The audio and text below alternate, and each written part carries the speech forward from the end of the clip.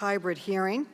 Pursuant to House rules, some members will appear in person and others will appear remotely via WebEx. Since some members are appearing in person, let me first remind everyone that pursuant to the latest guidance from the House attending physician, all individuals attending this hearing in person must wear a face mask. Members who are not wearing a face mask will not be recognized. Let me also make a few reminders for those members appearing in person. You will see members and witnesses appearing remotely on the monitor in front of you when you are speaking in what is known in WebEx as active speaker view. A timer is visible in the room directly in front of you. For members appearing remotely, I know you are all familiar with WebEx by now, but let me remind everyone of a few points. First, you will be able to see each person speaking during the hearing, whether they are in person or remote, as long as you have your WebEx set to active speaker view. If you have any questions about this, please contact committee staff immediately. Second, we have a timer that should be visible on your screen when you are in the active speaker with thumbnail. Members who wish to pin the timer to their screens should contact committee staff for assistance. Third, the House rules require that we see you, so please have your cameras turned on at all times. Fourth, members appearing remotely who are not recognized should remain muted to minimize background noise and feedback. Fifth, I will recognize members verbally, but members retain the right to seek recognition verbally in regular order. Members will be recognized in seniority order for questions. Lastly, if you want to be recognized outside of regular order, you may identify that in several ways. You may use the chat function to send a request. You may send an email to the majority staff, or you may unmute your mic to seek recognition. Obviously, we do not want people talking over each other, so my preference is that members use the chat function or email to facilitate formal verbal recognition. Committee staff will ensure that I am made aware of your request and I will recognize you. We will begin the hearing in just a moment when they tell me they are ready to begin the live stream. Chair Maloney. Yes. Point of order, you mentioned the mask. You don't have one on. Well, I'm talking. If you're talking, you can have your mask off. Oh, I thought you said during questions you had to have it on. Well, to come in the room, you have to have the mask on. But as you talk, as you and I know, it's very hard to talk with the mask on. So it can be removed when you're asking questions or when.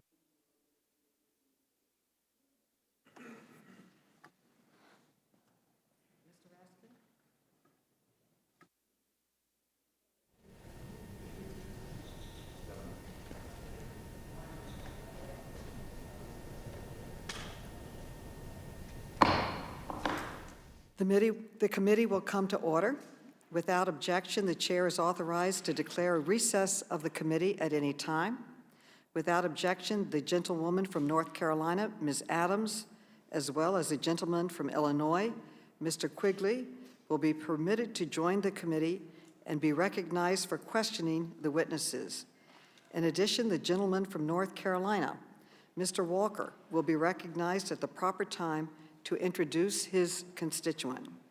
I now recognize myself for an opening statement. Good morning. I would like to welcome Postmaster General Louis DeJoy and the chairman of the Postal Board of Governors, Robert Duncan, to this oversight hearing, and I thank you all for being here. In all of our districts, we are hearing from constituents about significant delays in the delivery of mail, medicines, food, and other supplies. These delays are especially concerning and potentially life-threatening during the coronavirus crisis. These are not isolated complaints. They are widespread. Our offices have been receiving thousands of calls and emails about the detrimental effects these delays are having on our veterans, seniors, small businesses, and families across the country. When we asked postal leaders about these delays, they downplayed them. They dismissed them as temporary. They discounted them as minor, unintended consequences of reforms being put in place. But then we saw national headlines describing these delays in much more detail. I have a document here that lists headlines from almost every state in the country talking about these delays. For example, in my home state of New York, I quote, "Mail is delayed 5 to 6 days in New York City," Postal Workers Union says, end quote. In Kentucky, Ranking Member Comer's home state, quote, "Postal Service's cost cutting is frustrating Kentuckians and raising election concerns," end quote. In California, the home state of our Vice Chairman, Mr. Gomez, quote, "Like Armageddon, rotting food, dead animals, and chaos at postal facilities amid cutbacks," end quote. This list goes on and on. Last Friday, when Mr. DeJoy was confronted in the Senate with these widespread reports, he said he felt bad about what he called a dip in service. But then, after Mr. DeJoy's testimony in the Senate, we obtained an internal Postal Service document entitled PMG Briefing. This is a presentation prepared directly for the Postmaster General. It is dated almost 2 weeks ago, August 12th. According to this document, these delays are not just a dip. This document warns the Postmaster General of significant and widespread drops across the board in first-class marketing, periodicals, and other categories. This document shows that these delays are not a myth or conspiracy theory, as some of my colleagues have argued. These steep declines did not start in April or May when the corona crisis hit us, but in July, when Mr. DeJoy came on board and began making his changes. Our entire country is experiencing these delays as a result of Mr. DeJoy's actions, such as his decision to restrict the number of trips from processing plants to delivery units. Perhaps Mr. DeJoy thought his sweeping changes would not cause any delays. In my opinion, that would be incompetence at best. Or perhaps this was intentional. Maybe Mr. DeJoy was warned that his changes would cause delays, but he disregarded those warnings. That would be extremely reckless in the middle of a global pandemic with less than 3 months before an important election. Or perhaps there is a far simpler explanation. Perhaps Mr. DeJoy is just doing exactly what President Trump said he wanted on national television, using the blocking of funds to justify sweeping changes to hobble mail-in voting. All of these options are bad, but when you install someone as Postmaster General after he donates millions of dollars to your campaign, when he rushes to make changes without conducting adequate analysis, and when he withholds key information from Congress and doesn't level with us when people begin to ask, what in the world is going on? Given all of this, it's not surprising that the Postal Service Inspector General has already opened an investigation into Mr. DeJoy's controversial changes.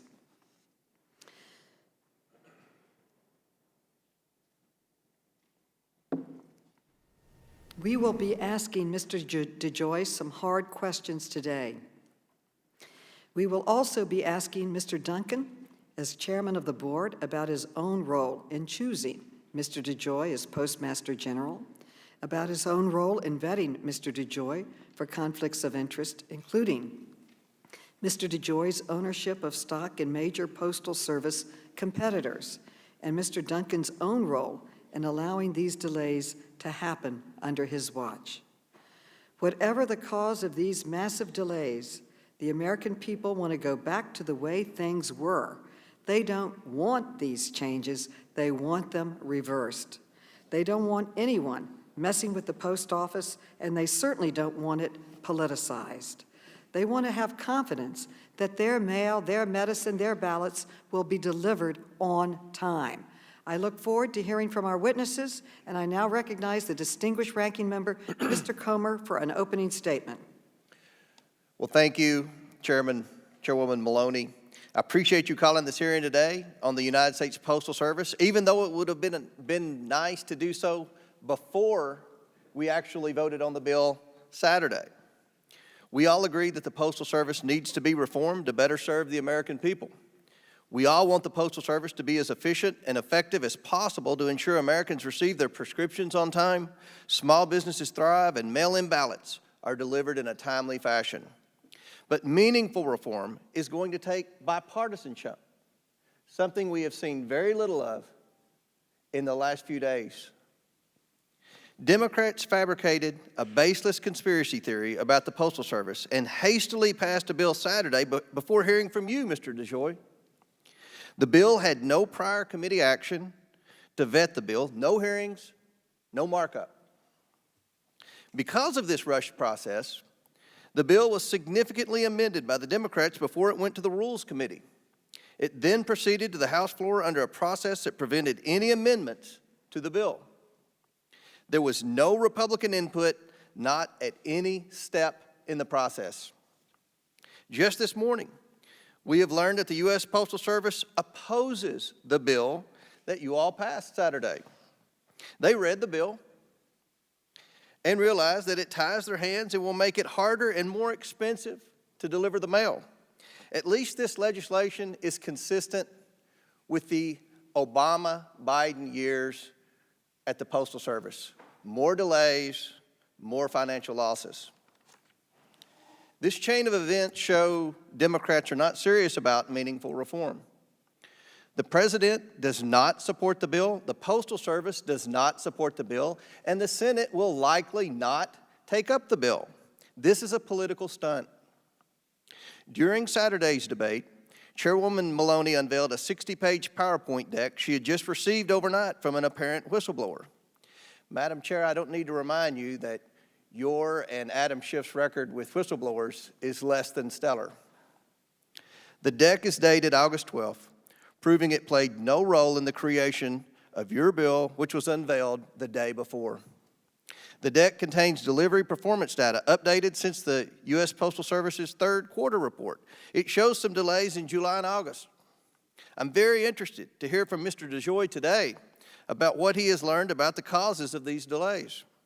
How much of an effect is the ongoing pandemic and increasing employee sick leave having on U.S. Postal Service's delivery performance? How does that compare to any temporary growing pains from efforts to make the Postal Service more efficient and self-sufficient? I say I am interested to hear Mr. DeJoy's responses because I do not know the answer to those questions. I don't believe the Chairwoman does either. This is why I've repeatedly said, Madam Chairwoman, that this committee is doing things backwards. When we make policy, it's our job to understand why something is happening. How would you find out why? You would have a hearing on the topic with the Postmaster General. When would you have this hearing? Certainly before you passed a bill. Returning to today, let me say that postal issues are something I've long heard about a great deal in my rural district. For example, I distinctly remember when the Obama-Biden administration, a mail facility in Paducah was closed, resulting in letters that once took a day to get from point A to point B, now taking 3 to 4 days. And I also heard a lot about the Postal Service from my grandmother, who spent her entire career, 27 years, as a rural mail carrier. My heart and sympathies go out to our Postal Service families who have lost loved ones during this pandemic. As her grandson and the congressman representing the 1st District of Kentucky, and as the ranking member of this committee, I want to see the Postal Service return to being a viable institution. But I'm disappointed at the hysterical frenzy whipped up around this issue by my colleagues on the left and their friends in the media. Let's look at the most often repeated claims again. Does the Postal Service need a bailout in order to survive through November? No. Mail volume has declined, but package delivery has shot through the roof, increasing USPS revenue by $1.5 billion. It has nearly $15 billion cash on hand and can operate until at least August of 2021. Next question, is the Postmaster General sabotaging the election by removing blue postal boxes in mail sorting machines? No. The Postal Service has more than adequate capacity to handle the vote by mail. If everybody in the U.S. requests and sends their ballots via mail, that's still less than 1 day's average volume. The blue boxes and mail sorters were both components of long-standing programs in response to significant reduction in mail volume, 33% reduction over the past 15 years. For reference, under President Obama, approximately 12,000 blue mailboxes were removed, and we didn't hear one word from the other side when he did that. The mail sorters were on track to be removed because they were sitting idle, simply taking up floor space for more productive activities. Is the Postal Service telling states they won't be able to deliver ballots on time? No. What the Postal Service is doing, and has for years, is trying to warn states their vote-by-mail laws don't take into account what the Postal Service can and cannot do. USPS can treat ballots as first-class mail or better than first-class mail, but they cannot break the laws of time and space. The letters that Democrats characterize as threats and propaganda are good faith efforts to prevent weeks of uncertainty and confusion, such as what happened very recently with Chairwoman Maloney's race. And the charges about overtime, those came from an effort to reduce billions of dollars in overtime and extra truck trips the Postal Service spends every year. If overtime and extra truck trips are normal, or a normal everyday part of your business operations, it means something's wrong and you better fix it. On Friday, before the Senate Homeland Security Committee hearing, Mr. DeJoy acknowledged the recent dip in service. He took responsibility for this performance lapse. The logical step is to understand why this happened and come up with a plan. Even though your bill would prevent that, Madam Chairwoman, I hope that today helps in that process. I yield back. I thank the gentleman for his statement, and I ask unanimous consent to place in the record the Service Performance Measurement Postmaster General Briefing, an official report from the Post Office, data, research, facts. And in this report, the facts speak for themselves, and they show that under the first 2 months of the Postmaster General's work, the service fell anywhere from 6 to 10% in all the major categories. My bill merely funds the post office and returns it back to the way it was so that the services can get the mail out to the people during a pandemic and before a very important election. After the pandemic, we can revisit and have other statements and work go forward, but let's not dismantle the services to the American people, the veterans, the seniors. People deserve to get their mail in a timely way, and most districts are having people calling frantically, where is my mail, where's my medications? So facts speak for themselves. I'm placing this into the record. I now recognize the distinguished chairman of the Subcommittee on Government Operations, who has done a great deal of work in this area, Mr. Conley, for an opening statement. Thank you, Madam Chairwoman, and thank you for your leadership. I was proud to co-sponsor your bill that passed the House with 26 Republicans, showing the courage to address an emergency with respect to the most esteemed institution of government in America. We have an obligation constitutionally to ensure that something that's been part of the American fabric since 1775 has a future. The Postal Service is not only fighting for its economic survival, it's fighting to maintain 120 years of professional service, rid of rotten patronage systems that served elected officials and not those who rely on mail every day. We're here today to save the Postal Service. We have in front of us a newly appointed Postmaster General and the chairman of the Board of Governors that selected him for that post. We have a PMG who, 6 weeks into the complex and awe-inspiring new job, in the midst of a global pandemic And just weeks before a consequential national election, where the Postal Service will play an unprecedented role, decides to announce a sweeping reorganization that he admits could slow down mail and will undoubtedly infuse uncertainty and confusion throughout the Postal Service and into our neighborhoods all across America. He announces these and other abysmally unsupported changes without engaging staff, unions, trade organizations, mailers, mail recipients, or Congress. In fact, Congress was told Mr. DeJoy did not yet feel prepared to respond to any questions we might have for him. Yet, he felt confident enough to freeze overtime, delay mail delivery, and announce sweeping reorganizations. And Mr. Duncan, congratulations on being the rubber stamp. The Postal Service Board of Governors is required by law to represent the public interest, not the president, not a political party, or not even the Postmaster General. Today, the Postal Service employs 650,000 people. It's the foundation for more than a $1.7 trillion mailing industry that employs another 7.5 million people.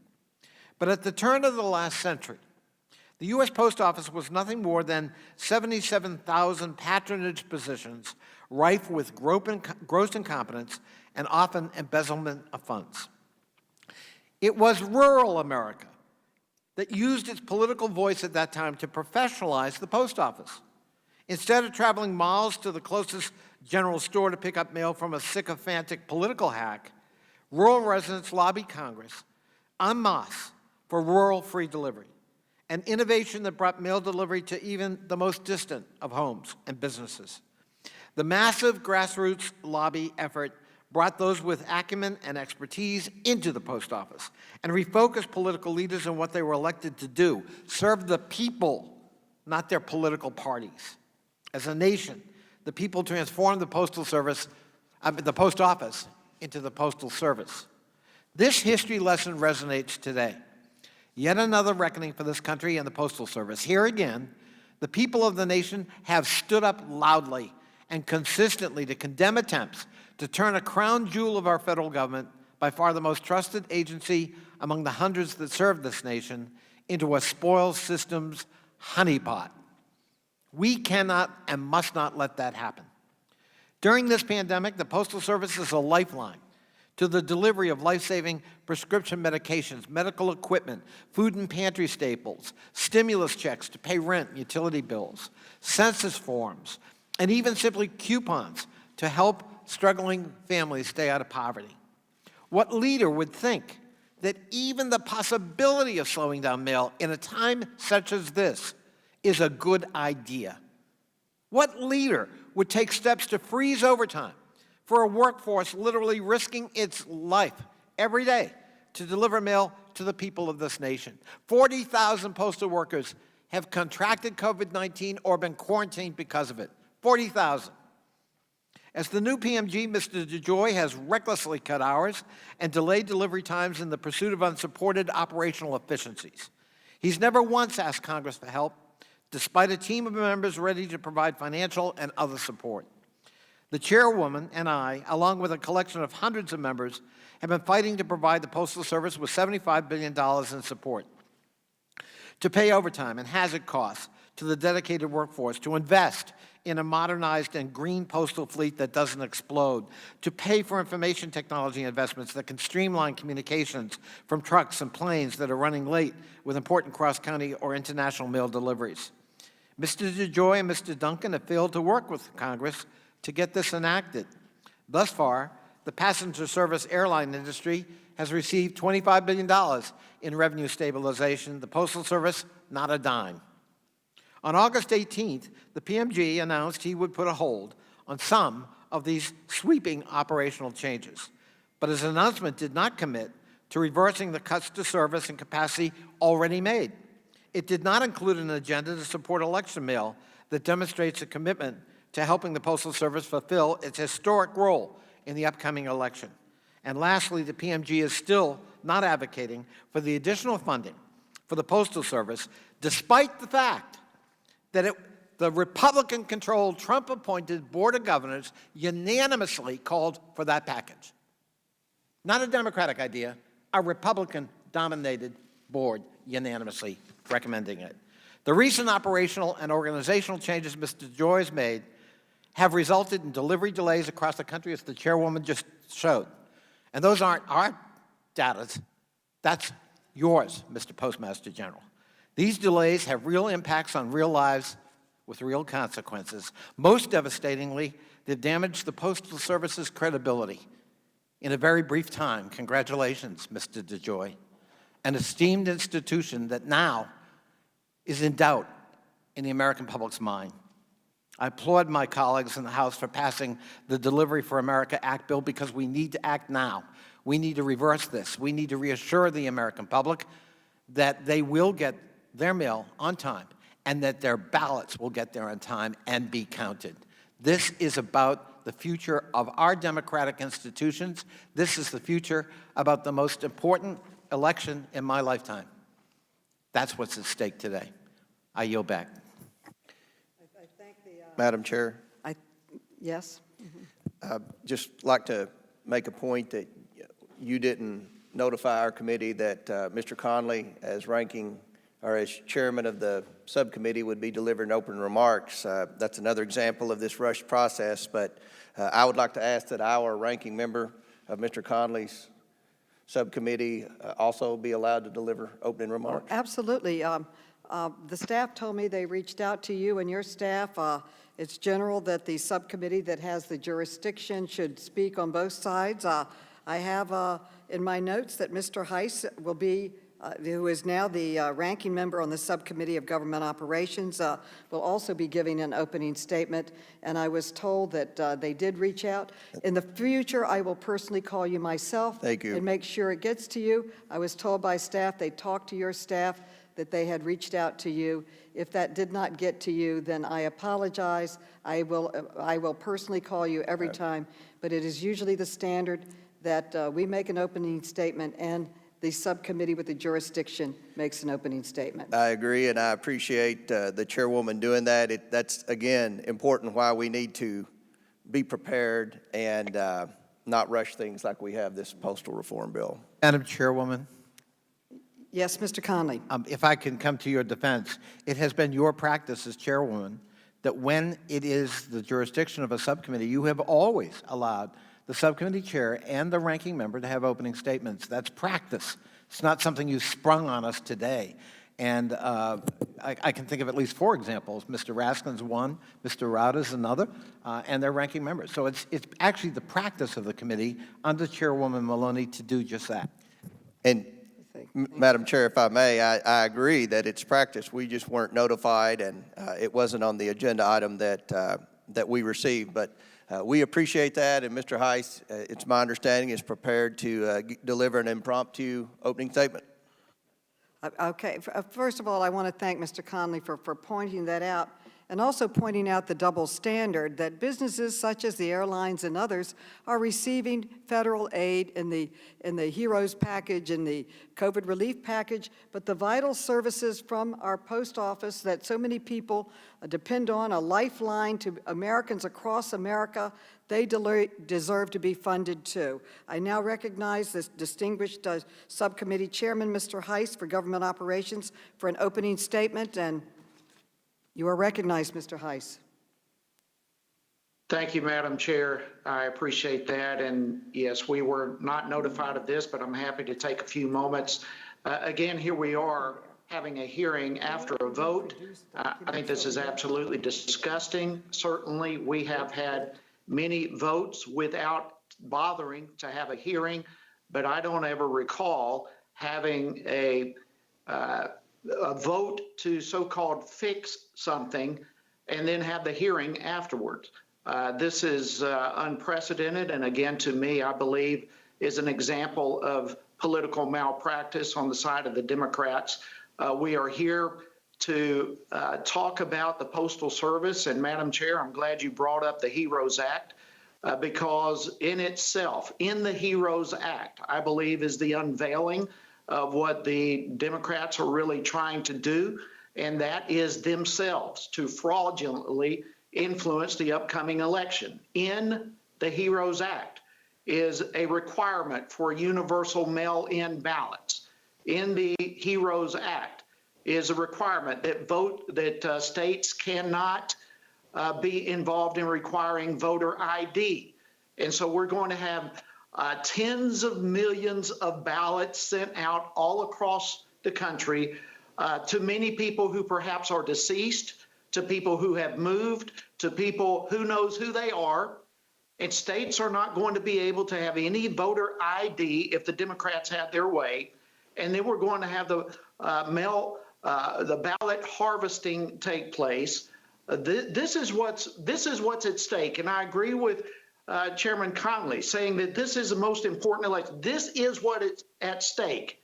And if the Democrats have their way in this election, it will be filled with fraud. It will be filled with confusion. It will be filled with lawsuits, because that's what is in the HEROES Act to produce if the Democrats have their way. And thankfully, that bill is not going anywhere any further than the bill that was passed Saturday before the hearing. Then we can talk about delays at the USPS. Well, we haven't even had hearings on the USPS since I believe it was April of 2019. And now all of a sudden we are called in for an emergency over this whole thing. We had a briefing in April of this year, not a hearing, it was a briefing. And the purpose of that briefing was to discuss the delays at the Postal Service due to COVID-19. And yes, there have been delays, and yes, there are thousands of USPS workers who are not showing up for work due to COVID-19. Are we surprised that there are any delays? Of course not. We had a briefing to discuss that just a couple of months ago. The Postmaster General has nothing to do with COVID-19, has nothing to do with it coming, nor does he have anything to do with thousands of his workers not showing up. We also have cities that are rioting. Of course, there are delays in many of those cities, be it Minneapolis or Portland or Chicago or LA or wherever it may be. The fact of the matter is the bailout that passed on Saturday in the House of Representatives is pointless. It refuses the opportunity to have any reforms. And so we have a postal service right now that has $14 billion cash on hand, another $10 billion available to them with the Treasury. And they can't even get access to the $10 billion because they have too much money cash on hand. And yet we pass a bill for another $25 billion. And in that bill, we disallow them from making any changes. It doesn't matter how much money we keep throwing at the Postal Service if we don't allow for reform to take place, which is what is desperately needed. So with that, I do look forward to this hearing going forward. I fully anticipate a lot of political theater from my friends on the opposite side of the aisle. I do anticipate the continued attempt to portray a conspiracy that does not exist, when in fact it is their own party that I believe are fully committed, based upon the HEROES Act and other comments, to influence this upcoming election using fraudulent methods. And with that, Madam Chair, I will yield back, and I appreciate you giving me the opportunity to speak.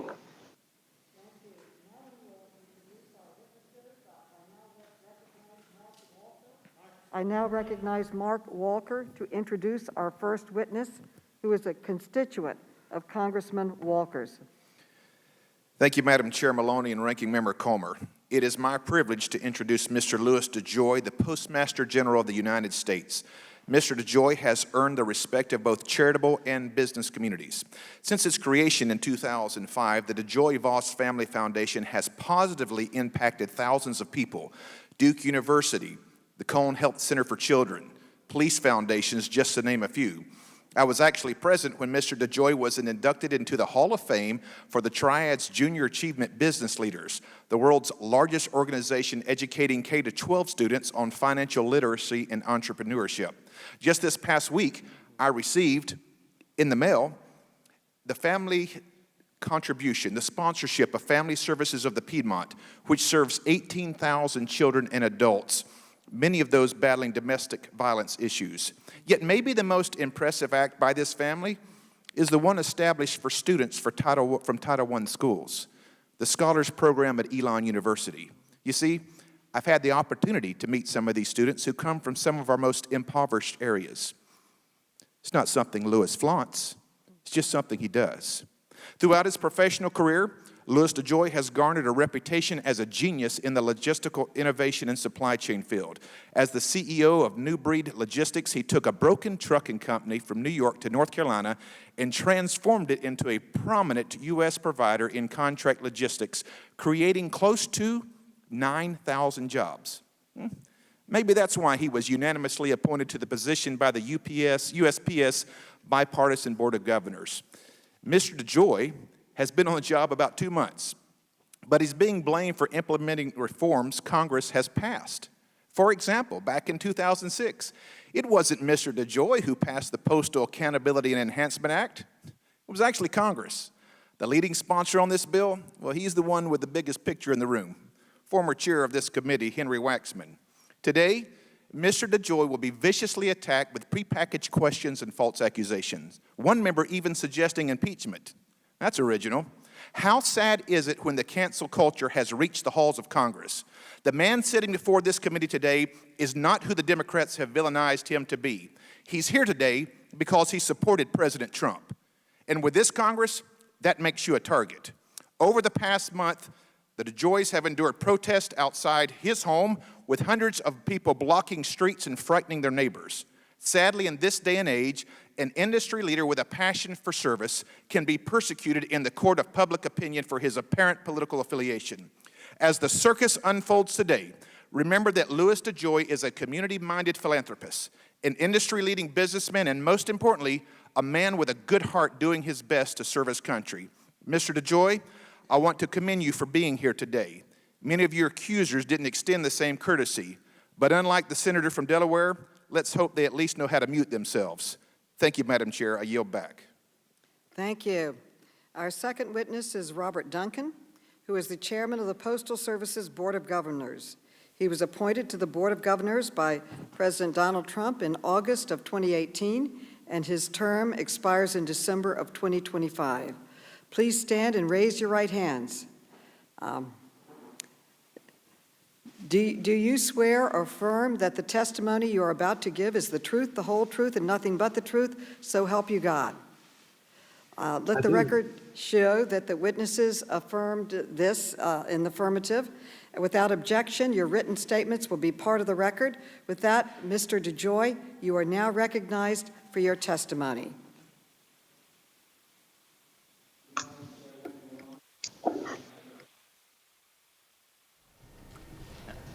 Good morning, Chairwoman Maloney, Ranking Member Comer, and members of the committee. I am proud to be with you today on behalf of the 630,000 dedicated women and men of the United States Postal Service. On June 15th, I became America's 75th Postmaster General. Since that time, for a variety of reasons, there has been a great deal of attention to the Postal Service by our elected officials, the media, and the American people. I want to begin by assuring this committee and the American public that the Postal Service is fully capable and committed to delivering the nation's ballots securely and on time. This sacred duty is my #1 priority between now and Election Day. To be clear, we will do everything we can to handle and deliver election mail in a manner consistent with the proven processes and procedures that we have relied upon for years. Nevertheless, I encourage all Americans who choose to vote by mail to request their ballots early and to vote early as a common-sense best practice. As part of this conversation, there are many inaccuracies about my actions that I wish to again correct. First, I did not direct the removal of blue collection boxes or the removal of mail processing equipment. Second, I did not direct the cutback on hours at any of our post offices. And finally, I did not direct the elimination or any cutback in overtime. I did, however, suspend these practices, to remove any misperceptions about our commitment to delivering the nation's election mail. Any further assertions by the media or elected officials is furthering a false narrative to the American people. Now, let me describe the two actions I have taken in 70 days since my appointment. I came to the Postal Service with decades of experience in solving large and complex logistical problems. I plan to use this experience to help lead the operating change required for the Postal Service to grow and embark on a path of sustainability. On the day of my swearing in, the Postal Service Inspector General issued an astonishing report about the scheduled delays in Postal Service transportation and the substantial cost associated with our weaknesses in this fundamental operating principle.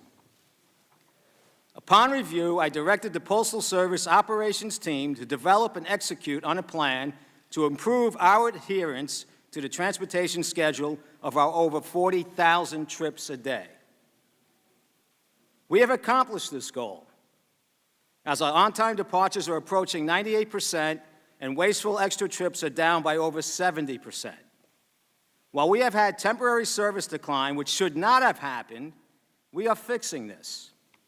In fact, last week, service improved across all major mail and package categories, and I am laser-focused on improving service for the American public. The second of two changes I made as Postmaster General is installing a new organizational reporting structure to better align talent and resources, to instill greater accountability for performance, and to focus the organization on service and growth. These two changes, creating our new on-time transportation network and designing an engaged, functional organizational structure, will be the catalyst for significant improvements in cost, performance, and growth that I plan for this vital American institution. Madam Chairwoman, the women and men of the Postal Service have demonstrated extraordinary commitment to our mission of service throughout the COVID-19 pandemic. In every community in America, we continue to work to keep our employees and customers safe as we fulfill our essential role in delivering the medications, benefit checks, and financial statements the public depends upon. Since the beginning of the pandemic, there has been a public outpouring of support for our postal employees as they perform their essential service throughout the nation. This is a well-deserved testament to their dedication. Chairwoman Maloney, Ranking Member Comer, I hope we can agree that the financial state of the Postal Service is unacceptable and needs to be fixed. I look forward to working with you and this committee and our stakeholders to restore the financial health of the United States Postal Service and to improve the way we serve the American public. This concludes my remarks, and I welcome any questions that you and the committee may have. Thank you. Thank you very much for your testimony, and we will now recognize Chairman Duncan. You are now recognized for your testimony, and he will be appearing remote. Chairman Duncan, you are now recognized. Thank you. Chairwoman Maloney, Ranking Member Comer, and members of the committee, thank you for inviting me to speak today. My name is Mike Duncan, and for the past 2 years, I've had the honor of serving as the chairman of the United States Postal Board of Governors. Throughout my life, I've looked for ways to help and strengthen and support institutions that are important to American communities. That's why I spent 5 years on the Tennessee Valley Authority Board, why I serve on Alice Lloyd College, why I've served on numerous boards and commissions in Kentucky and at a federal level. When I accepted this position, I did so because of my admiration for the United States Postal Service and its public service mission. I spent my life in rural Appalachia, and I know how important the Postal Service is to communities like mine. I also know the Postal Service provides important jobs to more than 630,000 Americans, which at one time included my own grandfather, who delivered mail by horseback in East Tennessee. Since I joined the board, I've made it a point to get on the road, to visit postal facilities, to meet workers, speak directly with our customers, union members, union leaders. These conversations have only deepened my understanding for and of the importance of the Postal Service. Serving on the Board of Governors of this institution is a significant responsibility. The governors, by statute, represent the public interest. That means I'll always remember its special role in our nation. And it means I can never forget the challenges that are putting us at risk. These challenges should come as no surprise to the members of this body. On 2 occasions, I've sent you the Postal Service's annual report to Congress. In each of those communications, I wrote that, quote, "The Postal Service's business model is broken and will only produce widening losses in the coming years, absent dramatic change." Last fall, Postmaster General Megan Brannon notified the board of her impending retirement. And in response, the board immediately recognized that we would be faced with the most important decision we would make as governors, the selection of a new Postmaster General. The board agreed that the Postal Service would benefit from a transformational leader, one who could help us build upon the inherent strengths and confront its long-standing challenges. The Postal Service is an amazing institution, and we can do a lot to make it better. But we're unable to fix our broken business model or control our own pricing without the help of Congress and the Postal Regulatory Commission. What we can do is increase our efficiency and cut down on unnecessary expenses. We can also focus on marketability and modernization while reducing some expenses. Business as usual is not an option. It's for these reasons that after an organized, deliberate, and thorough search process, the board selected Louis DeJoy to serve as our 75th Postmaster General of the United States. He's the 5th Postmaster General since 1971 to join the institution from the private sector, and we believe the private sector experience that he has will be an asset, identifying ways to improve the Postal Service. In addition, Mr. DeJoy has decades of experience in improving and managing sophisticated logistic chains for Fortune 100 companies. And as a major contractor to the U.S. Postal Service for more than 25 years, he has a deep knowledge about the institution and how it can be strengthened. Like the Postmaster General, the board has confidence in the Postal Service's ability to perform for the American people in this election season. 5 years from now, the United States will celebrate the 250th anniversary of the American Postal Service. Throughout our nation's history, this institution has delivered for the American people. Now, we have a sacred responsibility to preserve, defend, and strengthen this organization for generations to come. Thank you for your time. I appreciate the opportunity and look forward to your questions. Thank you. Thank you for your testimony. I now recognize myself for questioning. Mr. DeJoy, we have all been flooded with concerns and complaints from our constituents about the delay in the mail. And in the vote on my bill, Delivering for America, on Saturday, 26 Republicans voted with us, and they expressed the same concerns. People depend on their mail for their medications, for business, for keeping in touch with their families. It's critically important. And we've seen headlines across this nation from many, many states, headlines, major news from our states about the delay in the mail. It's been said it's a major institution in our country. People depend on it. And over the weekend, we obtained this internal document, and it is dated less than 2 weeks ago on August 12th. And it's entitled Service Performance Measurement for the PMG, Postmaster General Briefing. Now, your office already confirmed to my office that this document is authentic. So let's go through a little bit of it now. This document clearly shows major degradations across the board, beginning in July when you started your changes. Here is the document for first-class mail, and overall, it is down an astonishing 8.1% from the baseline before your changes for the past 2 months, beginning in July. Now, the second one, the next slide, is the marketing mail, and that is down a stunning 8.42%. Now, the next, and it's on the wall where you can see it better, The next, periodicals, and that is down almost 10%, down 9.57%. So, Mr. DeJoy, you and your aides have repeatedly downplayed these delays. You just downplayed it in your testimony. But this is just a disaster for the people who need their mail. Don't you agree? Would you turn on your mic? We can't hear you. Thank you.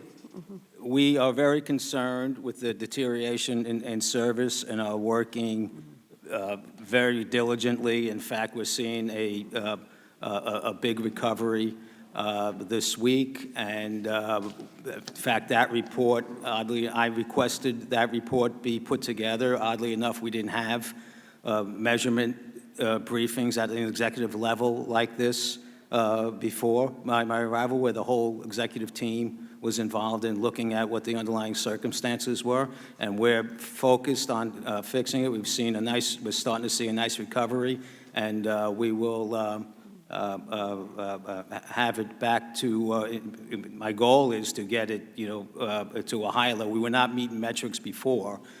With this change, this fundamental change, we have a real good shot at getting to the stated metrics that we are supposedly governed by. Well, you just testified that you've been on the job 70 days. So this is essentially your report card for that period of time. If any other CEO had this kind of plummeting record in his first 2 months on the job, I can't imagine why he would be kept on.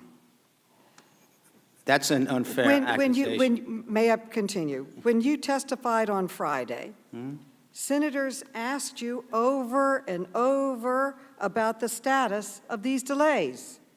They also asked you to produce analysis about the negative impacts of your changes. It would have been easy to mention to the senators that this document existed. You could have said, as a matter of fact, Senator, I just received a detailed briefing, and unfortunately, the data shows major delays in nearly all categories. But you didn't do that. You dismissed these nationwide delays as, quote, a dip, and you refused to turn over any analysis. So my question is, why didn't you disclose this document and any analysis to the Senate when you had it and they were asking for it? They asked me for it on Friday. They asked me for an analysis on my decision. Of the delays. I watched the testimony. They wanted to analyze why are all these delays. Well, there's a lot of reasons for delays besides just the action that I took to run your trucks on time. There are other reasons for the delays in the nation. Well, I would say running trucks on time would probably increase delivery, but for some reason it backed it up. 5 to 6 Oddly days enough, into yes. the district that I represent, so reported. But Mr. DeJoy, on August 14th, this committee sent you a 10-page letter, along with the chairs of ranking members of 3 other committees. And we asked you to produce all communications, and I'm quoting from the letter, all communications, evaluations, assessments, or reports regarding mail left behind or delayed as a result of these new policies that you instituted, end quote. We asked for these documents by Friday, and on Friday night, you did produce some documents to us, but you did not produce this one. And so my question is, why did you leave this important internal document from the postal professionals that was delivered to you and briefed to you 2 days before the Senate hearing? Why did you leave it out? I'm not familiar with the request in total or how we supported it. I'm sure the staff answered the questions as they were asked. And let me just, for the record, clear up. That is not a policy change. That is a request that we run our 40,000 trucks a day on schedule. And your intuition is right? You would think that the mail moved faster, and it did. A good portion of it moved faster. Right? And we've also, I was sitting there looking at a report that talked somewhere between $1 billion and $3 billion worth of cost wasted on our truck trips being out of schedule. It was an easy request that I spoke with every senior executive in the organization about the change. Time is limited, and I'm concerned why we didn't receive any of this information. And I have to just say that, Mr. DeJoy, we sent our letter 2 days after you received this briefing and this document. It must have been fresh on your mind. There's absolutely no excuse for concealing it and withholding this information from the committee or from your testimony before the Senate when you were expressly asked questions about the information in the document. And unfortunately, this committee received it from someone else. So, Mr. DeJoy, you're withholding information from us, concealing documents, and downplaying the damage that you're causing. So let me close with this. This committee expects a full and complete production of all the documents we requested no later than this coming Wednesday. And if you continue to withhold information or otherwise fail to comply, you can expect a subpoena. Now, I know many of our members plan to ask about how you intend to fix the problems you created, and reverse these horrible trend lines. So we will get to those questions next. With that, I now recognize the distinguished ranking member for 5 minutes for his questions. Virginia, he is saying that Virginia Fox will be the first to respond. Virginia Fox from the great state of North Carolina. Thank you, Madam Chairman. Madam Chairman, I do note that you're going over time a great deal, but Postmaster General DeJoy, thank you very much for being with us today. Some claim the expedited discrete afternoon sortation pilot and your changes are deliberative efforts to slow down mail and hurt Postal Service employees. Is that true? No, ma'am. Are you banning employees from charging overtime, or are you trying to limit unplanned overtime to ensure the Postal Service's viability? At this time, no, ma'am, and no time since I've been here. Thank you. Postmaster General DeJoy, as a logistics expert, and I believe that Representative Walker outlined your expertise very well, what does the consistent use of unplanned overtime and the need for extra trips mean in terms of the efficiency of operations? Well, besides costing substantial amounts of money, for the Postal Service in terms of billions of dollars, it is also does not keep the delivery system in balance. Which also results in delays in mail and inequilibrium in production processes across the whole network. Can more efficient on-time operations result in better delivery performance? Absolutely. And does unplanned overtime hinder the Postal Service's ability to stay financially viable? Absolutely. You know, my husband and I have experienced some very, very inefficient services on the part of the post office in the last few weeks. I'm not going to go into those details, but I want to applaud your approach to accountability. And what we know from our colleagues on the other side of the aisle is they run away from accountability in every case in the federal government or in allied services like the post office. So let me applaud you for pushing on accountability. Mr. DeJoy, as we're all aware, the Postal Service is not a government agency that receives appropriations. In fact, it is law The Postal Reorganization Act of 1970 created the U.S. Postal Service as an independent and self-sustaining entity. Postmaster General DeJoy, do you believe that it is your duty to uphold this law and ensure that the USPS is self-sufficient? I do. And what will it take to make the USPS self-sufficient?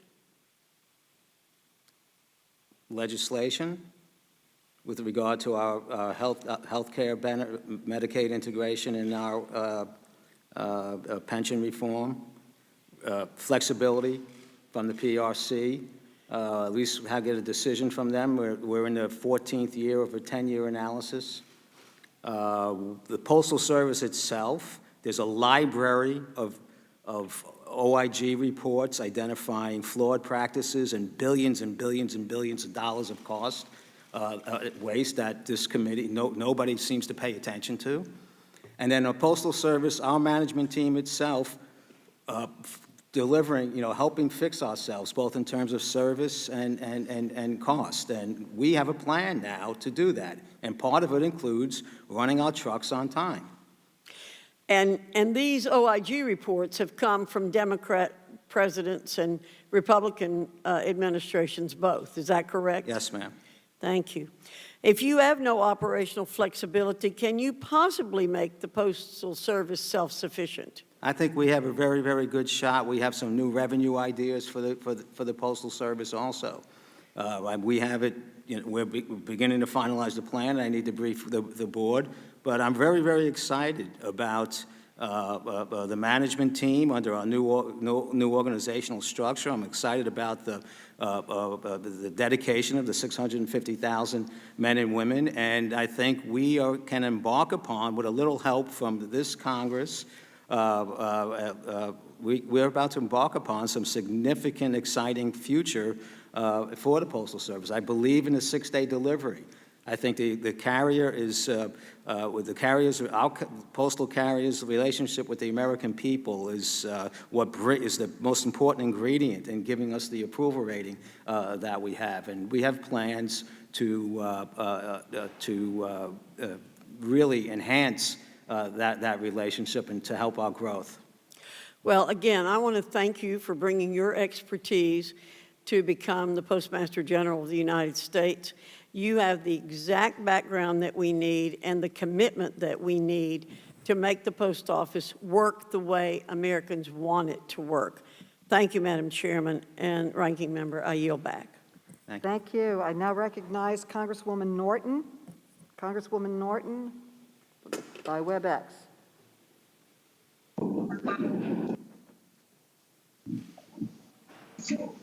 Thank you very much, Madam Chair.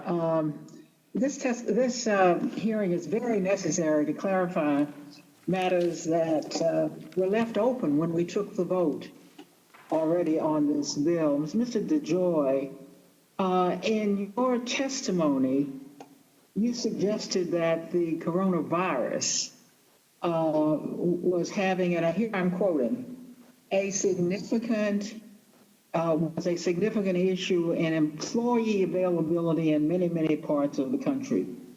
If that's the case, sir, I want to know why you'd be reducing overtime. Isn't overtime even more necessary to postal employees during this national emergency, during this pandemic with so many people at home, and given what you've already testified to about the significant issue in employee availability across the country? Thank you. Why wouldn't overtime be necessary to make up for all of that? Thank you, ma'am. Since I've been here, we've spent $700 million in overtime. The overtime rate before my arrival was at 13% within the organization. It's still at 13%. As I said in my opening statement, this is a continued misinformation regarding what I did since I've gotten there. I've never put a limitation on overtime. Well, that's very important testimony, Mr. DeJoy, because in some states we're seeing 10 times the normal volume of mail. And I'd like to ask about additional resources 2 weeks before the election. Is expanded allowance of overtime one of the items under consideration when you have already announced you will bring, quote, additional resources to bear in 2 weeks before the election? Does that include expanded overtime? Indeed, wouldn't it have to?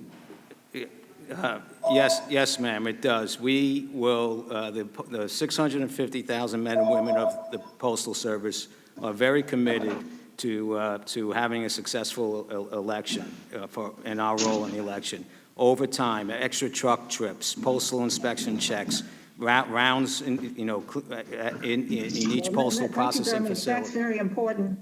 That's very important for the record, that expanded overtime will be allowed in the 2 weeks before the election. My next question is on a P&G Postal Service document we have received. This is what it said and why my questions were necessary.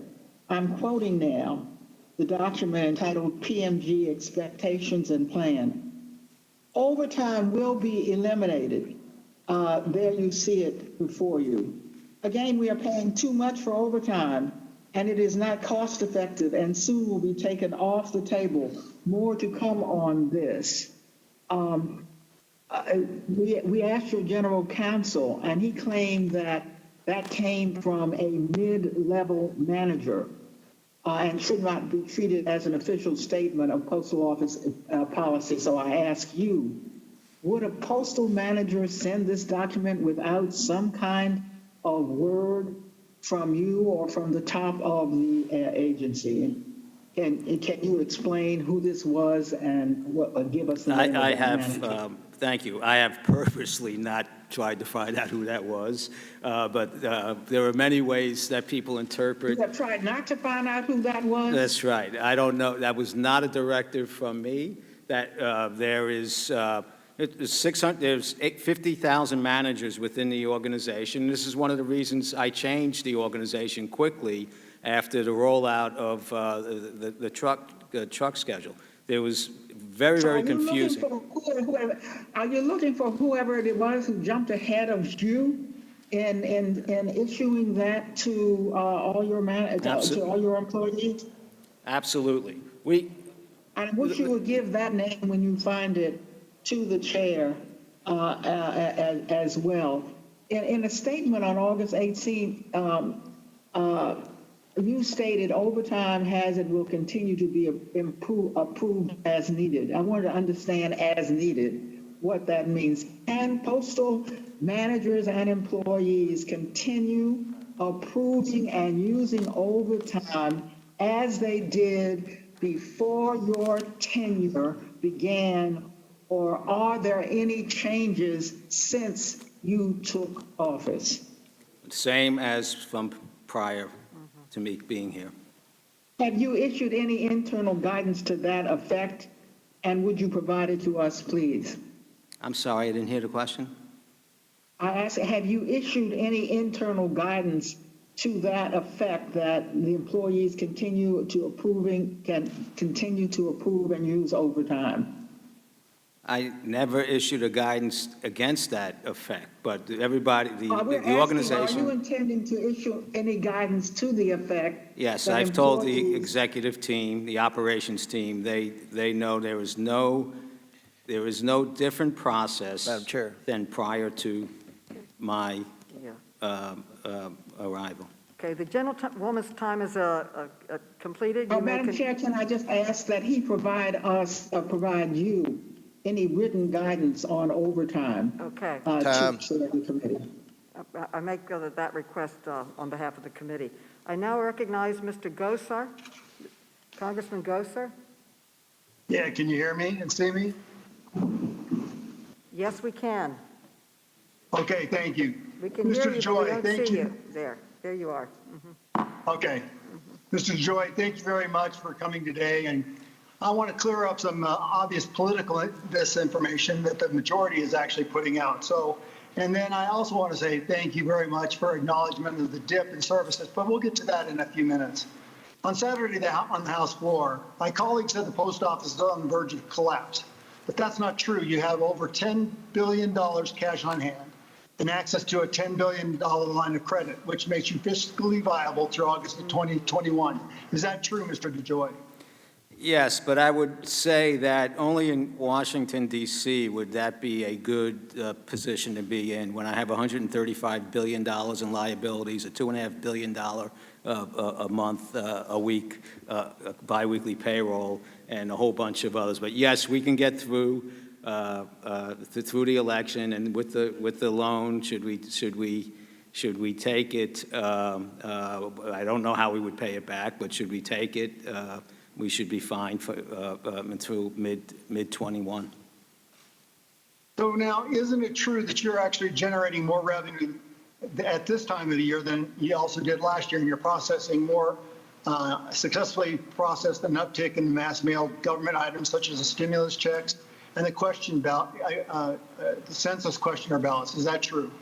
We're seeing more revenue, mostly due to package increase. Mail products are down 15% or so on average, but package volume is up substantially. But package volume is very costly for us to handle in an overcapacity method. So now, do you believe with the money on hand, successful, seeing that you said the mail volume is down by 15%, and the hard work of the over 600,000 postal workers, that you can handle the slight election increases that we'll possibly see? I will be very, very clear that the 650,000 men and women, we are working with our union leadership, our management team, our employees. We will be able to handle all election mail for the 2020 election. So now I want to go back to the slowdown related to the pandemic.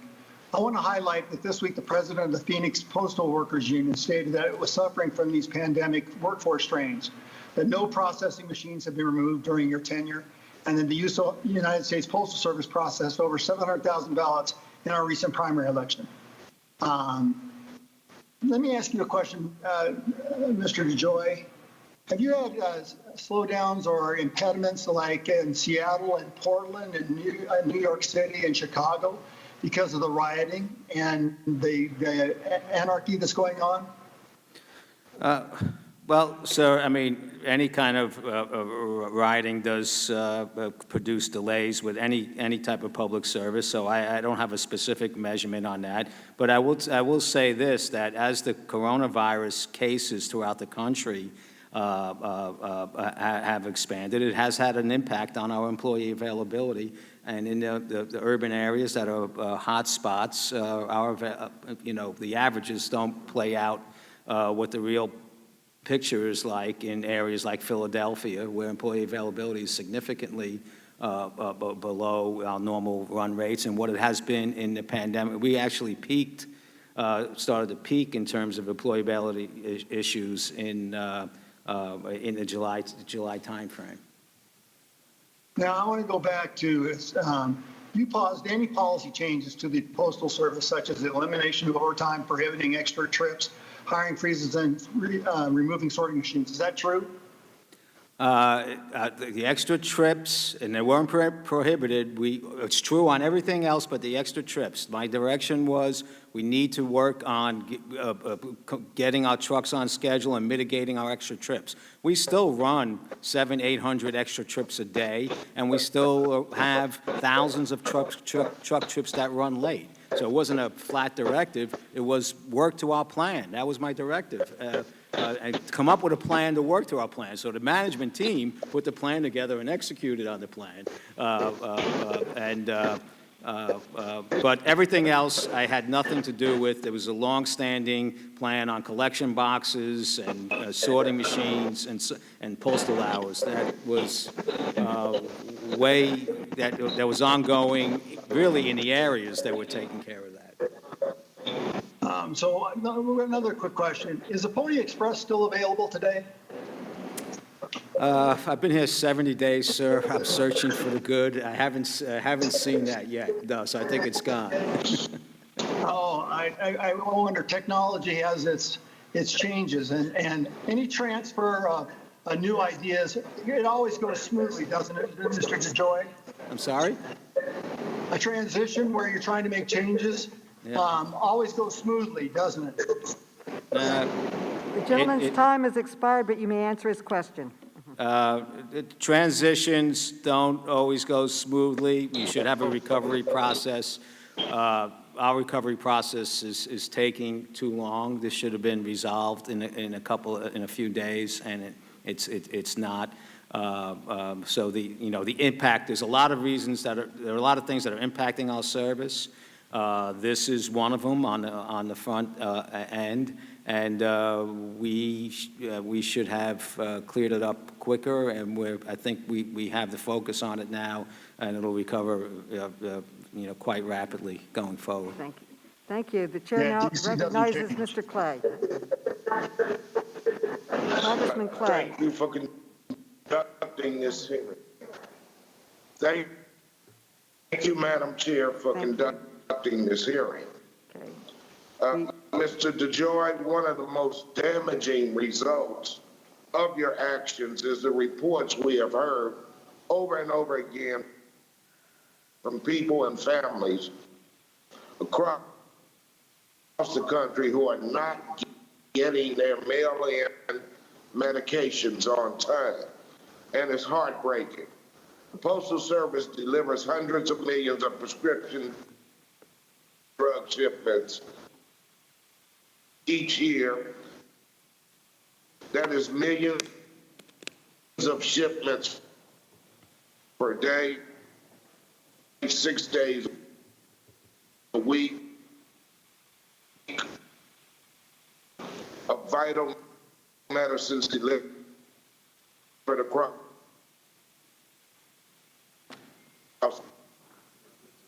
the country. We're having a technical problem right now with Mr. Clay. We can't hear you. It's breaking up.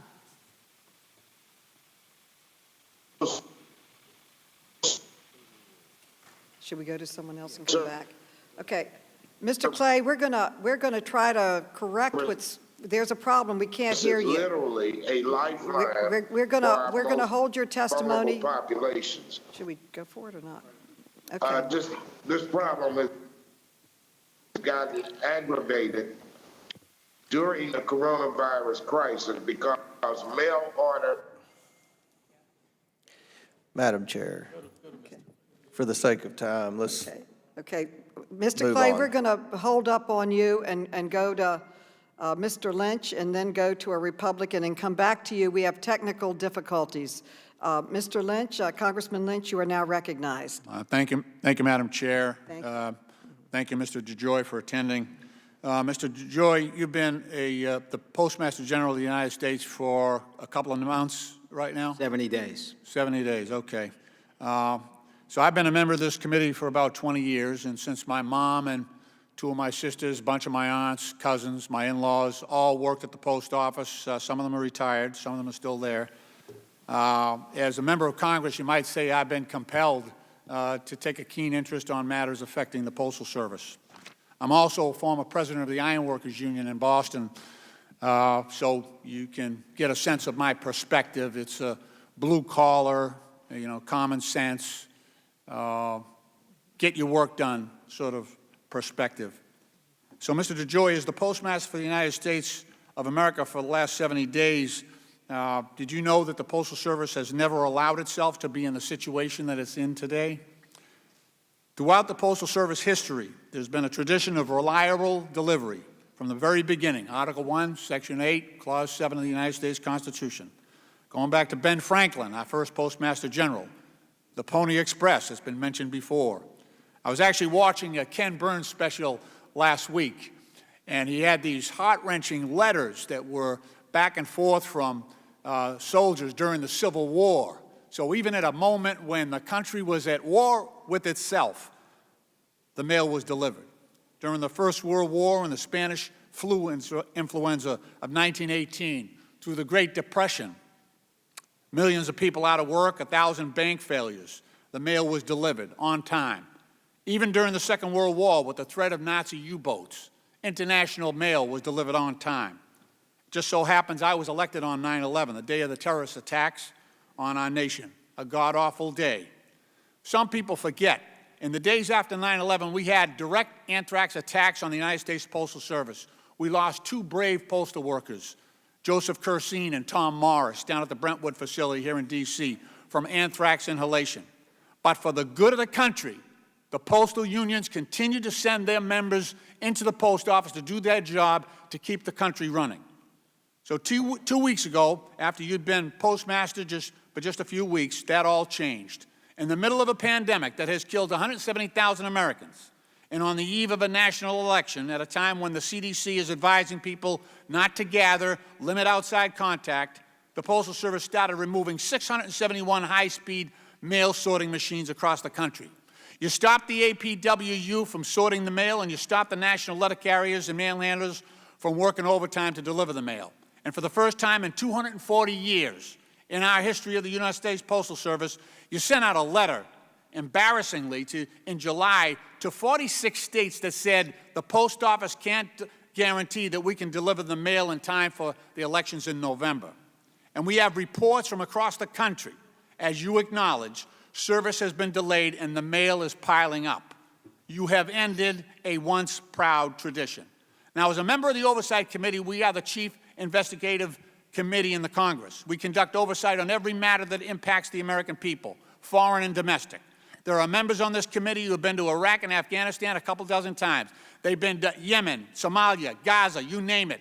They literally go to the ends of the earth to investigate matters that affect the American people, especially when it involves our sons and daughters in uniform.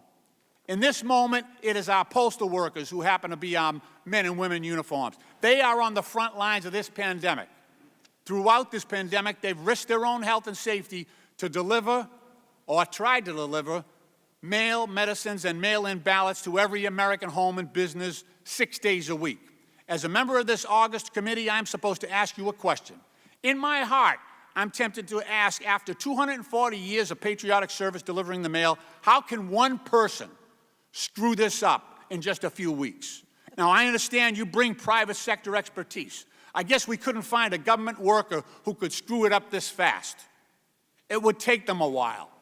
The president is running this post office like a business, like he said. He's running it into the ground, as he has declared bankruptcy a few times on his own businesses. In an effort to apply the facts, the real facts, not the alternative facts, based on what you have actually done, one can only reach, as a fact finder, we can only reach 2 conclusions. One, either through gross incompetence, you have ended the 240-year history of delivering the mail reliably on time, or the second conclusion that we could gather is that you're doing this on purpose and that you're deliberately dismantling this once proud tradition. The gentleman's time has expired. The gentleman may answer his question. My last question is this. Thank you, What sir. the heck are you doing? Thank What you, the sir. heck are The you doing? gentleman's time has That's my expired. question. Thank you, sir. The gentleman's time has expired. The gentleman First may of all, answer. I would like to agree with you on the heroic efforts of our 650,000 employees across the nation, and the history of the Postal Service for their the 250-year history of serving the American public. And I'm very Will you put proud- the machines I'm back? I'm very proud to lead the organization. The rest of your accusations are actually Will you put the outrageous. high-speed machines No, back? I will not. You will not. Will not. You will not. Well, there you go. There I go. What? There Those will- machines, Madam those Chair, machines have been let the coming witness out. answer the 32,000 question, and not he has gone over Order, time. Order. The gentleman may answer the question without being interrupted. And Every the question is, will accusation- you put the machines back? The answer is no, and every accusation you made, other than the truck, adhere to the truck schedule, is inaccurate and more misinformation for the American public. You won't put the machines back, though. I will You not- took them out. They're high-speed Madam machines. Chair, Did not take- You took them Madam out. Chair. Mr. Jordan is now recognized. Congressman Jordan, is he here? Just Congressman Jordan. No, I believe that's not the order. What? No, it's Palmer, Congressman Palmer. Palmer. I'm getting different signs up All here. right. Why don't we go back to the old way that you write it down, because it keeps changing. Okay. Congressman Palmer is now recognized.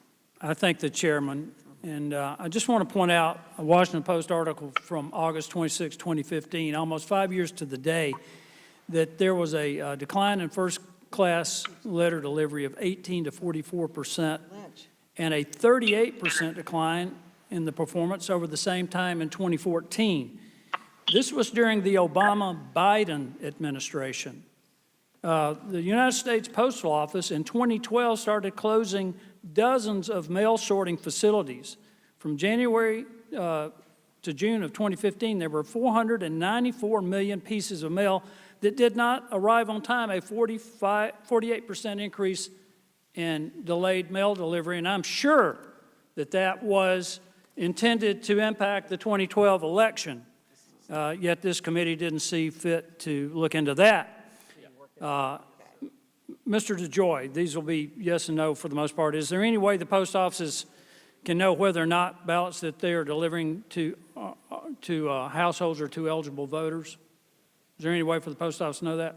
No, sir. I bring that up because there's analysis of data released by the U.S. Election Assistance Commission in 2019. In a recent U.S. Census Bureau's 5-year American Community Survey, there were 378 counties nationwide that have more voter registrations than citizens living there who are old enough to vote.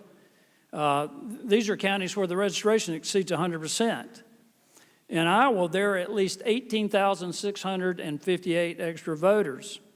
Under the National Voter Registration Act of 1993, Judicial Watch sent notice of violation letters to 19 large counties in 5 states, California, Pennsylvania, North Carolina, Virginia, and Colorado. Real Clear Politics reported that Los Angeles County had an estimated 1.6 million ineligible voters, and 38 states have counties where the voter registration is over 100%, including Montgomery County, Maryland, which represented my distinguished friend, Mr. Raskin. The same article cited a 2012 Pew study that found there are 24 million voter registrations that are no longer valid or significantly inaccurate. Pew's total included 1.8 million dead people and another 2.75 million who were registered in at least 2 states. New York, for instance, in this most recent primary that impacted your race, Madam Chairman, had 84,000 ballots, almost a fifth of all the, over a fifth of all the ballots, I think, cast. 12,000 in your race that were disqualified. So my question to you, Mr. DeJoy, is there any way to be sure that more ballots than a household should be eligible to receive are not being delivered? I'm sorry, say that again? Is there any way for the Postal Service to determine whether or not a household is getting more ballots than they should be? We're focused on delivering the mail. So the answer is no. There's no way to know that. And so, if there was some way to know that, I'm sure the postal inspectors would get involved. Okay. So let's try that again. Once it calls you, it tells you. Madam Chairman, I reserve my time. What is it? Okay, so it's not call me. What's going on? I think the Chinese have hacked in or something. Okay. What is that noise? Okay. Ma'am, the clock is still running. Madam Chair, can his time be restored? We will give you adequate time to Okay. complete because of. Have we resolved this, do you think? What is the problem? What is it? They're just trying to deal with technical. We'll give you extra time. Keep going. Okay. You have extra time. We have some technical problems. Thank you, Madam Chairman. And I do appreciate your indulgence. Thank you. The Census Bureau reports that 11% of Americans move each year. Section 8 of the National Voter Registration Act, which was passed by the Democrats in 1993, signed by President Clinton, and voted for by Mr. Cooper and Mr. Clay and Madam Chairman Maloney, requires states to perform voter registration maintenance. It is really the responsibility of the federal government to ensure that states and local governments make sure their voter rolls are accurate, that they have removed deceased people, people who have moved or inactive voters. And it should be noted that the Obama-Biden administration did not bring a single Section 8 enforcement action during their entire term. That makes the post office task of only delivering ballots to eligible voters more difficult. My point is that you've been accused of trying to impact an election when the fact of the matter is, and for those people who have never had a real job out in business, what you've been trying to do is improve the performance of the post office so that what happened in 2015 does not continue to happen. And it's going, and the accusations are that you're trying to throw the election. When the fact of the matter is, the fact that the federal government has not done its part, particularly during the Obama-Biden administration, to ensure that the voter rolls are accurate, has made your job more difficult. It's really not your job, is it? One way or the other. No, sir. Can we count on the post office and the delivery personnel around the nation to not deliver mass ballots, stacks of ballots to an address where the delivery person knows that there's nobody there, an abandoned house, an abandoned apartment complex, a business? That would be reported, wouldn't it? We deliver mail to the address specified. And if dozens or hundreds of mail-in ballots are dumped into blue mailboxes instead of left in a regular mailbox for pickup or dropped off at the post office, would it make sense to report to the postal inspectors to make sure that those ballots are legitimate? Well, there are processes that the postal inspectors deploy. I'm not fully aware of what they are right now, but there are processes that the postal inspectors deploy to identify any fraudulent type of activity within the mail system. Well, we need to make sure that this election is not tainted by fraudulent mail-in ballots. And Madam Chairman, I'm going to do something that I rarely do. And when Mr. Gosar mentioned the burned out, the riots in Portland and other Seattle and other places around the country, there was a chuckle from one of the Democrats on this committee, and I take offense at that. This is a picture of the burned out post office in Minneapolis, okay? There was mail in that post office that was lost. There may have been prescription drugs that were lost. There may have been Social Security checks in that office that were lost. It is a fact that not only is the mail delivery delayed when you have anarchists laying siege to cities all over the country, it endangers postal workers, delivery people. It may have endangered people's lives who were not able to get their medicine because it burned up in the Minneapolis post office. That's not funny. And I hope that the Democrats in this committee and in this Congress will take seriously what's happening in American cities. I yield back. The gentleman yields back. We're still having difficulty connecting with Congressman Clay. I now recognize Mr. Cooper, Congressman Cooper. Mr. DeJoy, here's what your so-called reforms have done to my district in 70 days. A lady named Elena Rosser paid $5 on July 22nd to send a certified letter to the Nashville, Tennessee Social Security office. The distance is 20 miles. The letter took 12 days to arrive. Just this morning, excellent reporting from Nashville's Channel 5 TV proves that Nashville's mail trucks are being forced to leave on schedule even when completely empty.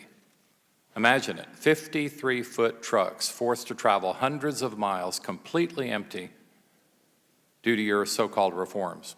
Here are the truck records. That's not efficiency, that's insanity.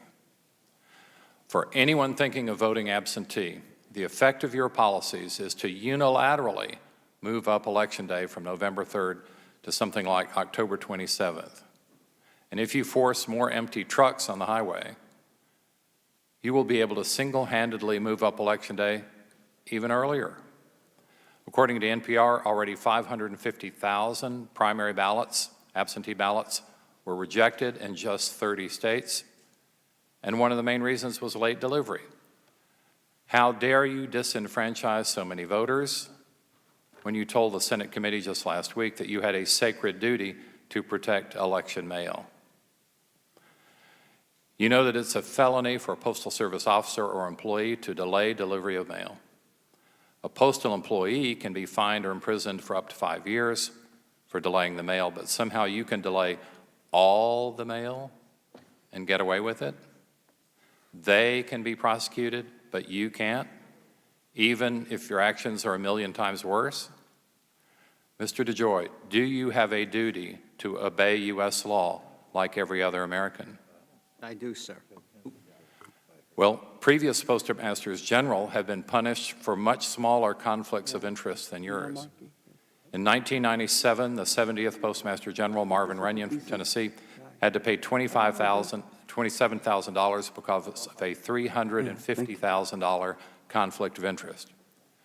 If your $30 million conflict of interest, 100 times larger than Mr. Runyon's, were treated like your predecessors, you would have to pay a $2.7 million fine and probably be ousted from being Postmaster General. So, Mr. DeJoy, are you above the law that applies to other Postmasters General? I don't agree with the premise. I'm in full compliance with all ethical requirements that I need to have. And there's an OIG investigation, and I welcome the result of that report. Well, Mr. DeJoy, as a mega donor for the Trump campaign, you were picked along with Michael Cohen and Elliot Broidy, two men who have already pled guilty to felonies, to be the 3 deputy finance chairmen of the Republican National Committee. Did you pay back several of your top executives for contributing to Trump's campaign by bonusing or rewarding them? That's an outrageous claim, sir, and I resent it. I'm just asking a question. The answer is no. So you did not bonus or reward any of your executives? No. Or anyone that you solicited for a contribution to the Trump campaign? No, sir. Not in whole or in part? Actually, during the Trump campaign, I wasn't even working at my company anymore. Well, we want to make sure that campaign contributions are legal. So all your campaign contributions are legal. I'm fully aware of legal campaign contributions. Well, what if and I resent the assertion, sir. What are you accusing me of? Well, I'm asking a question. Do your mail delays fit Trump's campaign goal of hurting the post office, as stated in his tweets? Are your mail delays implicit campaign contributions? These types of questions. I'm here to represent the Postal Service. It has nothing to do with, all my actions have to do with improvement into the Postal Service. Am I the only one in this room that understands that we have a $10 billion a year loss? Right? Am I the only one in this room that has looked at the OIG reports that have stacked up? Will you give this committee your communications with Mark Meadows, with Treasury Secretary Mnuchin, with the President? Mr. DeJoy, is your backup plan to be pardoned like Roger Stone? Oh, God. Pitiful. You have 2 seconds to answer the question. I have no comment on that. It's not worth I see my time has expired. Gentleman's Not time worth has expired. Representative, the gentleman from Florida, Mr. Stubbe, is recognized for 5 minutes. Congressman Stubbe. Thank you, Madam Chair. Thank you, Madam Chair. First of all, as a veteran who served in Iraq in support of Operation Iraqi Freedom, to compare postal workers to our military service members in Iraq or Afghanistan, quite frankly, to me, is offensive. Last time I checked, Postal Service drivers weren't getting their vehicles blown up by IEDs or being shot at as they drove around and delivered mail. So to try to compare our military service members who sacrificed on the battlefields across this world to our Postal Service members is frankly offensive as a person that had served. It's unfortunate that there are Democrats on this committee that have 100% politicized the Postal Service to try to stoke fear with the American people. But we shouldn't be surprised. It's a familiar theme for Democrats over the last 2 years. A subcommittee chairman of this committee, when asked on national television, and I quote, "Are you saying, say it directly, is this an attempt by the president you believe to interfere in the election?" The answer was absolutely. There is absolutely no evidence whatsoever that President Trump is using the Postal Service to interfere with the election. None, in fact, quite the opposite. But Democrats don't care about the facts. So here we go again. Seems like just yesterday we were hearing how the Trump campaign colluded and conspired with Russia to interfere with the last election. And when the facts actually came out, there was no evidence that that ever occurred. This is absolutely a concocted narrative by the Democrats to stoke fear in the American people, just like the Russia collusion hoax. Financial issues have plagued the Postal Service for decades and is vastly in need of reform. Mr. DeJoy just stated that $10 billion loss a year. Businesses couldn't operate that way. But the Democrats don't want real reform. If they did, they would have worked with our witness today. They would have worked with Republicans in crafting a bill. They would have worked with our counterparts in the Senate. They would have worked with the administration to actually come up with reform that would actually pass. This is a political stunt to further the Democrats' newest interference hoax. I represent 9 counties in Florida, and just last week we held our primary elections. Florida saw the largest turnout in a presidential election year primary since 1992. That was 18 years. About 2.3 million mail-in ballots were cast, which made up about 59% of all ballots cast. Initial reports indicate that there were minimal issues with the additional ballots handled by the Postal Service. There were no issues in my 9 counties with absentee ballots in this district that I'm aware of. Mr. DeJoy, would it be fair to say that the Postal Service successfully delivered during the Florida's primary last week? Yes, sir. The 2.3 million mail-in ballots that were cast in Florida are a significant amount for one state. What are the factors that led to the Postal Service being able to deliver the substantial increase in mail-in ballots on time? When it comes to ballots, the Postal Service, prior to my arrival and the heightened awareness of this particular election, throws everything it has to at moving ballots through the system. The ballots are usually identified with special markings, and every employee is and manager is very much focused on making sure that ballots move quickly through the process, sometimes in advance of first-class mail. So those particular processes were deployed and will be deployed as we come into the 2020 election. And Florida has, am I correct in stating that Florida has a reasonable time frame for Postal Service to return the ballots, as opposed to some states that just allow ballots to be requested at the last minute, therefore delaying their ability for the Postal Service to get those ballots to the precincts in time? Thank you so and that is a big part of the effort of the Postal Service prior to my arrival and since my arrival, and the purpose of sending out the letters to all the states with regard to what we just want to make everybody aware of what is it that will really work. We can put all these additional processes on, but it would be more helpful if we had reasonable standards from the election boards that comply with our processes to enable us to do it more efficiently and effectively. So to clarify, do you need any additional funding to be able to successfully deliver ballots in Florida this November? No, we do not, sir. Are there any lessons that other states can learn from the way that Florida handles our ballots in absentee voting? Well, I'm not particularly familiar with Florida, but our general counsel and has put out letters with regard to each state's election guidelines. We have a website that's just been posted on the normal process, and in general, I will say on behalf of 650,000 postal workers, get your ballot early and please vote early, and that is just common sense. But if Florida had Florida had a good process, so I'm sure their electoral board procedures were good. We can't do this all by ourselves, so we would appreciate every state's help in reviewing their standards and and taking the advice of the Postal Service General Counsel and what's on our website. Thank you. The gentleman's time has expired. We now recognize Mr. Clay. If we're still having connection problems, we will be going to Mr. Connolly. Mr. Clay. Hi, Madam Chair. I hope you can hear me now. Yes, we can. All right. And thank you for conducting this hearing. Mr. DeJoy, let me start with a question. Before you implemented your changes, did you conduct any analysis of the effect your changes would have on delaying prescription drug shipments, the delivery of those shipments to your customer? Did you analyze that before you implemented these changes?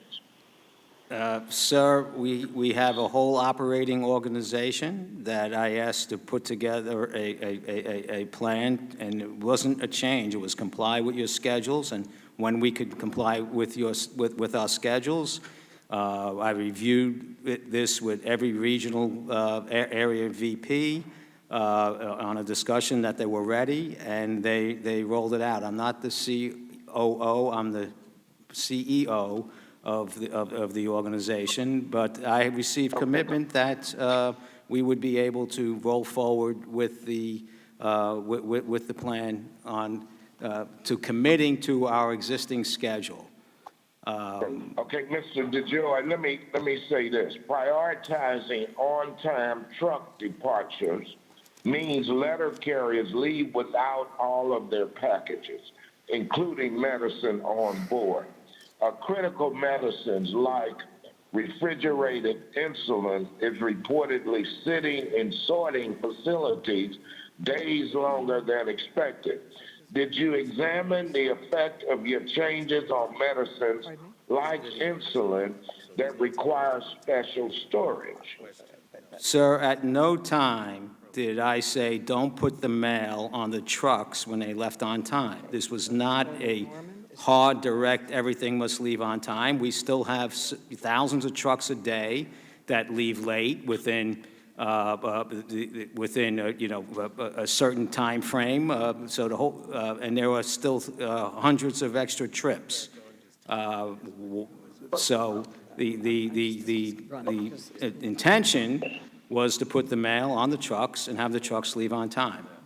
That should not have impacted anybody. What about the impact, Mr. DeJoy, what about the impact of missing that insulin and having it sit on the floor somewhere, and it may spoil or whatever? At least we know it will be delayed. Did you all give that any consideration?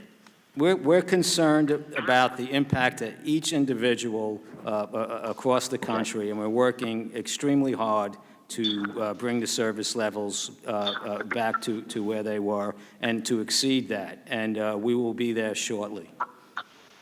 Mr. DeJoy, we would like a copy of any and all analysis you conducted before you implemented your changes. Will you provide them to this committee? I will go back to the office and see what the operating team has on that, and we'll seek to do so. Okay, and while you're at it, Mr. DeJoy, do you have any information on the number of prescription drug shipments that the Postal Service has delivered late since you began implementing these changes, and will you provide that information to the committee by the end of the week? I don't know. I'm not aware of what we have on specific types of shipment. I'm sure we have something. I will take a look at it. But again, I want to remind you that the change is misleading, and what I ask is that the team find a way to run the trucks on the schedule, which the intention was that we put the mail on the trucks when we ran them on schedule.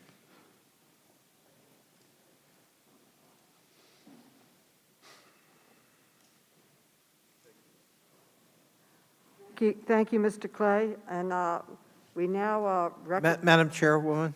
Yes. Could I just ask unanimous consent? Mr. Lynch asked me to enter into the record a set of data from the American Postal Workers Union with respect to mail volume and the reduction in advanced facer canceller systems, delivery bar code sorters, automated flat sorting machine 100s, and flat sequencing systems in its mail processing facilities. Without objection. I thank the chair. Thank you. Mr. Norman from South Carolina is now recognized. Mr. Norman. Thank you, Chairwoman Maloney. Mr. DeJoy, I just want to apologize to you. You're getting a berating up here. Congressman Lynch going into a 5-minute dialogue would not give you time to answer your questions, was yelling over you. It's typical of how this hearing has gone. And what's amazing to me is this bill had to be rushed out this past Saturday. You remember, do you know that 67 members did not even take the time to show up? If your workers at the post office don't show up, what happens? They don't get a paycheck, and the mail doesn't get delivery. It's an insult to what the Democrats are trying to do, a false narrative that has not worked for them since this president was elected. The Mueller report, the impeachment, none of it's working now. They're going fishing for this. I apologize to you. Let me get some yes or no answers. Are you and the Postal Service actively removing mailboxes at the behest of President Trump to undermine the election? Or, as President Obama said, kneecap the Postal Service? No, sir. Was the U.S. Postal Service going to be insolvent before the election if you did not receive the $25 billion the Democrats insisted in including in their bill? No, sir. Is the United States Postal Service equipped to handle voting by mail for the November election? Yes, sir. Are you unlocking blue boxes to stop the mail? Anything with blue boxes is stopped, no. So, Congressman Palmer showed pictures of the burned out mailboxes and the cities on fire, Portland, Chicago, Minneapolis, Sacramento, New York. Would that kind of slow the post office delivery down? there's certain actions and procedures that we have for situations for public unrest that we deploy, a variety of different things, up to and including getting our collection boxes out of there when it happens. But I don't know all of everything that goes with that. But yes, it would slow down the mail. It slow it down, and the safety of the person delivering the mail is pretty much an issue now, wouldn't it? I'm sorry? The welfare of the person delivering mail in the burned out cities would kind of be a problem, wouldn't it? Absolutely. Our letter carriers have, hazardous jobs in many cases. Were you consulted on this all-important bill that we had to take up this past Saturday to add your expertise? I don't know if I think our legislative affairs people had some interaction to comment on it. And you made a good statement. You're not the CEO. You're not the chief operating officer. You're the CEO. You've been on the job 70 days. Yep. To be accused of everything you've been accused of is simply not right. It's unfair. I'm glad the American people are getting a front row seat to what you're having to endure. I yield back. The gentleman yields back. Mr. Conley is now recognized. Well, my. You're right. You've been in the job 70 days, and you've caused this much ruckus. And believe it or not, that's called accountability. That's why he's here today. That's why we passed the bill. If he wasn't consulted, it's because he was the inspiration of the bill. A dubious distinction, nonetheless. Mr. DeJoy, when did you take office? You were announced, I think, in May, but when did you actually take over the job as Postmaster General? What day? June 15th. June 15th. And you've seen this data on or around that time is when we see a roughly 8% decline in service in the Postal Service, which most people would say correlates to the reorganization and operational efficiencies you undertook.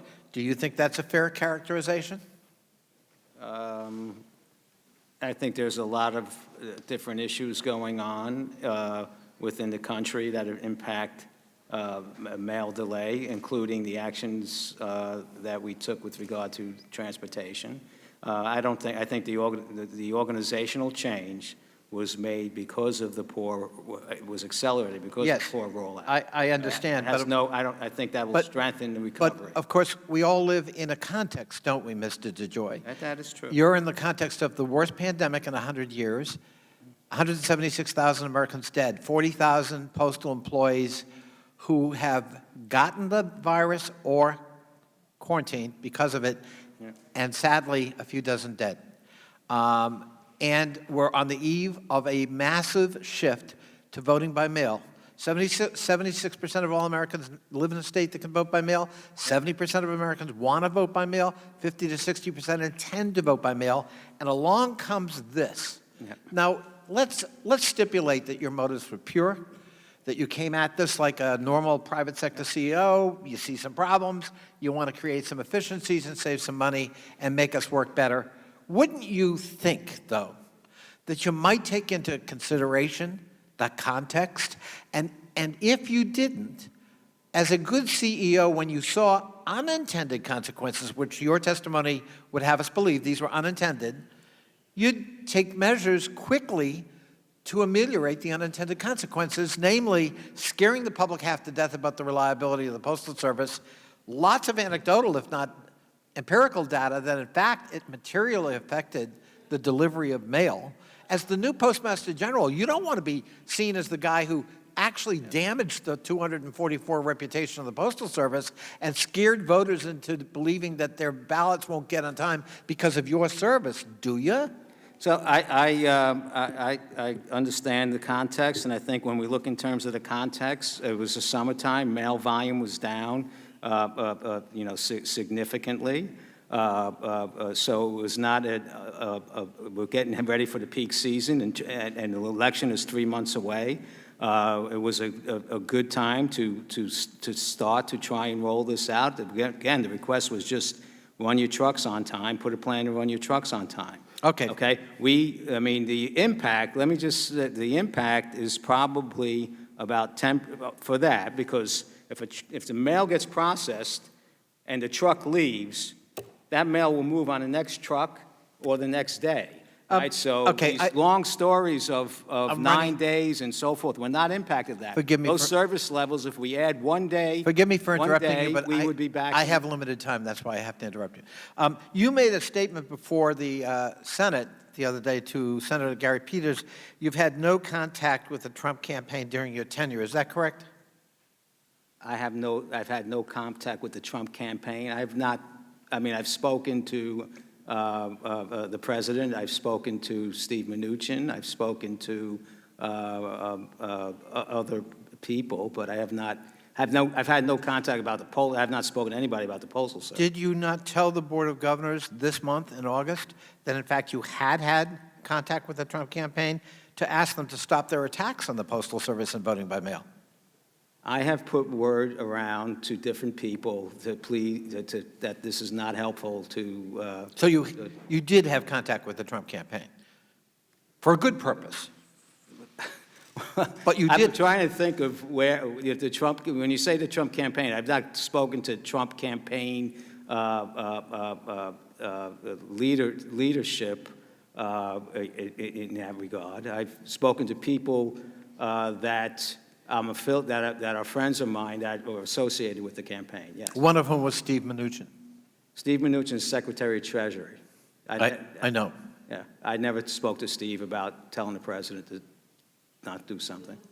Thank you, Mr. DeJoy. Mm-hmm. The gentleman's time has expired, but you may answer his question. Okay. What was the question? I'm sorry. The question was, what conversations did you have with the Secretary of Treasury, Mr. Mnuchin, about the Postal Service, your hiring, and the consequences that seem to have unfolded with these operational efficiencies? The conversation I had with the Secretary were when I came here, we had this note that was kind of stuck in the mud, and I worked with him to get the note done. It was really, I'm going to try and control cost and grow revenue, and it was very high level thing, and let's try and get the deal done so we have the loan. And that was really it. Thank you. Mr. Jordan is now recognized.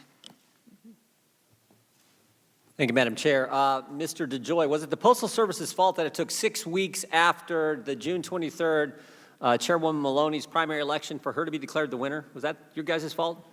I'm not filled with the details, but I know it took a long time. But I'm asking, but that wasn't your fault, was it? It was the Board of Elections. No. Right. Was it the Postal Service's fault that New Jersey was still counting ballots 4 weeks after the primary election last month? No, sir. How about the Democrats' Iowa caucuses? Was that the post office's fault that we didn't know who won the Democrat? I don't know if we still figured out who won the Democrat Iowa caucus. Was that the post office's fault? No, sir. So just a couple facts. I want to just be clear. You got $14 billion cash on hand. You got a $10 billion line of credit. Is that right? Yes, sir. And changing out the sorting machines and removing and changing out mail collection boxes is nothing different than's happened before. Right? Every Postmaster General, every year we do those sort of things. Is that right? Yes, sir. Yeah, so there's no different. In fact, what was the number? I think between 2011 and 2016, it's like 12,000 mail collection boxes that were removed, changed out by the Obama-Biden administration. Is that right? It was a lot. I don't know. Yeah, it was a lot. And you didn't order a reduction in overtime or reduction in hours. I think you testified that earlier. I did not. So why are these guys out to get you? What is it? I don't, they have their own concerns. I assume they're legitimate with them, and... Well, you assume they're legitimate? Why are they out to get you? I mean, Mr. DeJoy, they've had people protesting at your house last night. They've been doing it for weeks. 90-some of these people have already called for you to resign. They passed the bill before they even talked to you, before they even had a hearing. They're not interested in a bipartisan solution, as evidenced by the fact the chairwoman wouldn't even contact the White House chief of staff, who had a bill that he worked on with the previous chairman, the late Chairman Cummings, a bipartisan bill to address concerns at the post office. So I'm asking you, why are they after you? First of all, you were appointed by the Board of Governors, right? I was appointed by unanimous appointment by a bipartisan Unanimous, Board of Governors. unanimous vote, bipartisan, not all Republicans. Democrats thought you were the right guy for the job, right? Yes, sir. So why are they out to get you? I have no idea. I do have a lot of support out there amongst the employees and people in America, though. I receive it every day. You got an amazing record in business. You got an amazing history of community service. You help kids with their education. You serve your community, serve our country, and these people are out to get you. When all the facts, none of the facts, as the Wall Street Journal said, this is one giant conspiracy from the Democrats. I just want to know what could be their reason. What could it be, Mr. DeJoy? We know it's not based on the facts. What could it be? Might it be politics? Might it be? Might it be the election coming up? Might it be the fact that they actually want to wait and count votes after Election Day? Maybe they want 6 weeks after the election. Maybe they want to be counting votes 6 weeks after the election, the presidential election, the biggest election we're going to have. Maybe they want to be counting votes 6 weeks after, like they did in the chairwoman's race, or 4 weeks after, like they did in New Jersey. Or maybe they want to wait forever, like they did in the Democrat Iowa caucuses. Might that be the reason? The chaos and confusion that we saw with all three of those elections. Maybe that's what they want. Could that be the reason, Mr. DeJoy? I don't know what motivates people to have different opinions of me. Well, they've called you all kinds of names today already. Protesting outside your house. They were there last night, weren't they? Yes, sir. Banging pots and pans outside your house, disrupting your neighbors, disrupting you. When the facts, as you've testified, are not anything close to what they've been saying for the last 3 weeks, what they said Saturday on the House floor. We know what this is about. We all know what this is about. This is about these guys wanting chaos and confusion because I think they know this. I think they know on election night President Trump's going to win. They know on election day, the vote count on election day, President Trump's going to win. And they want to keep counting. 6 weeks, 4 weeks, Iowa caucus, whenever. I don't know when they decided that one. I still don't know if they've declared a winner. I don't know if it was Bernie or Biden or whoever was running then. That's what they want. And they're willing to go after a guy like you who has served our country, served his community, helps kids with their education, amazing record in business. They're willing to go after you, and you've been on the job 70 days, and everything you've testified is nothing new that's been done by, same thing's been done by other Postmaster Generals, and yet they're coming after you because that's how much they want to get this president. It's disgusting, and we all know what's going on. And the fact that you know it too, you won't say it, I think that shows your character as well, but I'll say it because it's the truth. And the American people understand it and see right through it. I yield back. The gentleman back, Congressman Krishnawarthy. You're now recognized. Good morning, Mr. DeJoy. Good morning. Before becoming Postmaster General, I believe you appropriately resigned from being the finance chair for the Republican National Convention, correct? I did, sir. And I say you appropriately resigned because even in your written testimony, you said we should keep the nonpartisan tradition of the USPS. And in this case, occupying a high-level political post, at the same time you'd be occupying a high-level USPS post would create at the least appearance problems, if not more, right? Yes, sir. I also think I couldn't hold both positions. Yes, sir. Mr. Duncan, are you on the line, sir?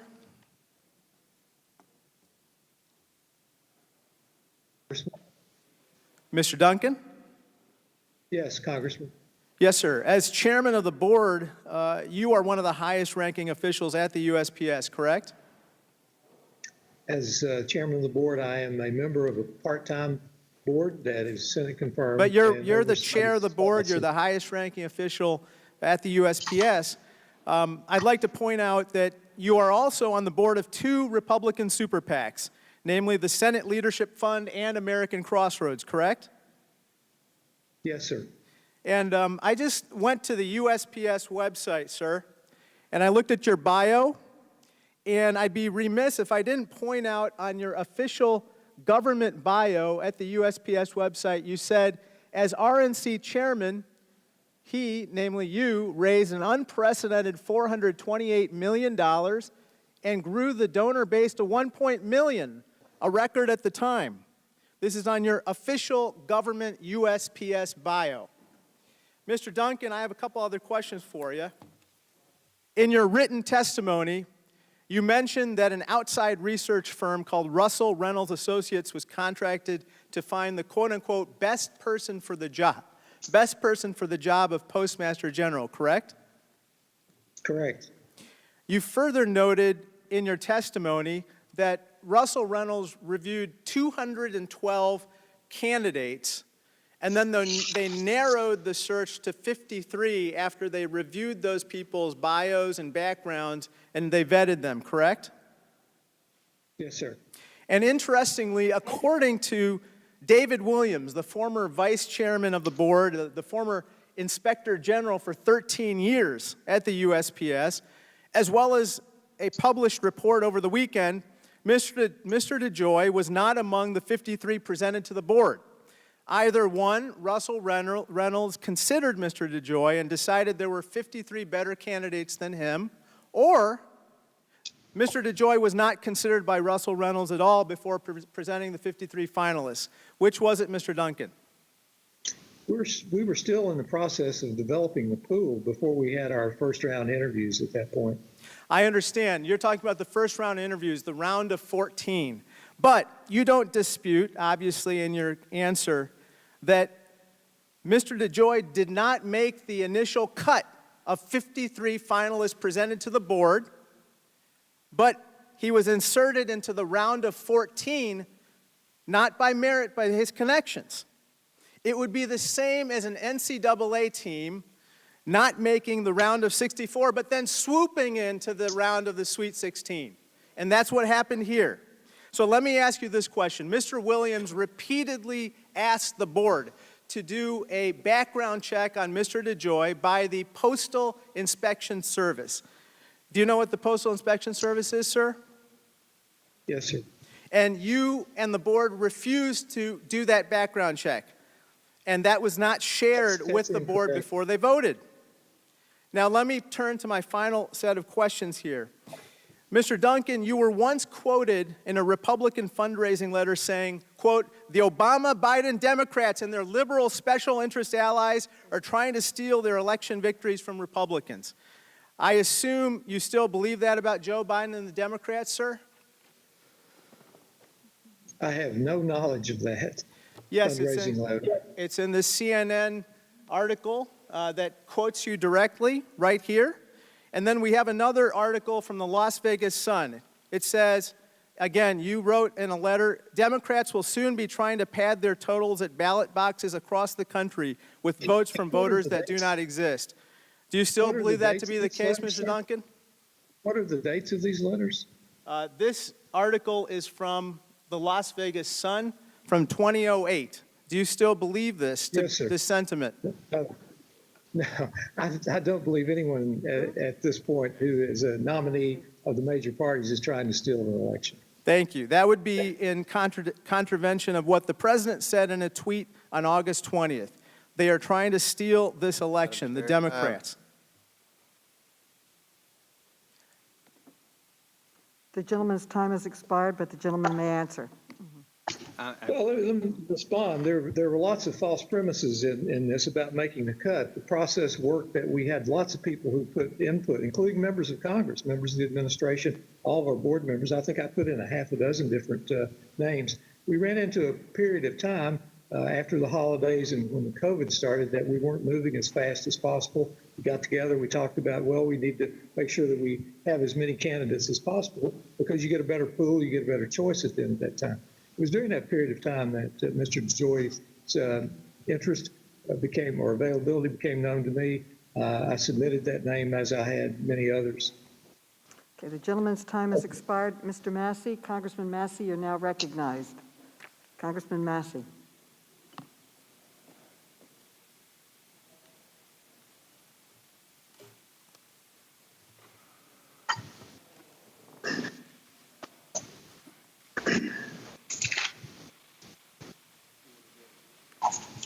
Congressman Massey, you're now recognized, or we could then go to Mr. Higgins. Mr. Heiss. Okay, we have some difficulty. We're going to go to Mr. Roy and come back to Mr. Massey. Mr. Roy. Thank you, Madam Chairwoman. Can you hear me? We can't hear you, but we're not seeing you. Now we see you. Okay, excellent. Appreciate it. Thanks for the indulgence. Mr. DeJoy, can you answer a couple questions for me? Were you nominated by the President of the United States, or were you selected by a unanimous bipartisan board? I was selected by a unanimous bipartisan board. Thank you. A minute ago, my colleague, Mr. Connolly, lamented you have done, quote, 70 days of damage. Yet Mr. Connolly, if I'm not mistaken, has been on this committee for 11 years, chair or ranker of the Government Operations Committee for 7 years. And given that the Oversight Committee held a hearing in April of 2019 about the financial condition of the USPS, why do you think, Mr. DeJoy, that we're having a hearing today, 71 days before an election and 48 hours after we voted on legislation before we had a hearing? Why do you think we're having a hearing today? I do not know, sir, but I will say that I am surprised at the lack of attention to the financial condition of the Postal Service over the last 10 years. So you're saying to me that the financial condition of the Postal Service is nothing new, that this is something that we have known has been coming for a long time, and that the Postal Service has lost money for, what, at least 13 consecutive years? I think 10 years. Okay. Mr. DeJoy, does the United States Postal Service deliver 8 billion pieces of mail a month, give or take? Yeah, yes, sir. And does it have about $14 billion cash on hand to manage the affairs of the Postal Service for right now? Is that right? Yes, sir. If every single American voted by mail, which won't happen, by the way, we all know that, it would be less than about 2% of the total mail delivered in a given month, right? In other words, is the USPS perfectly capable of handling any amount of mail that would be attached to our election in November? We are very ready to handle the election mail, sir. Mr. DeJoy, do you believe that this hearing to date so far this morning or at any point today will cover any of the following?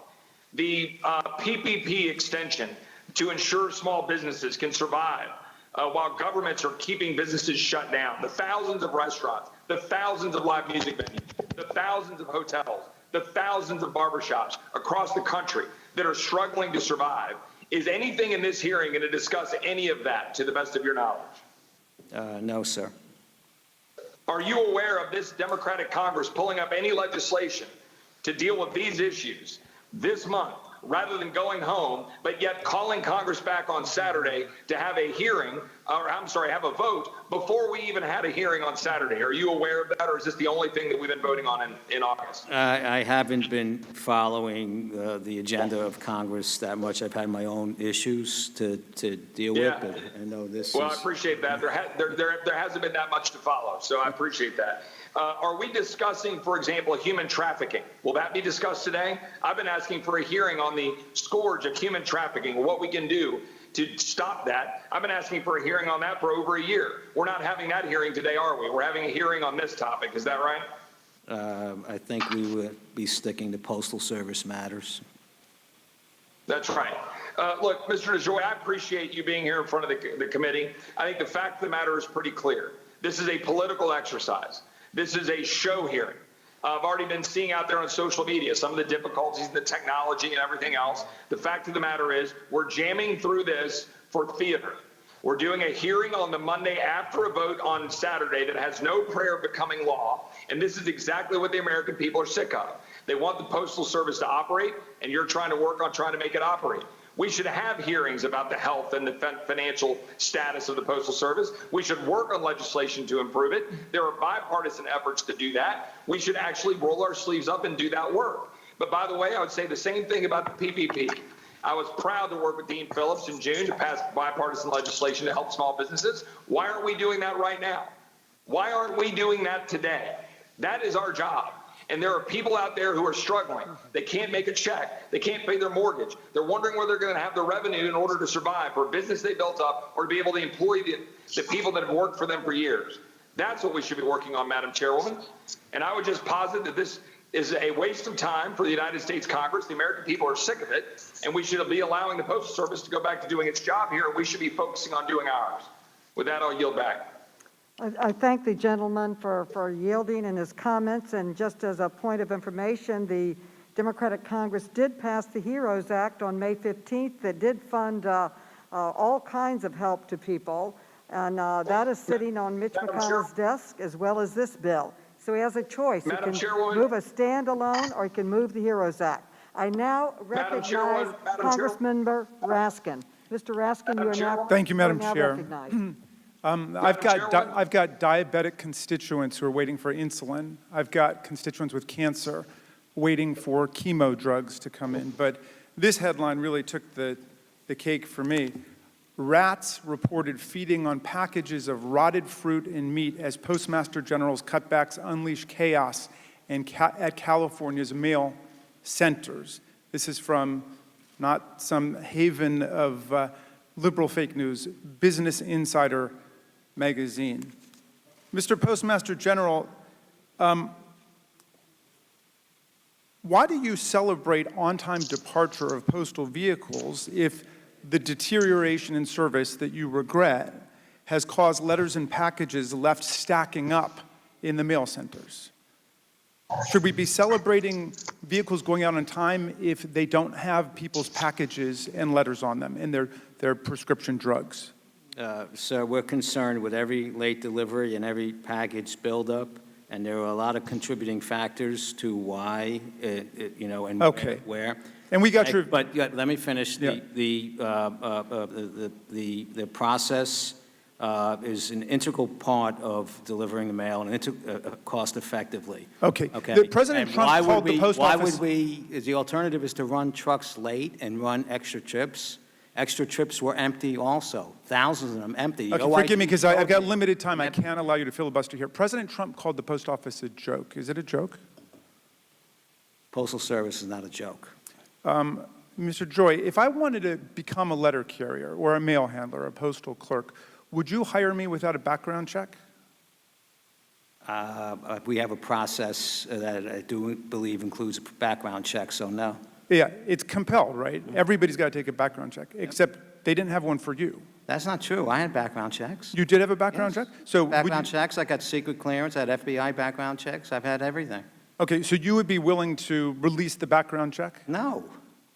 Why would I release a background check? Well, that's interesting. Let me go to Mr. Duncan about that. Mr. Duncan, would you be willing to to allow Russell Reynolds to turn over the file from this process?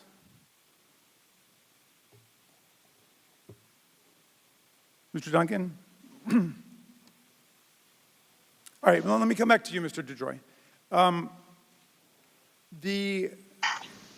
The former chairman of the Postal, vice chairman of the Postal Board of Governors, Mr. Williams, who was also the inspector general, also reported that you didn't come through the normal Russell Reynolds interview process, but you were apparently the product of different nominations by different political people. And the astonishing thing about what he said last week was that when you finally were brought in for that first interview, you basically interviewed the selection panel rather than them interviewing you, to the point that one of the members joked that they had better ask you at least one question so that it couldn't be said that it wasn't a real interview.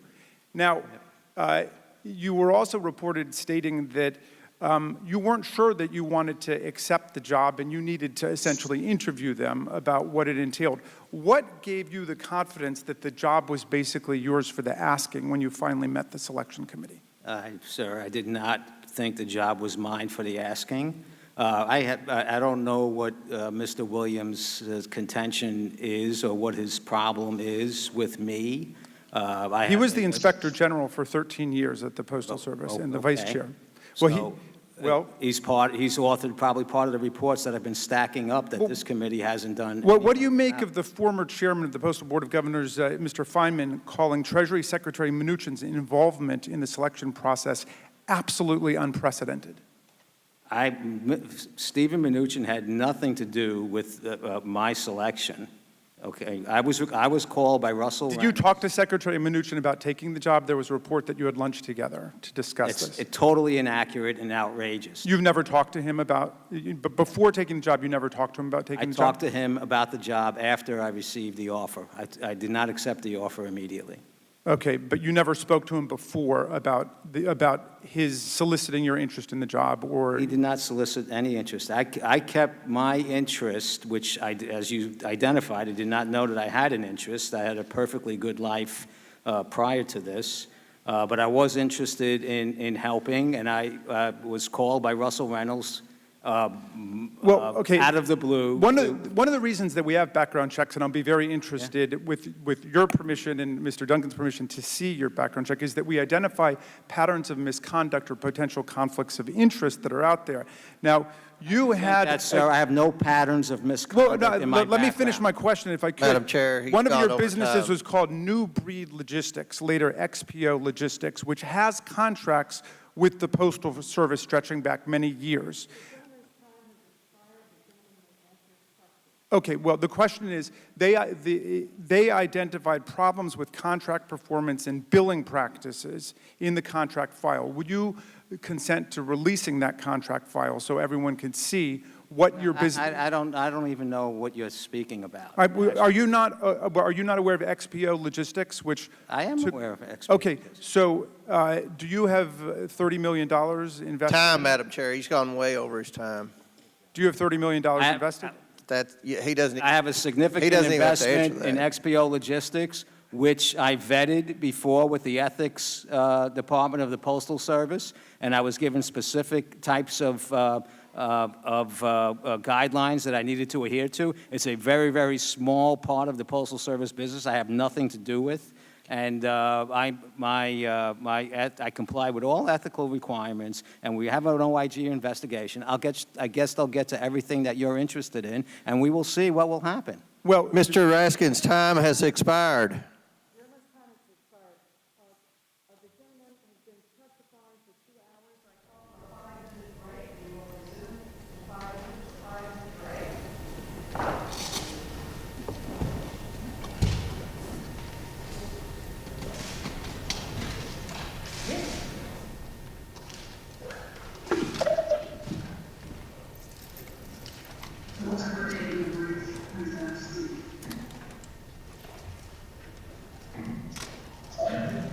To be clear, 5 minute recess.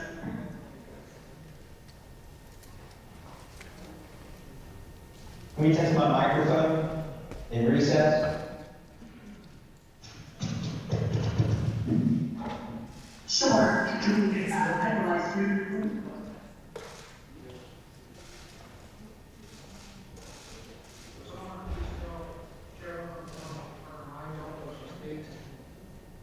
That's it.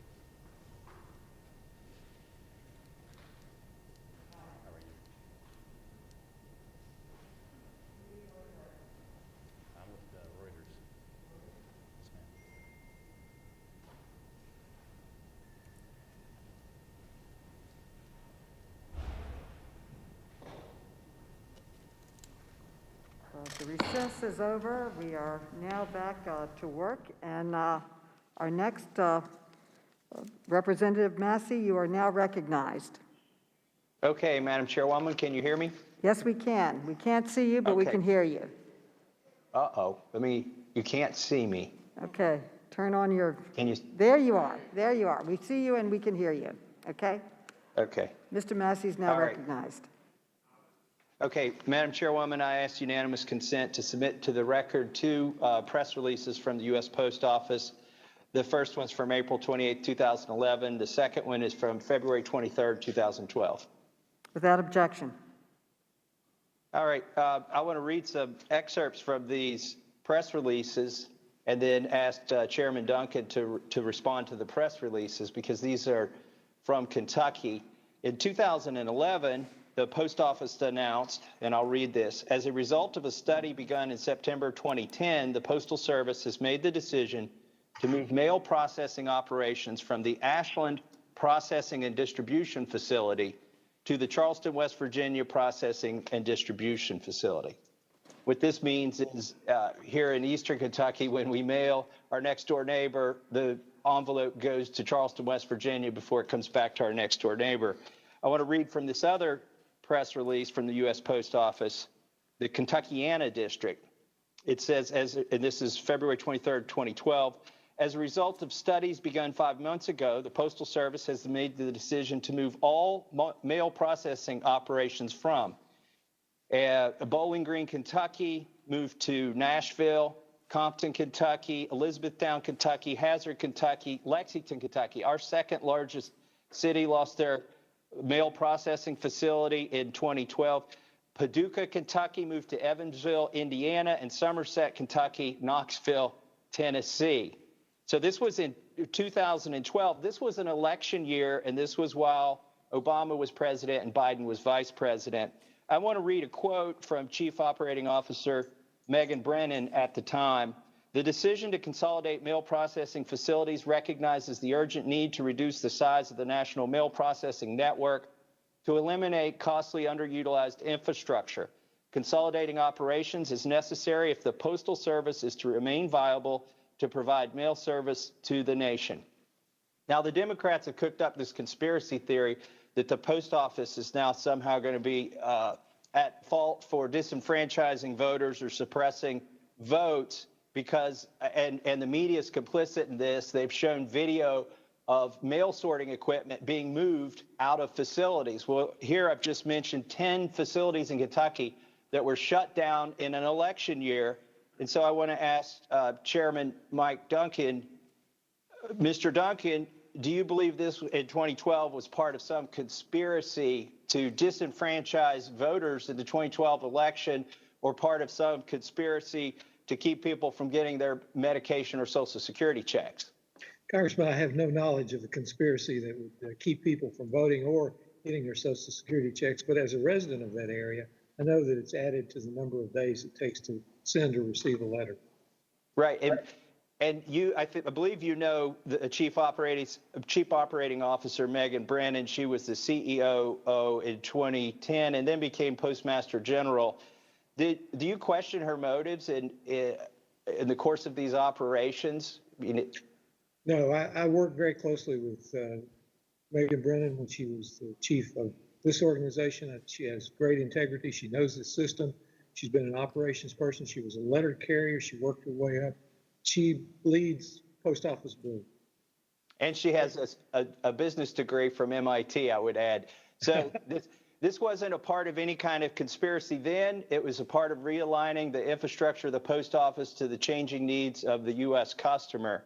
And I just want to close by highlighting some irony and hypocrisy. Postmaster General LeJoy, how long will the post office be funded? If there's no more transfers of cash to the post office, how long can you operate? Sir, would you turn on your mic, please? Late 2021. Okay, late 2021. So at least for one more year. I hope that members of this committee are aware that the U.S. government ceases to be funded on September 30th of this year. So we're holding a hearing about a post office that's funded for fully another year. Meanwhile, we're not even in town because Speaker Pelosi isn't concerned that government funding ends on September 30th. Everything but the post office shuts down on September 30th at midnight if we don't do something. Also, one other element of irony and hypocrisy, our Democratic governor shut down 95% of the voting precincts in the state, and now Democrats are somehow trying to blame the post office for disenfranchising voters. And with that, I will yield back. Gentleman yields back. We now recognize Congressman Ruda. Thank you, Madam Chairman. Let's level set. For the thick-headed individuals that don't understand why we are here today, let me sum it up for you. First and foremost, mail is being delivered late at the expense of those who need prescriptions, at the expense of small businesses who need the supplies to stay in business or reopen for business, for Social Security recipients and veterans who need their benefits. That's the first reason. The second reason, we got a president of the United States who says that mail-in ballots are fraudulent, and if he doesn't win the election, it's because it was fraudulent. We know that's not true. We know that's a lie, and that lie continues to be continued by members in this committee on the other side of the aisle. Third, we know from a memo from Mr. DeJoy to 46 states telling them they should be worried about receiving mail-in ballots to their voters on time and for them to be returned back in time to be counted. And fourth, we're here because the United States Postal Service has requested financial help from this institution. Let me turn to my questions. Unlike any private enterprise, the Postal Service has a universal service obligation to deliver mail to virtually every address in the United States, regardless if it's profitable or not. The Postal Service also has a ridiculous mandate to pre-fund in 10 years' time 75 years of retiree health benefits, unlike any other private or public institution. Mr. DeJoy, in your testimony, you stated that you are against the pre-funding mandate.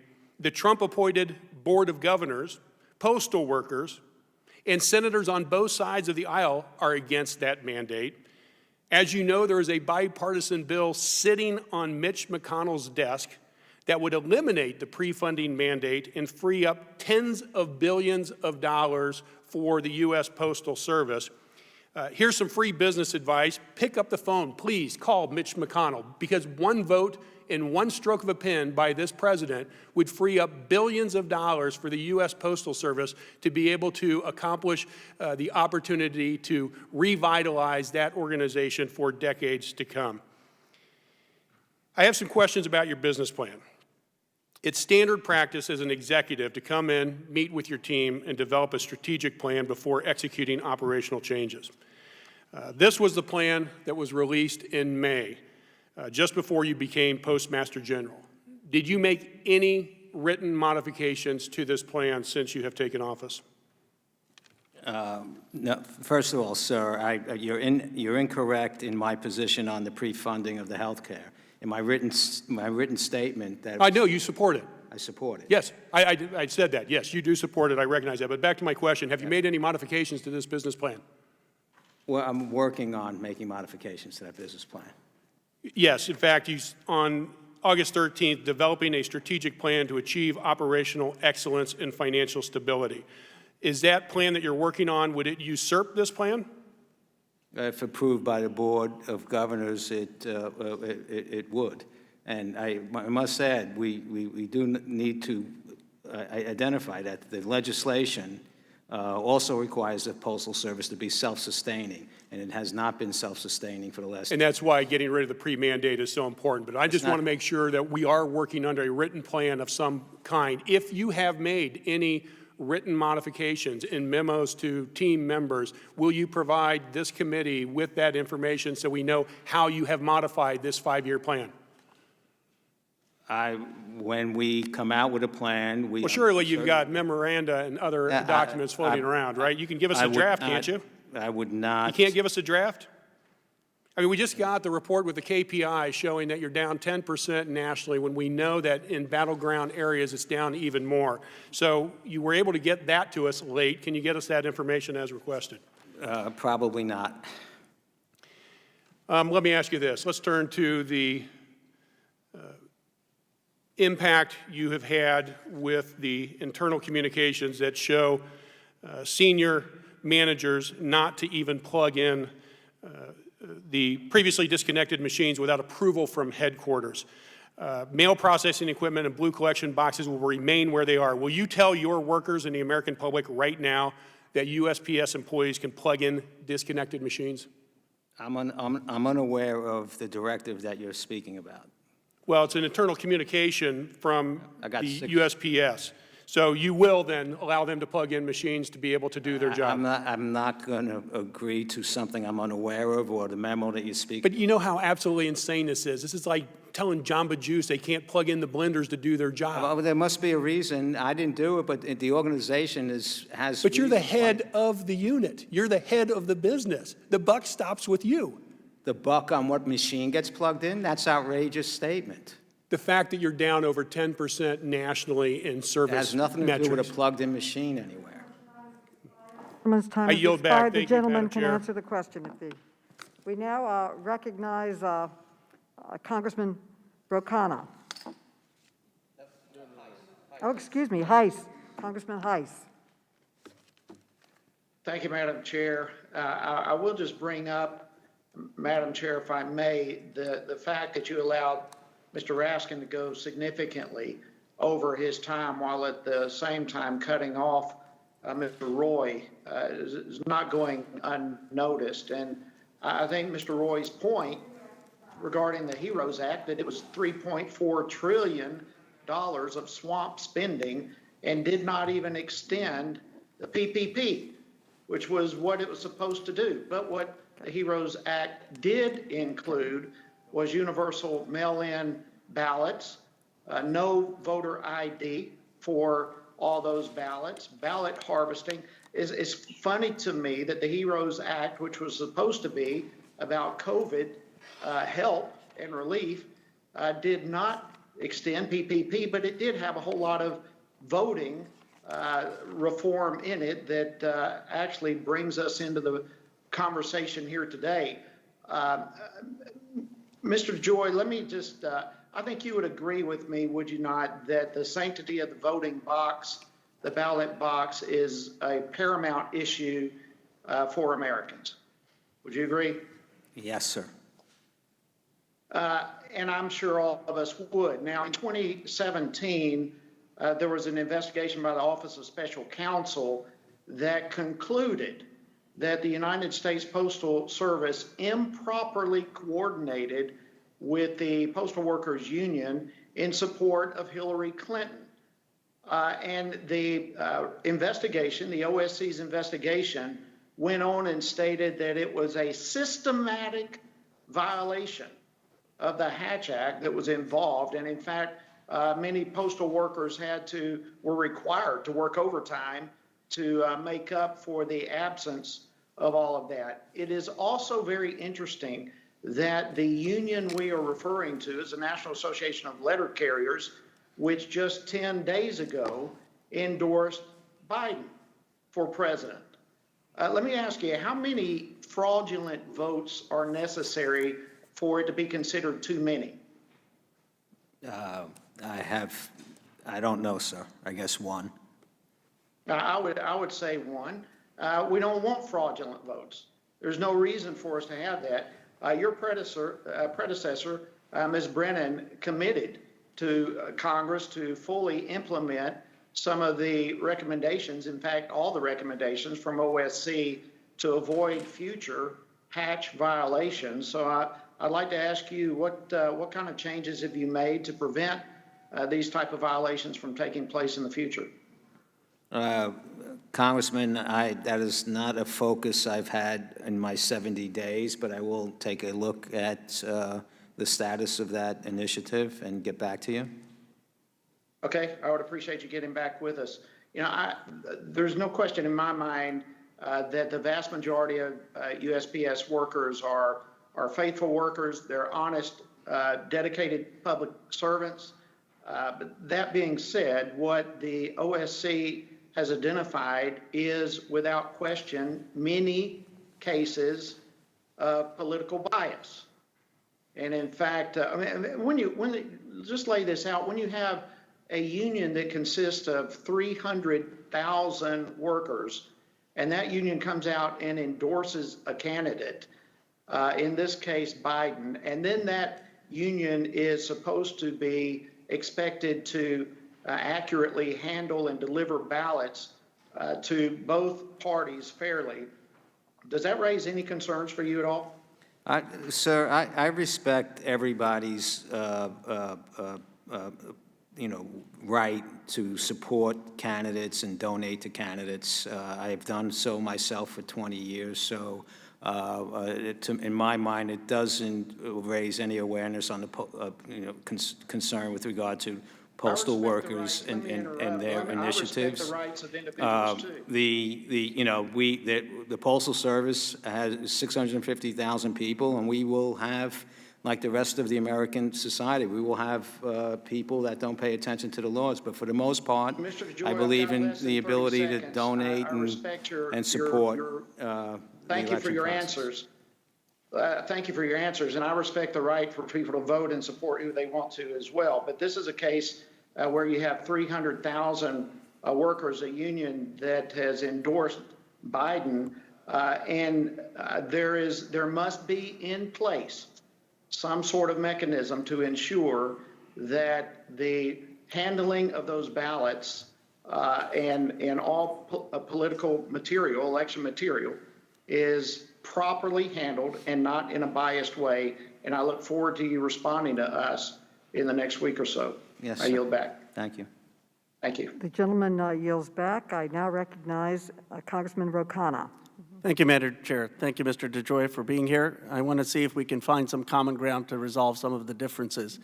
Can you begin by sharing with the American people and this committee the unofficial motto of the Postal Service? No rain nor snow, that sleet nor hail will make our delivery. Yes. It's about service, correct? Not about profit. Do you know how many veterans serve in the Postal Service? About 100,000. Correct. Do you know what percentage of veterans rely on the Postal Service for their prescription medicine? I don't know. It's a high number. It's about 80% of veterans. So I guess I want to ask you this. Our Defense Department, we don't tell them you have to go sell weapons to make revenue to serve the American people. We don't say that about our health service or the National Institute of Health. Why should we have a different standard for the Postal Service? Why do you have to go make a profit instead of just serving the American people? Sir, it's an interesting and good question, and it's not that we need to make a profit. It's to be self-sustaining, which means at least cover your costs. But why? It's such a small. I'm not a legislator. I'm the Postmaster Do General. you know? Do you know the history? Do you remember the time in the Postal Service history where that wasn't a requirement? I do, in the 70s. Actually, it was from 1840 to 1970. We funded the Postal Service. We didn't require them to make a profit because we thought people should, in rural America and other places, and our veterans should serve. And one of the reasons people serve in the Postal Service who've served in our military is they view it as public service. Now, I appreciated one point you made, which is you assume that those who disagree with you have a legitimate difference, a legitimate perspective. Your perspective is that these mail sorting machines aren't required because packages need to be delivered and open up floor space. It's your testimony that you didn't direct it, correct? Who directed it? I have not done an investment. It came probably through our operation. It's been a long-term initiative. So you don't know who directed it? You don't know who implemented it? Well, there's hundreds of them around the country in different places. It was an initiative within the organization that preceded me. Okay, so your perspective is this is necessary to make efficiency of packages. You understand that there are millions of people in America who have the opposite view, who are concerned that this may slow down the delivery of mail. Do you have any sense of how much it would cost to restore these machines? No, Would it be more than $10 billion? More than what? $10 billion? $10 billion? Yeah, no, right? No. More than $1 billion? It'd be less than $10 billion. Less than $1 billion? I would assume so. Okay, It's so only here's my 700 question. machines. Let's stipulate that you may be right about the efficiency. I disagree with you, but let's just stipulate that. Now, we have Donald Trump, the president, tweeting out yesterday that he's up in the polls. He thinks he's going to win. Nate Silver thinks Biden is going to win. I think everyone in this room can agree on one thing. Whoever wins, the American people should have confidence in that result. So if it cost less than $1 billion, regardless of whether it's efficient or not, what is the harm in just putting those machines back until Election Day just for the peace of mind, for the confidence of the American people? Well, first of all, sir, we've heard all the statistics about the mail-in and the votes and so forth, right? And we don't need the machines to process the election. But you make a statement about for $1 billion, if we just gave you $1 billion, you're not going to give us $1 billion. You're going to make a request. You have no way of getting us $1 billion. We haven't been funded in 10 years. You can't pass any legislation. Can't pass any legislation that helps. If I could just finish this point, if we give you the money. Do you see my point? It's a hypothetical. I'm not willing to. I guess you haven't given us any money. What you is haven't the given harm? us any legislation. But what is the and harm? And you're sitting here accusing me of things with regard to this machine as a committee. I haven't accused you of anything. I'm trying to understand. I think I'm trying to understand what most Americans are trying to understand. What is the harm in putting these machines, even if the machines in your perspective don't do anything, what is the harm to do it till Election Day? In Washington, it makes plenty sense. To me, it makes none. You haven't explained why. And then final question because they're not needed. That's why. But if it will restore people's faith in a democracy and avoid a polarized electorate, I would think... Get me the billion, and I'll put the machines in. Okay, well, that's a commitment. We'll find a way to get you the money. The last question I have for you is, Reagan said, trust but verify. I understand you've committed to the American people that you're going to have these delivered in time. Can you give us a specific and detailed plan and submit that to Congress on how you're going to make sure that the ballots get delivered in time? I need to get back to you. If there's a plan that we can, it's normal processing procedures plus enhanced processing procedures around the election, I can probably give you some type of summarized objectives that we'll try to fulfill. Well, I appreciate that. I appreciate the commitment of $1 billion, and you'll put the machines back in a plan. So thank you. Thank you. The gentleman yields back. I now recognize Congressman Comer. Thank you, Madam Chair. And you went over 4 minutes, so I may go over a few minutes, and I hope you'll indulge me in my questioning. Mr. DeJoy, thank you again for being here today. I'm sorry for some of the rhetoric that you've had to endure over your first 60 days in office. That's something I want to remind everyone. You've been Postmaster General for around 60 days. Is that correct? 70 today. Now, I want to make this very clear to the American people who are watching this committee hearing. You report to the Postal Board of Governors, is that correct? I do, sir. And the Postal Board of Governors is a bipartisan board comprised of both Democrats and Republicans, is that correct? It is, sir. And its makeup is that way because of the statute passed by Congress requiring a bipartisan Board of Governors, right? Yes, sir. Well, if there's one thing I hope my Democrat colleagues learn today is that you report to the Board of Governors, not the President of the United States. Now, there's been a lot of rhetoric by my friends on the Democrat side of the aisle pertaining to all of the changes that have been made. In fact, I want to reference a tweet by Representative DeFazio. I assume this is a photo op where he's chained himself to one of the blue boxes that have been in the news a lot lately. In your opening testimony, Mr. DeJoy, you said you didn't order the removal of the blue boxes, sorting equipment, or the reduction of overtime.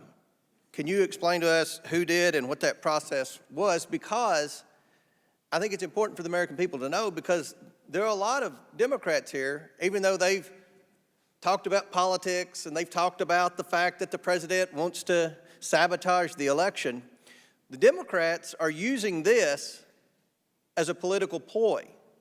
They are spinning this to try to benefit politically. In fact, Representative DeFazio has received $32,000 from the Postal Workers Union since 2012. So I'm sure his campaign donors probably appreciated that photograph.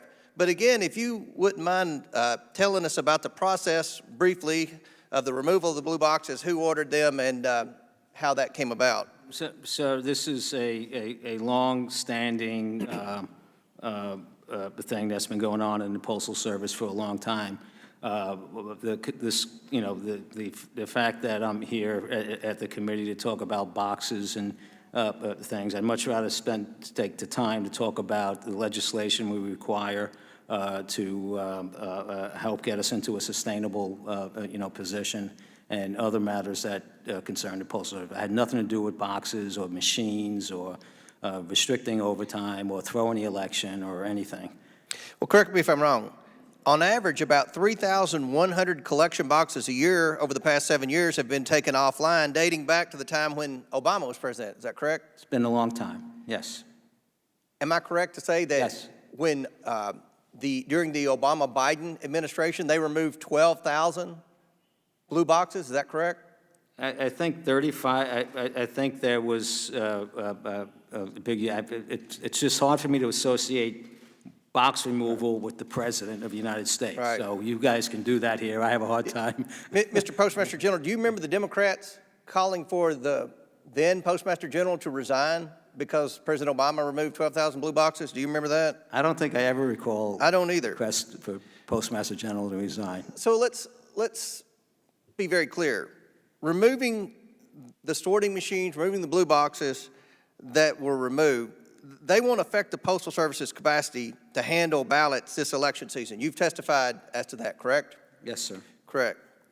Now, the Democrats want to portray you as implementing new policies because of the false narrative that the president wants to somehow sabotage the election. Is that narrative true? I am not engaged in sabotaging the election. Absolutely false. As a matter of fact, aren't you planning on voting by mail? Did someone tell me that? I am, yes. So you have full confidence that when your ballot is in the mail, it will get to the appropriate election official on time, obviously, correct? Yes, sir. Will you pledge here today that the Postal Service will do its best to return all ballots this election on time? I do, sir. What would you tell Americans who are concerned about something happening to their ballot once they put it in the mail this election season? What would you tell Americans? Because they've seen a lot of that from my colleagues on the Democrat side. This has been their spin since the Russian hoax fell flat, since the impeachment sham died in the Senate. Every conspiracy theory to date that the Democrats have used to try to hurt the president has fallen flat. So this is the new flavor of the day. And it's had the consequences of putting a lot of Americans concerned that if they drop that absentee ballot in the mail, that it's not going to get to the post, it's not going to get to the election official. How can you relieve their fears that the Democrats have caused? The American people have the commitment of the 650,000 women and men of the United States Postal Service that we will do everything within our power and structure to deliver ballots on time. But again, we remind them to request your ballot early and vote early. And you know, it's really discouraging to hear the rhetoric from the Democrats about this whole postal issue. My grandmother was a rural mail carrier in Tennessee, spent her whole career as a rural mail carrier. The men and women I know in the Postal Service work extremely hard, and they deserve better than the rhetoric and the postal bashing that has been coming from the other side, all for political purposes. We all want to see the post office succeed, especially in a district like mine, a very rural district, that still hasn't recovered from what Congressman Massey mentioned, the changes that Obama made when he took the sorting facilities out of Bowling Green, Kentucky and Paducah, Kentucky. But I'll close my question with this. This is a sad day for the Oversight Committee. The Oversight Committee is responsible for identifying waste, fraud, and abuse. The Oversight Committee is supposed to be responsible for making government transparent and accountable. Postmaster DeJoy, you have come here with a sterling background. You are one of the most qualified Postmaster Generals we've ever had with your background in the logistics business. It's an honor for the federal government to have you trying to reform the post office. But the bill that the Democrats rushed through Saturday without even having a committee hearing on it, that bill ties your hands. And it also gives $25 billion to the Postal Service, which I find ironic because Mr. McGovern in the Rules Committee markup on Friday said he didn't trust you. We've had a couple of other Democrats say that they didn't have confidence in you, but they gave you a $25 billion blank check with no strings attached. They've tied your hands to where you can't make any needed reforms. That's not what this committee is supposed to be about. I apologize as a minority member of this committee. I hope that we can do better in the next Congress. Madam Chair, I yield back. The gentleman yields back, and I recognize myself for a point of personal privilege and information.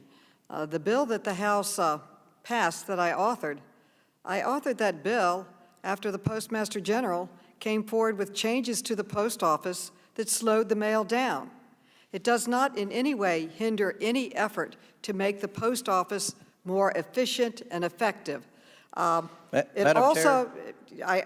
also funded the post office because it deserves to be funded. It's a national treasure. It's a national service. And I now recognize Mr. Mfume for 5 minutes. Mr. Mfume.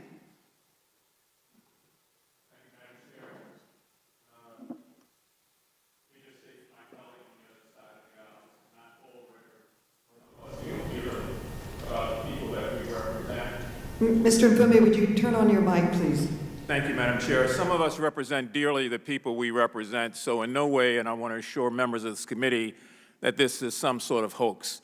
We are here, Mr. DeJoy, as you might imagine, because we've been hearing from the people who hire us, people who live across this country in our districts. And so for me, that's the people of Baltimore City, Baltimore County, and Howard County, Maryland. Just like all of my colleagues have others, I'm sure, who've complained. And I just want to keep this focus on the face of those people. These are senior citizens like you and like me. They've worked hard. They're at a point in their life where they depend, like they've always had depended, on the mail. Some of them have high blood pressure. They wait for their medications. Others have heart trouble. They wait for their medications.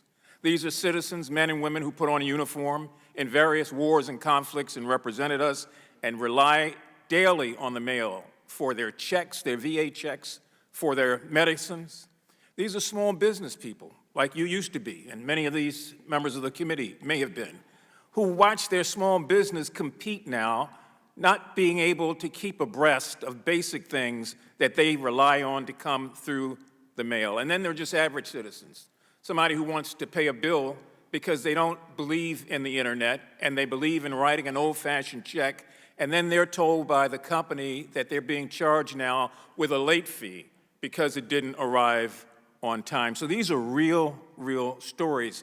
And when the mail slows down, it has a disparate impact on communities, and particularly on communities of color around this country. These changes, Mr. DeJoy, I assume are changes that you have vetted. I'm talking about the ones you've implemented with the Board of Governors. Is that correct? The change, the organizational change, and the requirement to, in the initiative to have the trucks leave on time are within my authority, but I had discussed them briefly. Well, let me ask this. Major changes are required to have an advisory opinion. Is that correct, before they're submitted to the Board of Governors?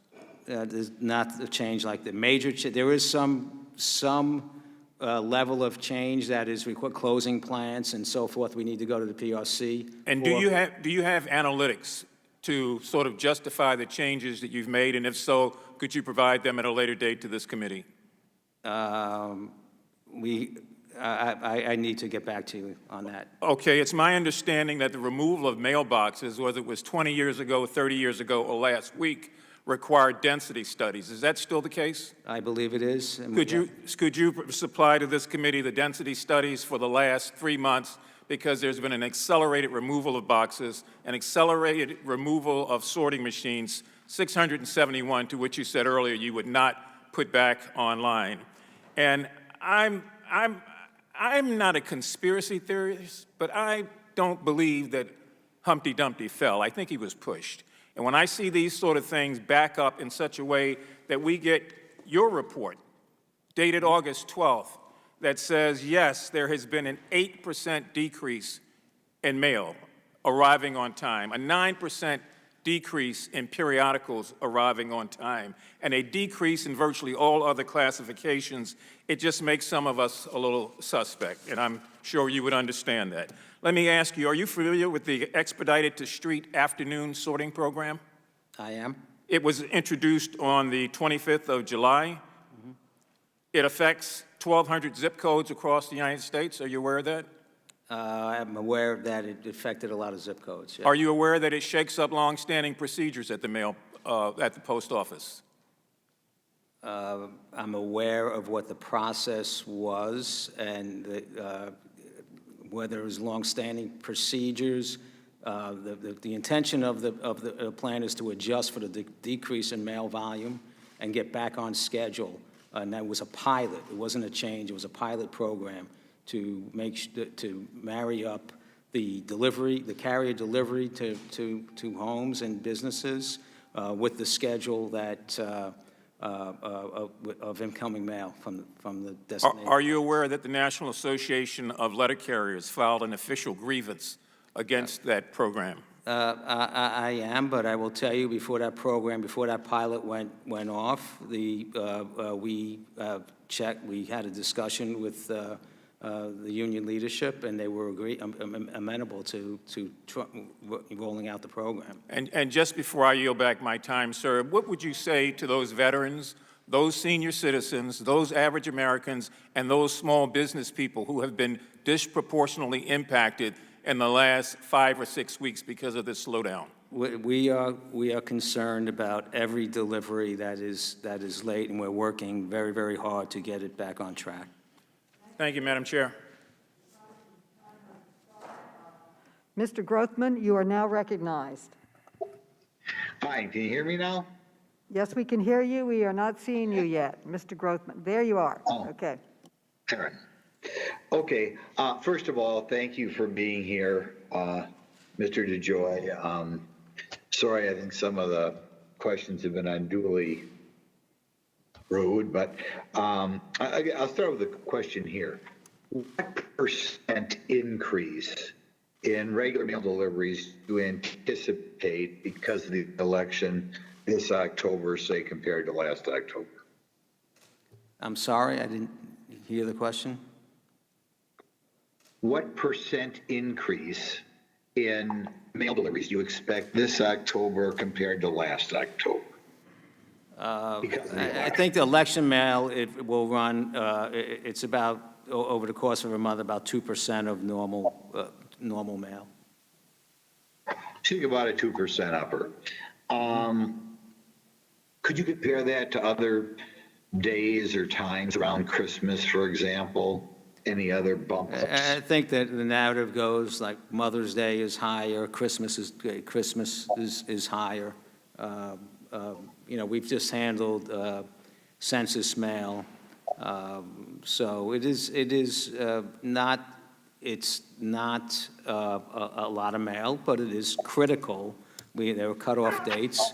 It's not a Mother's Day card. It's a ballot, and it's important. So we put extra effort to make sure that it gets there on time.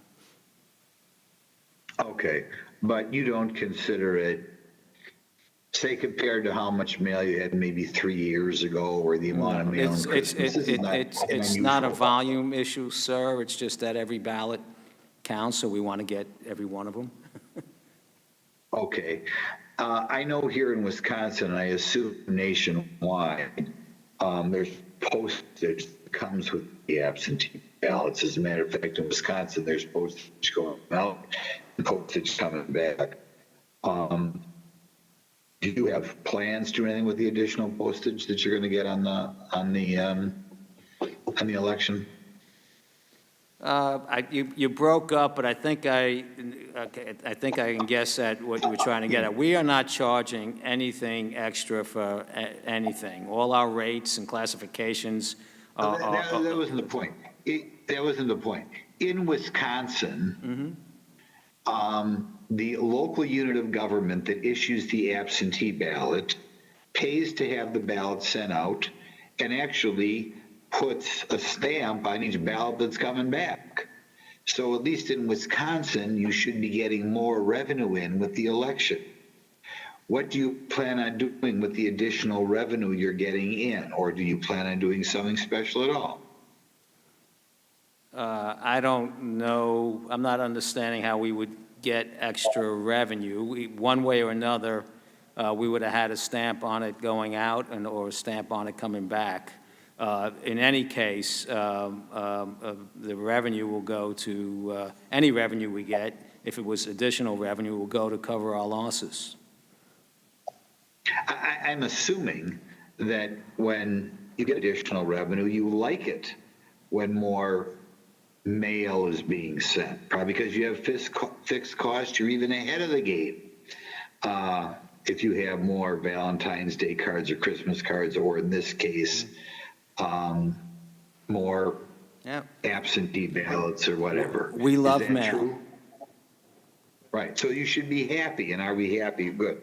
Okay, that should put it on firmer grounds. You right now have, I'm told, about $14 billion in the bank. Do you anticipate the election causing that to be run down at all, or do you anticipate it going up? Will it have any dent on it? No, I don't think it will have too much of an impact in either way. Okay, so if you have $14 billion in the bank now, you're still going to have $14 billion on, as far as you know, on December 1st. This depends. We lose. We will probably lose $10 or $11 billion this year. So, depending on how package volume stays, we could have less cash. And if I may, having $14 billion and we also have. I have $12 billion worth of liabilities that need to be paid at some time over the next 6 months. We have $135 billion of liabilities. We're running a 633,000 person organization that does not get funding. Even though the federal government ends in September, they have an expectation of getting funding. We don't have an expectation of getting funding. So we have to drive costs out and increase revenue. And that's the big difference that we have than any other agency. So $14 billion, while it sounds like a lot of money, it's not a lot of money for what we do. Right, but you anticipate still having money in the bank after the election. That's the point I'm trying to make. We'll have cash, yes. Gentleman's time has expired. The gentleman may answer the question. Yeah. Okay. We will. We have plenty of operating capital right now to get through November. Yes, and handle the election. Okay. The gentleman Thank you yields very back. much. Congresswoman Wasserman Schultz is now recognized. Thank you, Madam Chair. Mr. DeJoy, the culture and ethos of the U.S. Postal Service is every piece, every day. I've been in briefings with Florida's local Postal Service employees who are telling me that since your arrival, this is no longer the mission of the USPS. Overtime to finish delivering mail is not allowed, and piles upon piles of backlogged mail are being left undelivered. Sorting machines are being sold for scrap or unplugged and roped off. My first question is it still the policy and goal of the USPS to deliver every piece every day, or have you eliminated or changed that in any way? First of all, that is misrepresentation of any action that I have taken. But yes, the goal is to deliver every piece every day. And ma'am, we were not doing that before I got here. And my goal is to. Well, it's gotten, reclaiming my time, it has clearly gotten worse since your arrival. We have piles upon piles of mail that, as a result of the changes that you've made, appear to have delayed the mail even further than supposedly they were delayed previously. Change. No. The change I've made. Well, the changes that you've made. Change. I made one change. Well, I'm sorry, you've made far more than one change. That's not true. Okay, reclaiming my time. You're not being honest with this committee. That's not true. I am being honest. I would ask that the chair add time back and direct the witness not to interrupt me. Madam Chair. Mr. DeJoy? allow the sorry, witness to answer the questions and the reclaiming false my- accusations. Reclaiming my time. I did not interrupt any other member while they were talking, and I expect not to be interrupted. The time is mine. Mr. DeJoy, you are not being honest with the committee about removing the sorting machines. We have been asking you for details for weeks, and you have been hiding them from us while removing them at a breakneck pace. On August 4th, your staff gave this committee a briefing on this issue, and all they told us was that you'd be moving machines around to where they were needed most. We have the slides from that briefing. There was no mention of taking any sorting machines offline. On August 11th, your general counsel responded to our requests for more information with no mention of taking any sorting machines offline. Your culture of misinformation has even trickled down to Florida Postal leadership. On August 14th, my office asked whether sorting machines were being removed at the Royal Palm facility, which covers all of South Florida, and were assured the capacity was actually being expanded. But it was only after I spoke with local postal workers that I was told about the FSS machine in Royal Palm, which had been shut down and roped off since July. Press outlets finally revealed the internal plan to remove more than 600 plus sorting machines. You were not transparent. We had to get it from news reports. I want to take this opportunity to enter into the record, Madam Chair, an August 18, 2020 email from USPS Director of Maintenance Operations, Kevin Couch. Madam Chair. The email reads, please message out to your respective maintenance managers tonight. They are not to reconnect, reinstall machines that have been previously been disconnected without approval from headquarters maintenance, no matter what direction they are getting from their plant manager. Mr. DeJoy, yes or no? And you've indicated in this committee hearing that it's not your job to decide about whether sorting machines are on or offline, but at the same time you told Mr. Khanna that you won't bring them online because they're not needed. So yes or no, have any plant managers requested mail sorting machines be reconnected?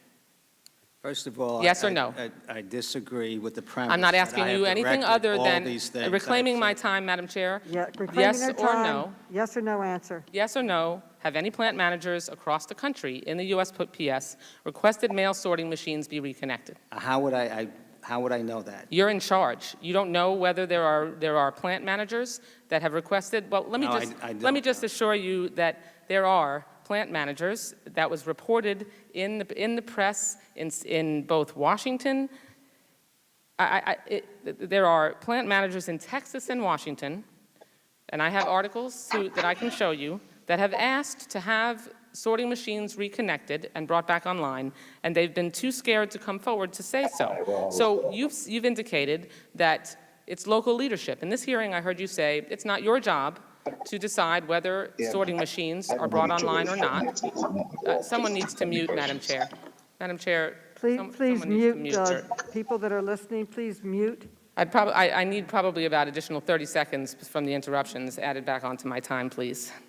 You have said in this hearing it's both not your job to make decisions about sorting machines, and at the same time, you've said that you're not going to bring them back online because they're not needed. It can't be both. So my local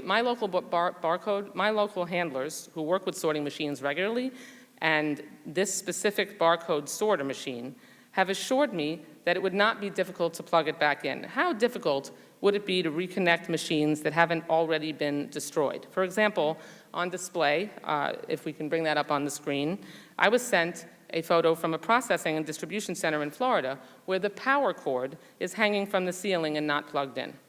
And my local handlers tell me that with sorting machines regularly, and that specific machine specifically, that it would not be difficult to plug back in.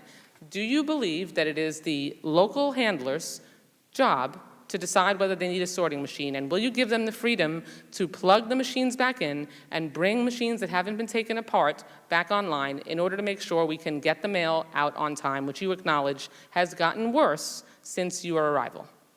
The gentlewoman's time has expired, but the gentleman is requested to answer a question. That was a long list of accusations. No, I just want a simple answer to the question about whether you will give... Well, it's my time now? Is it my time? No, it's always my time. And I'd like an answer to the question. Her time has expired. I'm sorry. I'd like an answer to the question whether or not you will We have leave a management team that is responsible for making decisions as to what machines are used and not used. But okay? those So- things are decided locally. Will you Gentlewoman's let them time has decide that expired. locally? Gentlewoman's time has expired. Yes or no? Will you let them decide that locally? No. Okay.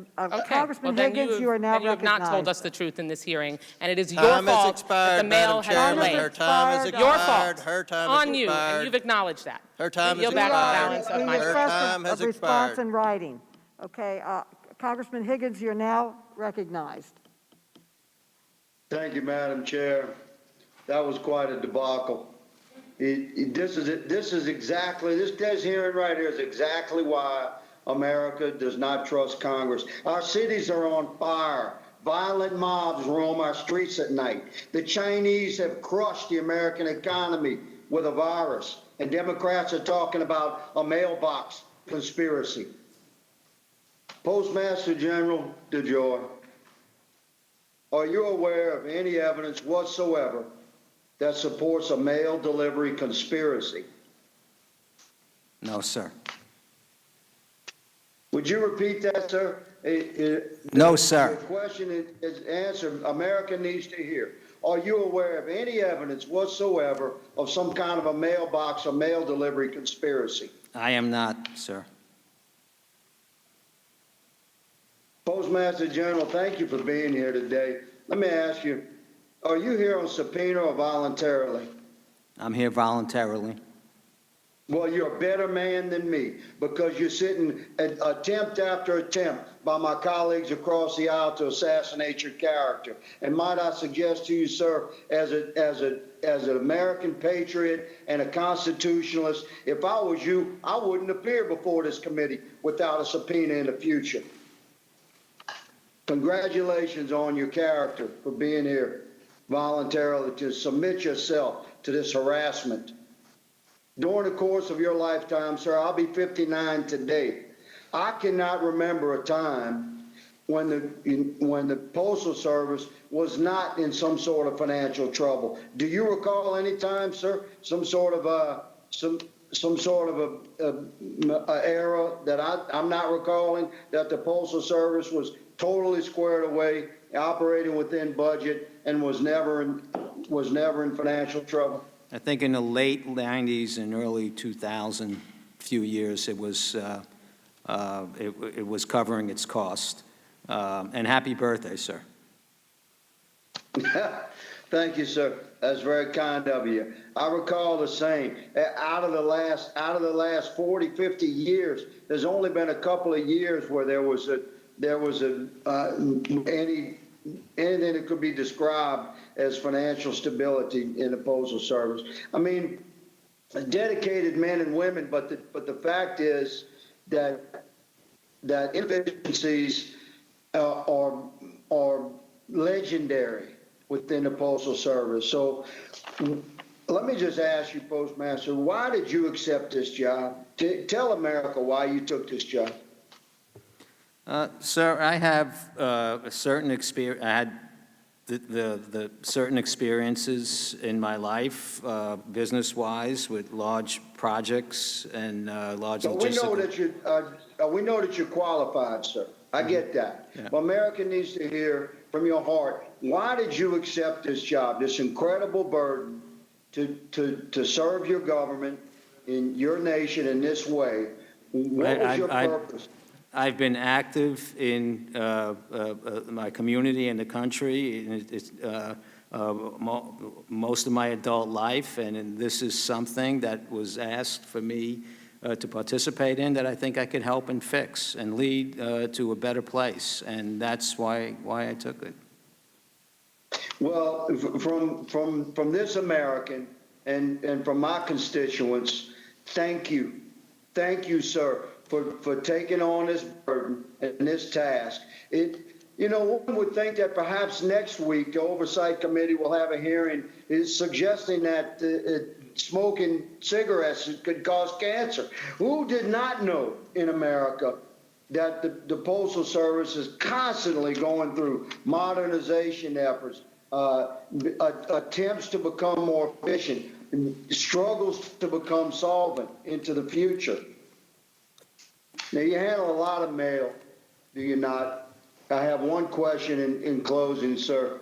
My understanding is you handle about 471 million pieces of mail a day. Can you handle the mail of the election cycle, given the fact that about 150 million Americans are registered to vote, and your average mail delivery is 471 million a day? Can you handle the mail delivery for the election cycle, good sir? The whole organization's committed to delivering election mail, and we will do it. Roger that. Thank you, sir. Thank you for appearing before us today. I apologize on behalf of all of America for the way that you've been treated by my colleagues across the aisle. Madam Chair, I yield back. The gentleman yields back. Congressman Sarbanes, you are now recognized.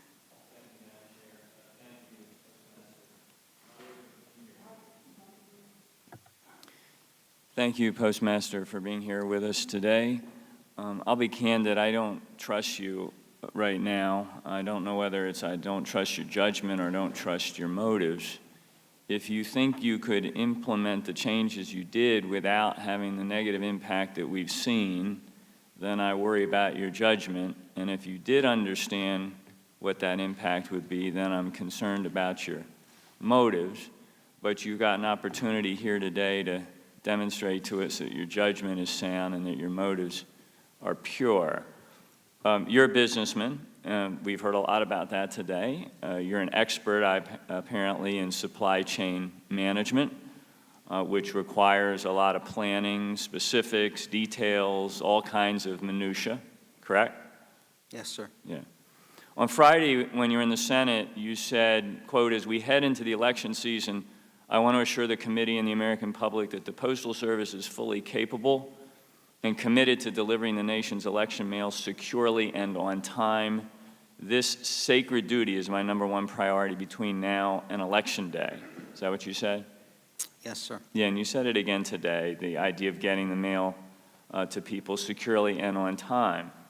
I got to tell you, I'm very concerned about the issue of what's going to happen with the mailed ballots. We've heard that from others today. We have a president freely admitting that he is opposed to USPS funding because he's hoping that a hobbled Postal Service won't be able to handle mailed ballots. And your own general counsel has warned 46 states that mailed ballots may not be delivered on time. Traditionally, as you know, the Postal Service has always prioritized sorting election mail separately and pushing it out as fast as possible, including daily sweeps of mail facilities for any election mail otherwise missed in processing. Yet the states and localities have been left wondering if this is no longer the case and what the president's continued broadsides against mailed ballots will mean in practice for those efforts. On Friday, again, to the Senate colleagues of ours, you said first-class or better treatment of election mail would not change. Quoting you in response to Senator Peters, you said, yes, sir, we will deploy processes and procedures that advance any election mail, in some cases ahead of first-class mail. Now, we'll note that on the website there's an FAQ to election officials that says they should use first-class mail or a higher level of service for election mail. Using USPS marketing mail service will result in slower delivery times and may increase the risk that voters will not receive their ballots in time to return them by mail. So you're saying that the post office is going to handle this on a first-class basis, but at the same time the FAQ is telling election officials that they should take responsibility for this, or otherwise the marketing mail service will come in more slowly.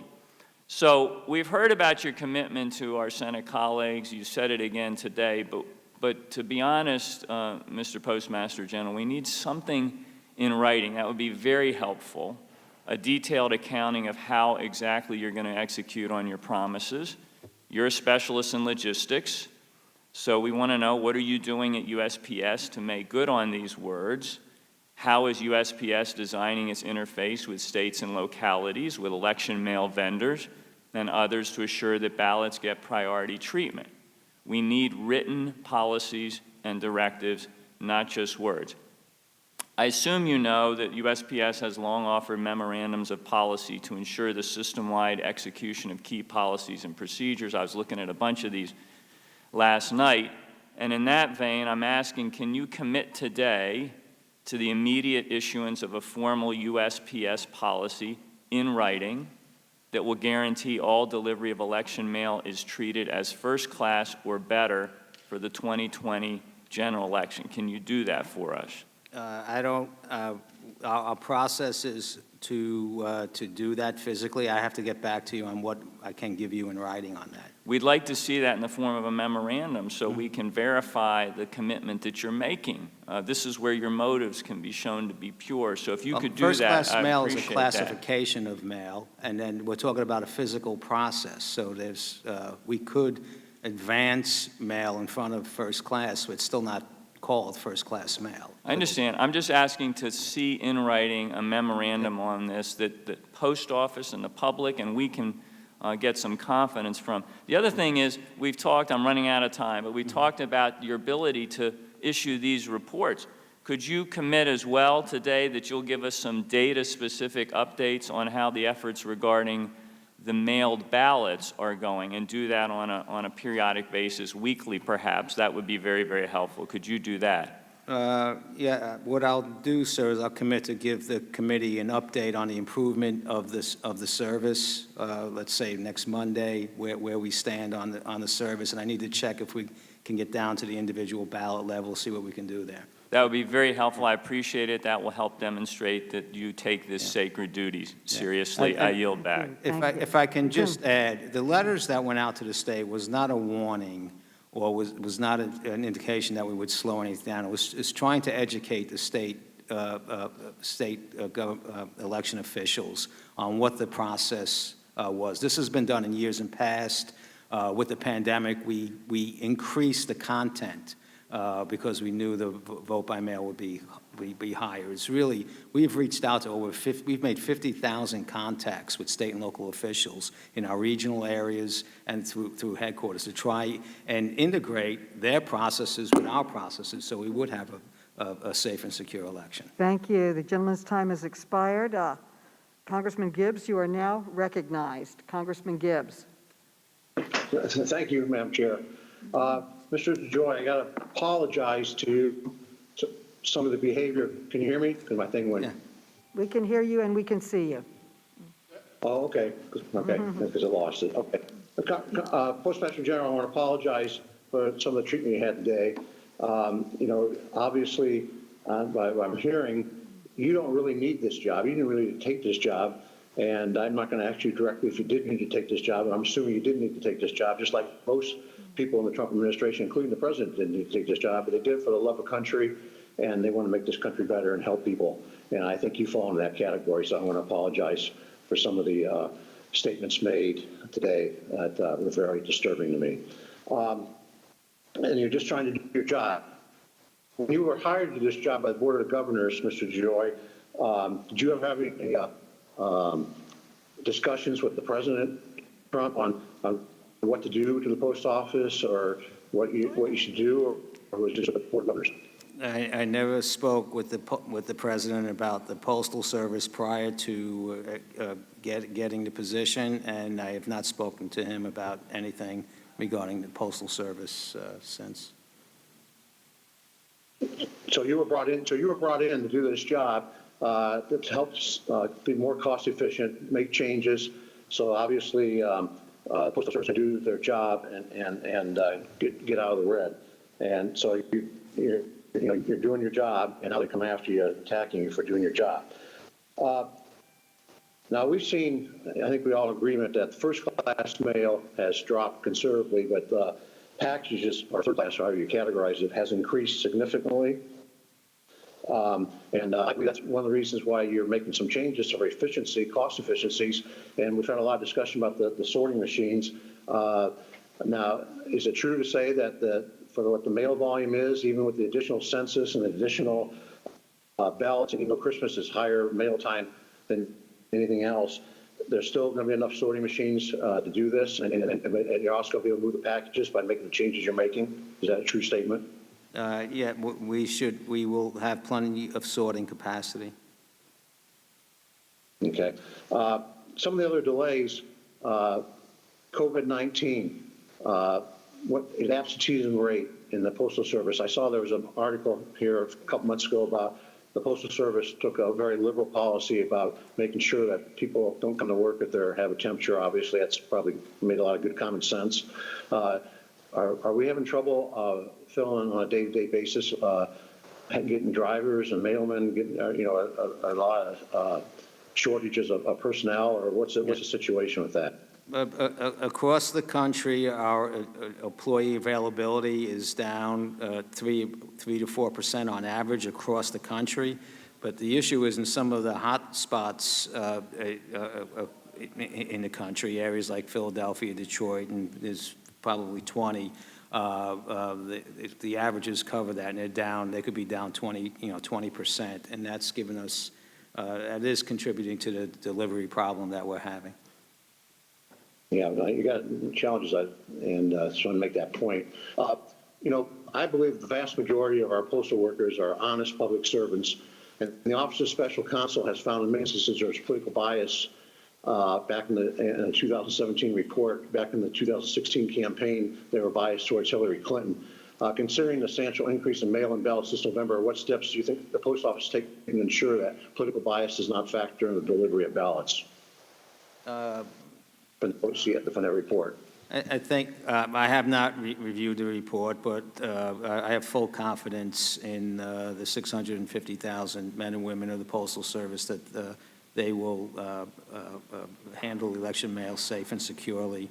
Like the rest of the country, there are individuals that do things they shouldn't, and we have an inspection service and management team that look for that kind of stuff. But I have full faith that we will deliver on a safe and secure election. I appreciate that. Some of the challenges you have for states, I know here in Ohio, in the primary election, people could request ballots to be mailed out to them on Saturday before the Tuesday election. And I think that is a real challenge, because I think a lot of states do that. So what's the Post Office doing to try to make sure, or working with states so people realize that if you request a ballot, on the weekend before Tuesday, the election, there might be a challenge in getting the ballot? Expired. The gentleman may answer his question. I think he asked, I couldn't hear, it was breaking up, but with regard to and that's one of the reasons that we are working with the state election officials to make sure and to educate the public. We will be sending a letter out to every American, again, with describing our participation in the election process, and again request their ballot early and to vote early. But when it gets down to those last days, that last day, we will have various procedures, sweep procedures, expedited. I mean, I've heard stories of postal managers running ballots over to the election board. So we're going to do everything we can to make sure every ballot gets where it needs to be. Thank you. Congressman Welsh, you are now recognized. Congressman Welsh.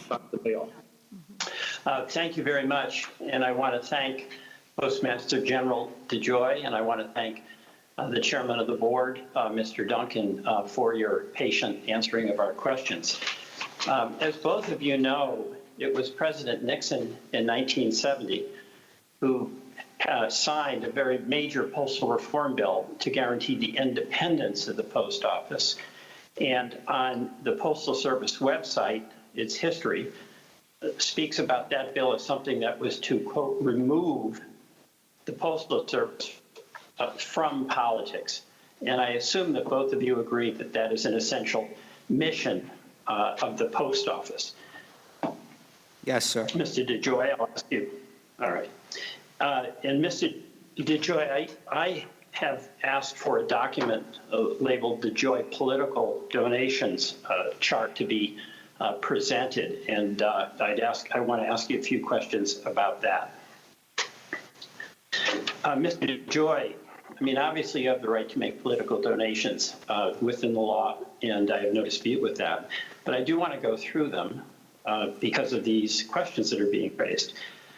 According to the Federal Election Commission records, since 2016, you've donated $3.2 million to Republican candidates and committees.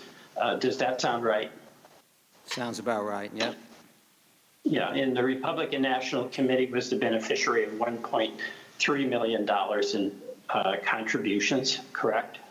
Yes, I am a Republican, sir. Right. And you contributed $1.2 million to President Trump's Trump Victory Fund, correct? I would need to check that, but it sounds about right. Okay. And my understanding is that in May of 2019, you were announced as the chairman of the Republican National Convention fundraising committee for the convention that was to take place in Charlotte. Is that correct? Yes, that is a not-for-profit foundation that was selected by the Charlotte Host Committee, which is usually a bipartisan in conventions for the city. Right, and that you stayed on that position until June 12, 2020, shortly before you took over officially as the Postmaster General, correct? I did, sir. Right. And in June, from January to April of this year, in the run-up before you were selected as Postmaster General, you provided 18 contributions in the amount of about $650,000 to various Republican committees, correct? You seem to have something in front of you. I don't know what you're looking at, but I give a lot of money. Let's go for the record. I give a lot of money to Republicans. Right. And let me just ask an obvious question. You obviously support the Republicans. That's obvious. It's totally within your right. You're a big supporter of President Trump. Totally within your right. How do you square being a major supporter of the president and Republican committees and other members with the independence that's required of the Postmaster General? Can you really do both? Absolutely, sir. Well, you're aware of the fact, of course, that President Trump has made very hostile statements about the Postal Service. He called the Postal Service a joke. I assume you disagree with that? I do, sir. And he has also vehemently and repeatedly attacked mail-in voting, saying, and I'll quote, "Mail-in ballots will lead to massive electoral fraud and a rigged 2020 election." Do you agree with that? I'm in charge of delivering ballots. I don't really want to comment on what, that's not my responsibility, electoral. I'll leave that to the states. It's not, but is it your view that if there is fraud, it will have nothing to do with the United States Postal Service? It is my view that if there is fraud, it's our attempt not to have any fraud do with the United States Postal Service, yes. But if the mail is not delivered on time, and Republicans and Democrats who do vote by mail do not have a timely delivery of that ballot to their town clerks, that in fact will result in them being disenfranchised. Is that not correct? The mail will be delivered on time, sir. Well, we've heard that you have made significant reforms to try to improve Postal Service, but it's resulted in significant delays. And those delays have coincided, of course, with the run-up to the election. We've heard, and you've apologized for that. It's not just the postal boxes, the blue boxes, the mail sorting machines, but you heard from Congressman Cooper that the requirement about trucks The gentleman's leaving at a time certain has expired. The gentleman's time has expired, but the gentleman may answer the question. Thank you. Thank you, Congressman. Again, I'll repeat, I had nothing to do with the collection boxes, the sorting machines, the post office hours, or limiting overtime. The change I made was ask the team to run the trucks, transportation on time, and mitigate extra trips based on a review of an OIG audit that was absolutely astonishing in the amount of money we were spending and the number of late trips and extra trips we were running. It was a plan that was rolled out with operations, and it's a very, very important aspect of the network. It's a very, people ask why do trucks matter? Why do on-time trucks matter? They do matter. It's a fundamental premise of how the whole mail network is put together. If the trucks don't run on time, the mail carriers can't leave on time. They're out there at night. They have to come back and get more mail. Collection processes are late. Plant processes are distorted. I see several $1 billion in potential savings in getting the system to connect properly, and that's why we ran out and put a plan together to really get this fundamental basic principle: run your trucks on time. I find it really, I would not know how to reverse that now. Am I to say, don't run the trucks on time? Is that the answer that we're looking to get me to say here today? I think the question was, why don't we fill the trucks? The gentleman's before time they has expired. Now we recognize Congressman Keller. You are now recognized. Thank you, Madam Chair, and I would like to thank the Postmaster General DeJoy for being here today. On July 29, 2020, the USPS General Counsel sent a follow-up letter from May to 46 states, including Pennsylvania, expressing concern that the state's deadlines for requesting and casting ballots by mail do not fit with the Postal Service's delivery standards. Mr. DeJoy, can you confirm that these letters and outreach to state election offices is something USPS has done in the past under previous Postmasters General? Yes, this has been done in the past. I looked at a letter about a week ago that was sent out, before the 2016 election also. But we have intensified the effort to work with the election boards and to communicate with the election boards to help them gain more knowledge on what our process is. It's really been amazing to me in this experience how many people in high places don't really understand what a how we use a postmark. Well, I think, I would agree with that. Also, the Democrats have been making a lot of noise about these letters your general counsel sent to state election boards. I'd like to clear this up. In the letters to the states, does the USPS say that they will not deliver ballots this November? No, sir. Do they say that, do the letters state that the USPS will not or cannot process ballots this November? No, sir, it doesn't. Do they say that the voters should not vote by mail? No, sir, it doesn't. Okay. Specifically, the letter recommends that voters mail, people voting by mail should complete their ballots no later than, or complete and submit their ballots no later than October 27th to comply with Pennsylvania, or to comply. Pennsylvania would need to change current law, which allows voters to request a ballot as late as Tuesday, October 27th.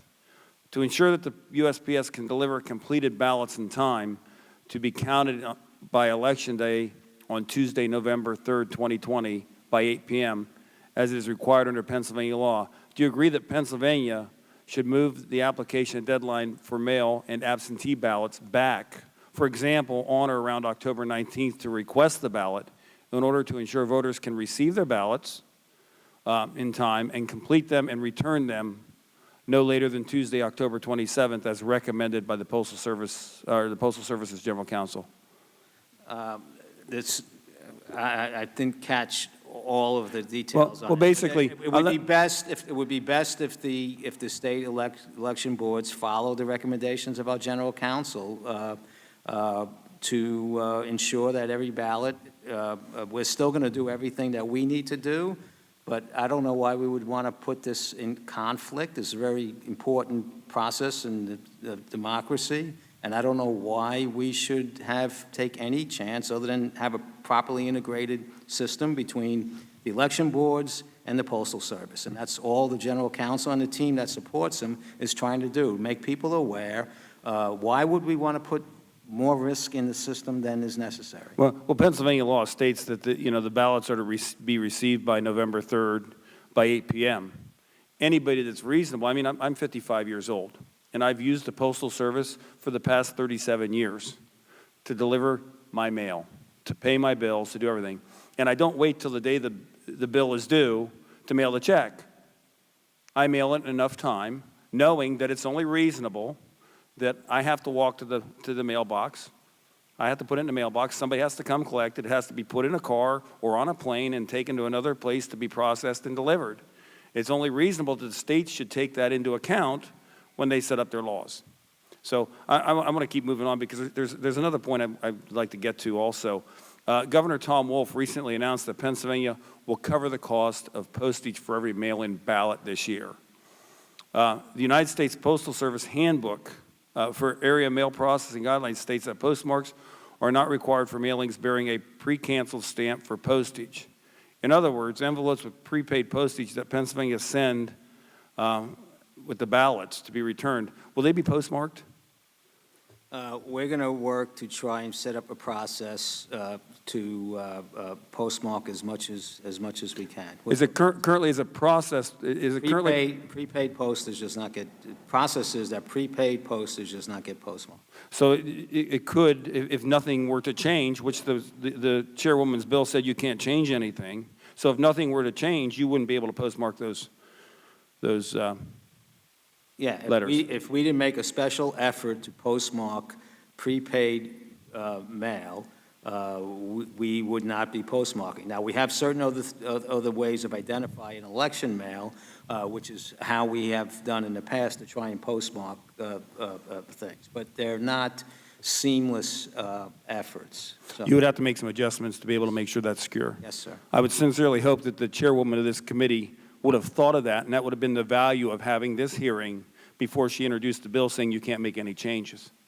Because you're trying to do things to make sure that the items you handle are done in time. So I do appreciate that. The one thing, Postmaster General, can you guarantee that you will deliver every ballot to the people when they request them and every ballot when it's returned? I guarantee we will use every effort of 650,000 people that work at the organization to fulfill that obligation. You won't change anything this election that you've done previously. Gentleman's time has expired. Thank you. Gentleman can answer the question. Or, I think I did.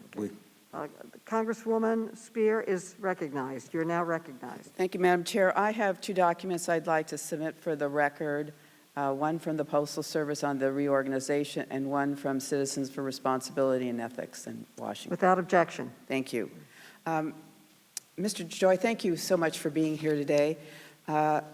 You have answered some questions about your contributions to the President. You also contributed $586,000 to attend a dinner for him in February of this year. Is that correct? I don't think so, no. Well, there's records that show you did. Your wife has also been nominated to be the ambassador to Canada. Is that correct? She is, yes. All right. Mr. Duncan, wherever you are. Yes. Mr. Duncan, you have also been active in President Trump's campaign and as the director of American Crossroads Super PAC. Is that correct? I am a director of American Crossroads Super PAC, yes. And you've contributed over $1.9 million to President Trump's campaign. That's not correct. Not you personally, but the PAC. I don't know the answer to that. But the records show that. So you're both vested in making sure that the president gets reelected. Is that correct? I'm not here to talk about the president's election. I'm here to talk about Postal Service issues. Okay. Mr. Duncan, how much did the Postal Service pay Russell Reynolds to be the company to look for a replacement? I don't have that number. I'd be happy to try to provide it for you. All right.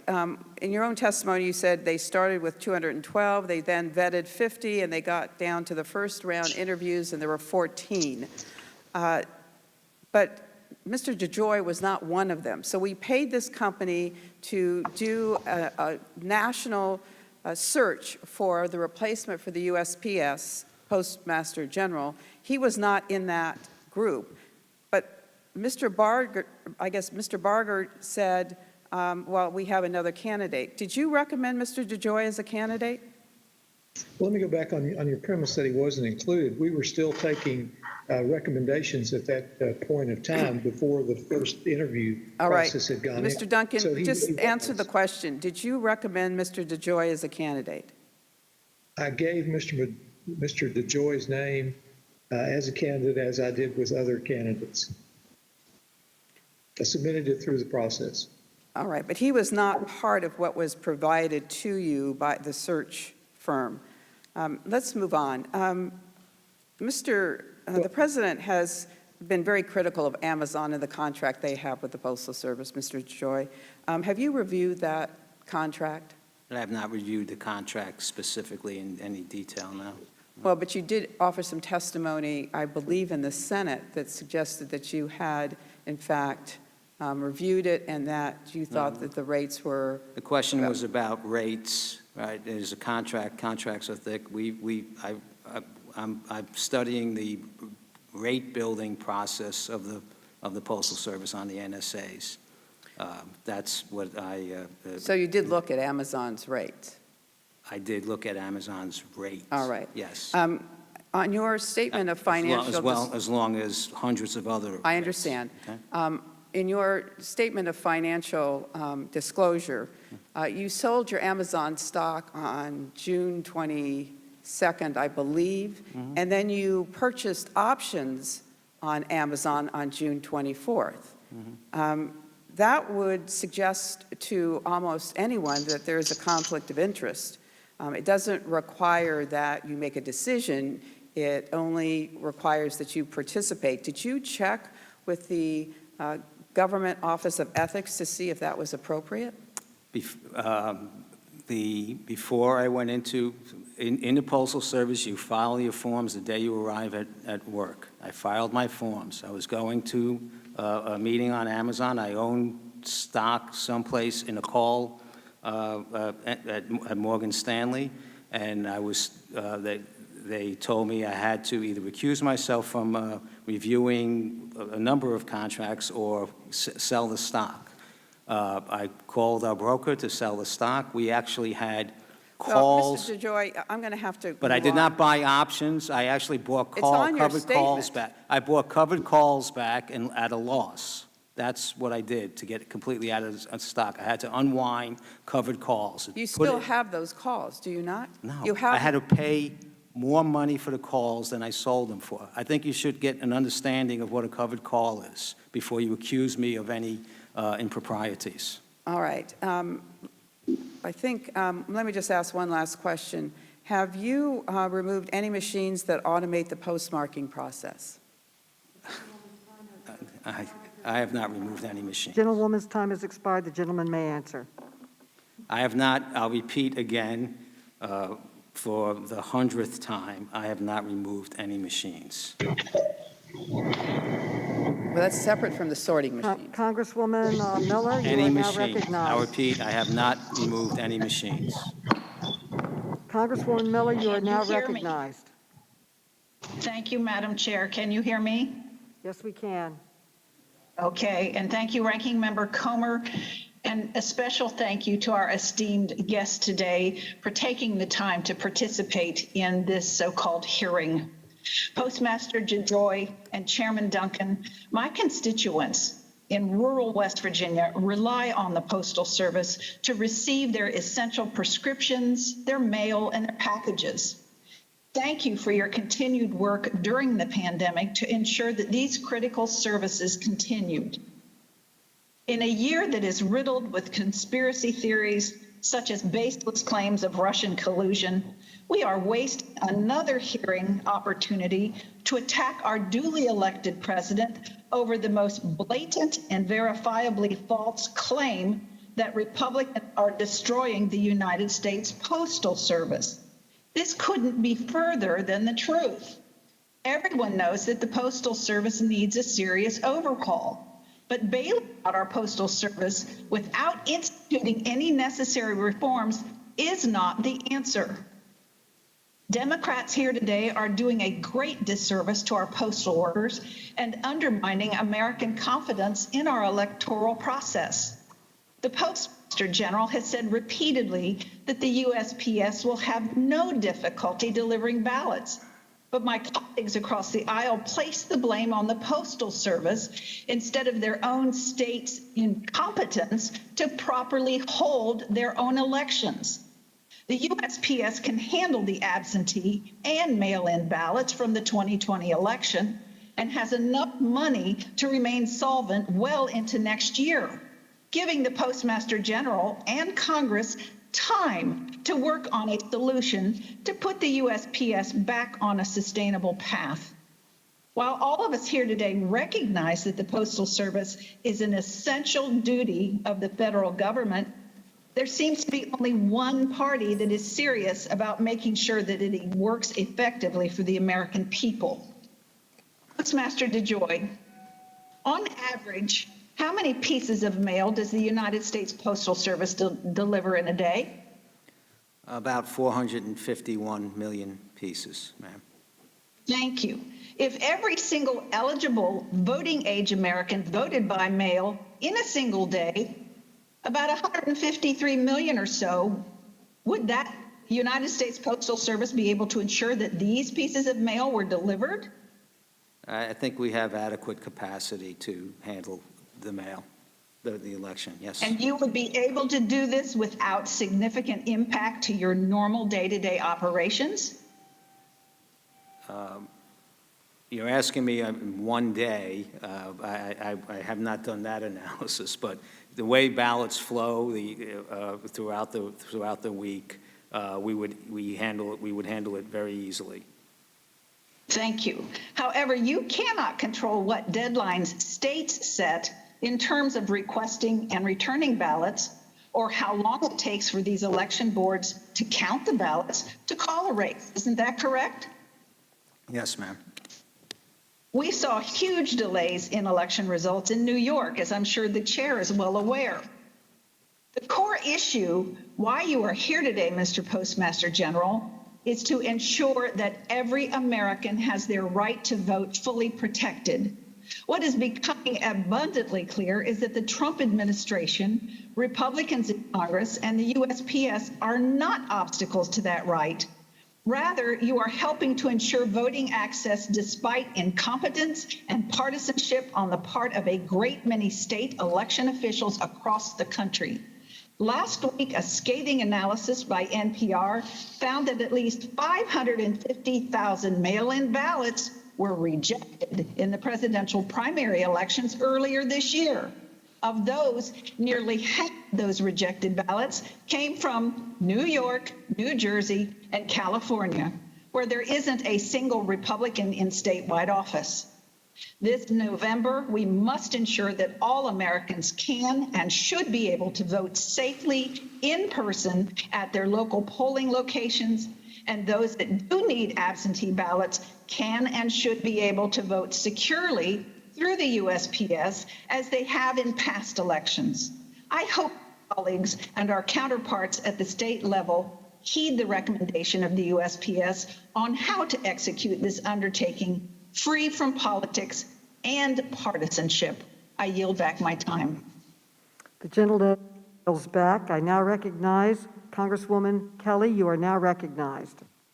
Thank you, Madam Chair. I've been on this committee for over 7 years, 5 years in the minority. The hypocrisy around how witnesses are treated and around the post office is astounding. Thank you for being here, Mr. DeJoy.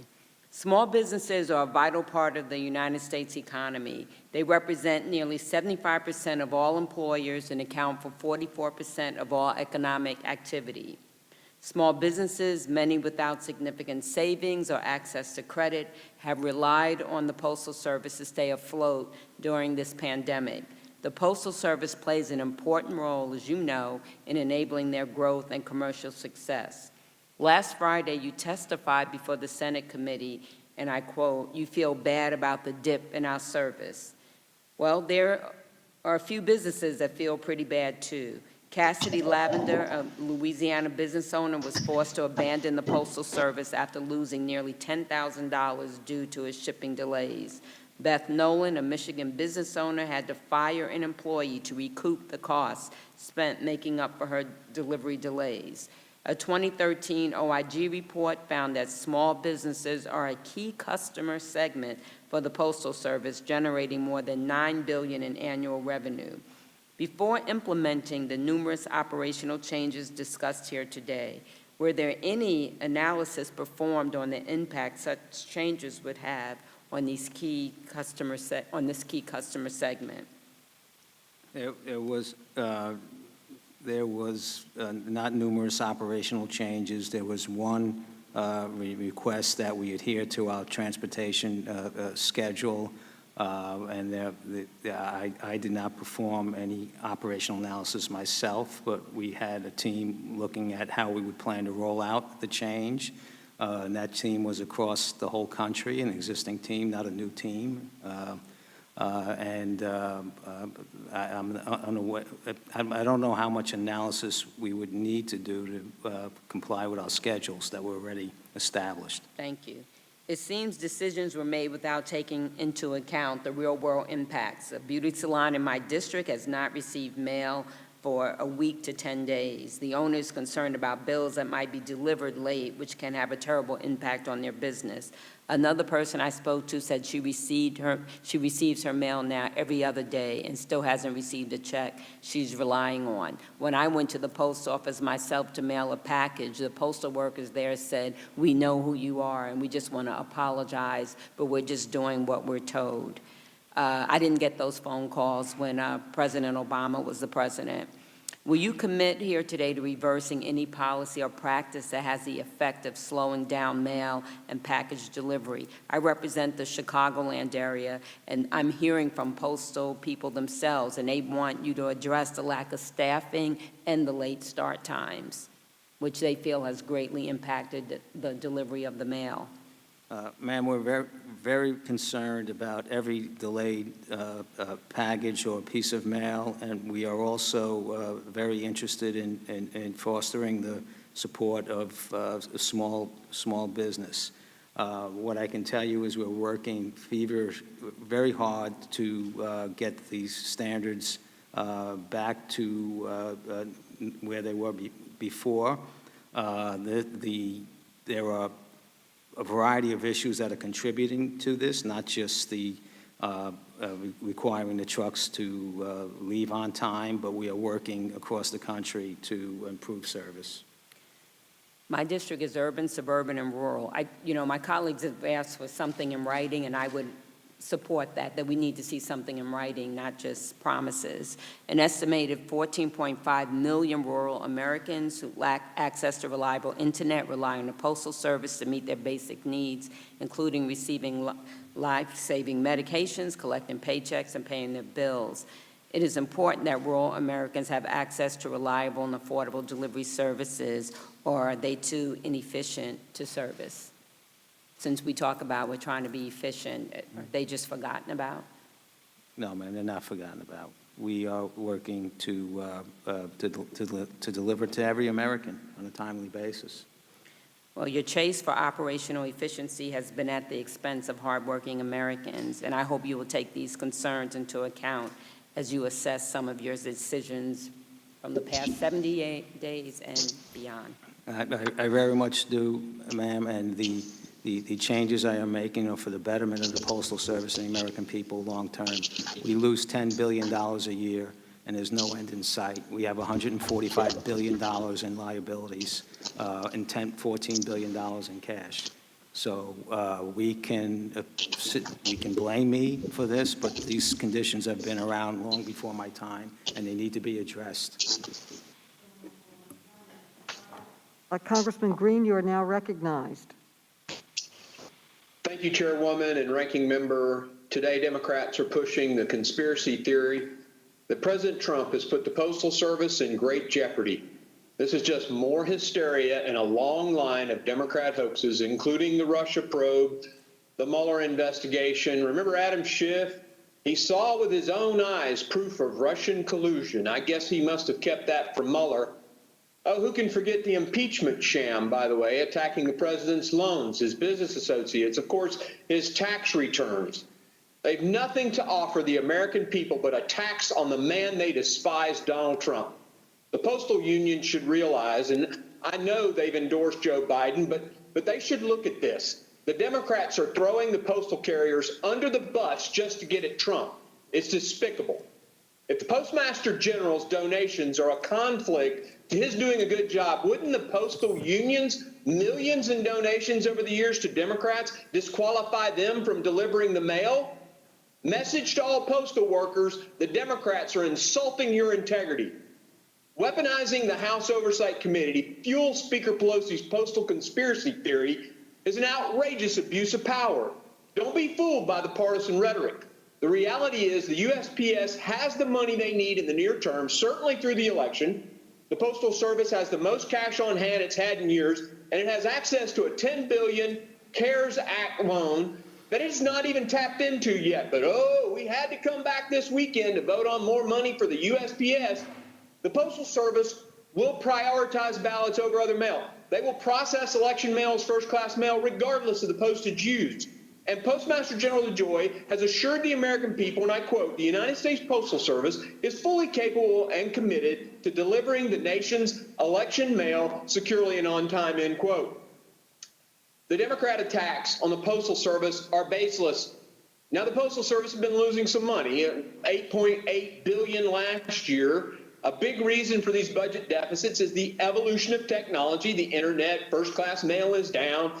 This issue significantly predates the Trump administration, but now, due to the pandemic, online business is booming. Package volume through the roof. Package revenue this year increased $2.9 billion compared to FY 2019. In other words, the Post Service has made more revenue in the pandemic than it did in the last period, or the same period last year. USPS is in no immediate fiscal danger. On June 30th, the board said that they have, and I quote, significant liquidity to continue operating through at least August 2021, end quote. Postmaster DeJoy has said, I don't need anything to deliver mail on election night, but we do need legislative reform. We need freedom from a change in the Postal Regulatory Commission regulation, and we do need to be reimbursed for our costs, end quote. The fact is, the Postal Service well prepared for the election? Yes. Postmaster General DeJoy has had a long career in logistics, unanimously selected for the post by the Board of Governors, which has 2 Democrats, by the way. He's implemented common sense cost-cutting measures to address the problems. Saturday's bill, which passed, tries to halt those reforms and operational changes. While in the short term, the Post Service will be fine, reforms must eventually be instituted to ensure solvency. As far as these protesters outside the home of the Postmaster General, these protesters who are banging pots and pans, intimidating and bullying the postmaster is terrible. It's unconscionable, but completely in line with the book-burning, police eye-lazing criminals who are destroying lives, destroying property in Democrat-controlled cities. But hey, that's who they are now. Let's not call the Congress back to fix the lost unemployment in a pandemic, but let's call the Congress back to vote to give the post office more money they don't emergently need before we even hold the investigative committee hearing, all to support a conspiracy theory that a bipartisanly selected Postmaster General is trying to steal in an election. This is theatrics. It's a joke. What a way to end the Democrat majority's time leading the House. Another conspiracy theory, an attack on the president.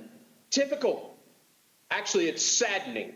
Our postal workers are quite capable, and they are ready for the 2020 election. Madam Chairman, with that, I yield. Congresswoman Lawrence, you're now recognized. Congresswoman Lawrence.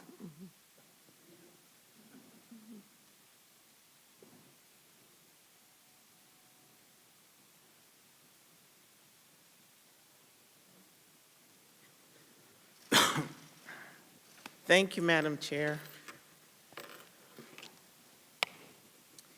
Postmaster General, shortly after you took the office, I reached out to schedule an introductory call with no agenda, in particular just to share my experiences as a career postal employee to kind of welcome you to the seat. But my request was turned down. I was told you needed your time to get acquainted with the agency and that you did not have time to have that meeting. But I've seen since you've been in office, the time to get antiquated to make these really, really impactful decisions on delivery and processing of the mail, you were comfortable with doing so. I want to ask you, Mr. DeJoy, are you familiar with Chapter 1 of 39 U.S. States Code? No, I'm not. Okay.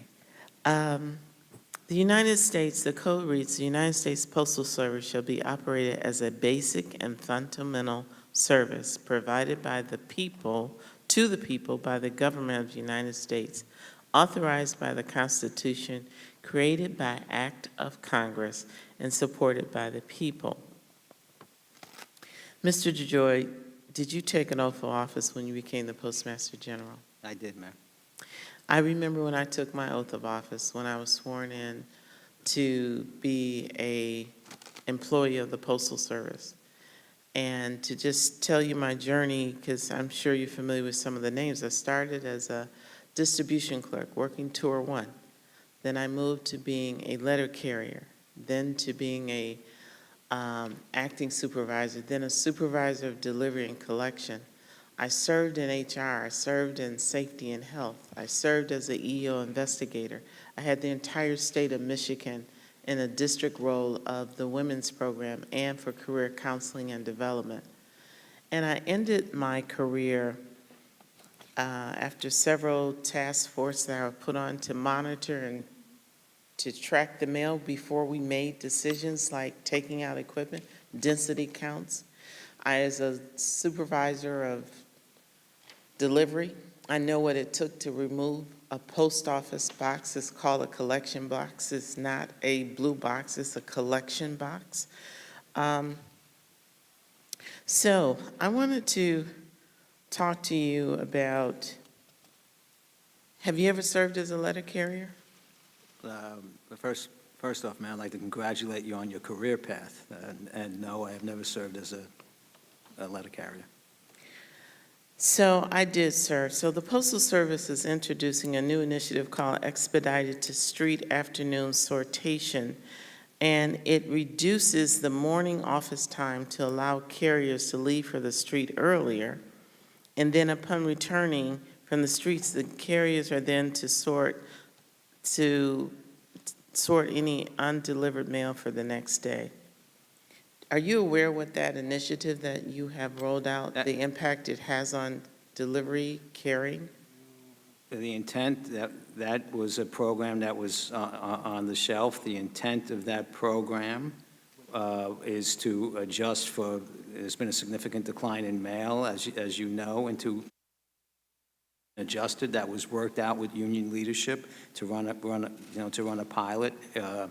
The pilot, I stopped the pilot when I stopped everything else. So the intent of it is to get the carriers out earlier so they can come back earlier. And that's basically in the day. Well, Mr. DeJoy, I really stress that you do some deliberate work. Excuse me.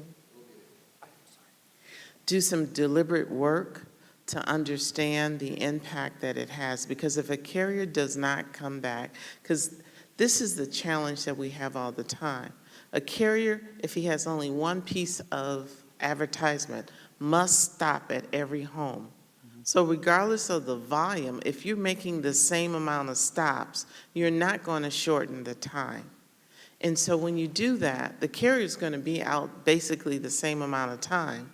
And so when they come back, you're delaying the mail. I have complaints in my office from people getting delivery 1 day a week now, sir. That is not according to your oath. That is not according to what the Chapter 1 of 39 says your role is. I want to, in my short period of time, Madam Chair, I was interrupted. I would just like to end this with, some of my colleagues have said this is a theater. Why are you here? Well, you're here because the citizens of the United States rely on the Postal Service to deliver. Our seniors, our veterans. One thing is clear. You have been a major supporter of the president, as documented. I don't resent you for that. You have that right. But when you are getting messages daily in tweets that the Postal Service says we don't make a deal, they don't get the money. The money means that you won't have universal mail-in. I want you to know that you have an oath of office. Okay, the gentlewoman's time And I has expect expired. for you and the American Thank people you. expect for you to uphold it. Thank you, Madam Thank you. Chair. And ma'am, I will live up to that oath. And if I can expand on your question with regard to the expedited process, that would not result in 1 day a week mail across in any area. We do have some employee availability issues in some of the hot spots across the nation where we have, as you would know, we could have 700 routes and only 500 carriers, and it's forcing. Well, crying out loud, why would you implement that I then at didn't this implement time? anything to affect that. I did not implement anything to affect that. That would not, the But expedite. you're adding fuel to the fire, and that's the point. I'm trying to, I'm committed to 6-day delivery. I am committed to growing the Postal Service. I have ideas for new business opportunities for the Postal Service, and I'm trying to, in the code, it also says we must be self-sustaining, and we're not, and that's what I'm trying to do. Thank you, though, and again. Okay, in the interest Your of actions time, we will have been, the gentleman has been testifying for quite a long time, and we are now going to have a recess for 5 minutes. Recess for 5 minutes.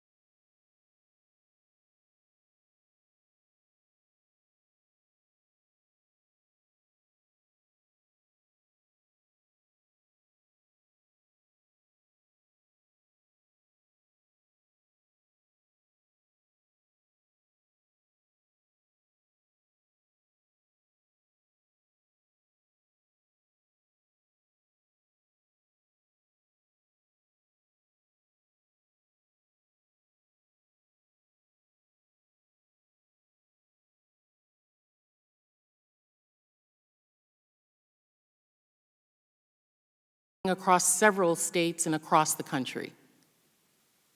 I don't know what you're reading from. The transformative changes that you all have intended as cost-cutting measures. No, it was not cost-cutting measures, right? The two changes I made was the organization and complying with the schedule. And those Right, there are transformative other initiatives have happened across states, several states? Which every state a truck moves in, yes. Okay, so that would be several states, yes, thank you. I have a slide that I'd like to show about first-class mail. If you can see from the slide, this is a U.S. Postal Service slide. It discusses the pre-sort first-class mail. It appears that there's been a decline since July. This slide reflects nationwide numbers. Would you agree with that, Mr. DeJoy? Yes, it does. And clearly, an 8% drop in one-time mail is a meaningful impact, and the headlines from across the country that the committee has collected show how widespread these delays are. Would you agree that there are delays presently? There are delays, yes. Thank you. I know in my own district, which relies heavily on the mail because we cannot drive to different big boxes or other locations, being an island, Leona Blake, her Cigna prescriptions usually take 3 to 5 days, have taken 2 weeks. Shannon DeSig, who runs a small retail store on St. John, usually 10 days max for priority, which is kind of long for priority, but we are an island, and now takes weeks. Ivan Jacobs, priority mail typically takes 4 days. It's now taking 12 days. Sherilyn Stapleton, summer college program items have disappeared. It goes on and on and on.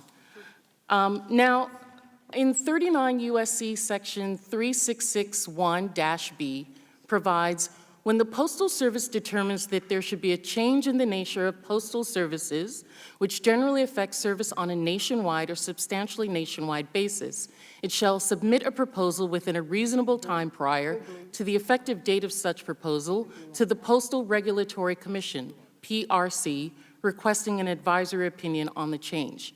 Now, you have agreed with me in previous questions that this has been a change that has substantial nationwide basis.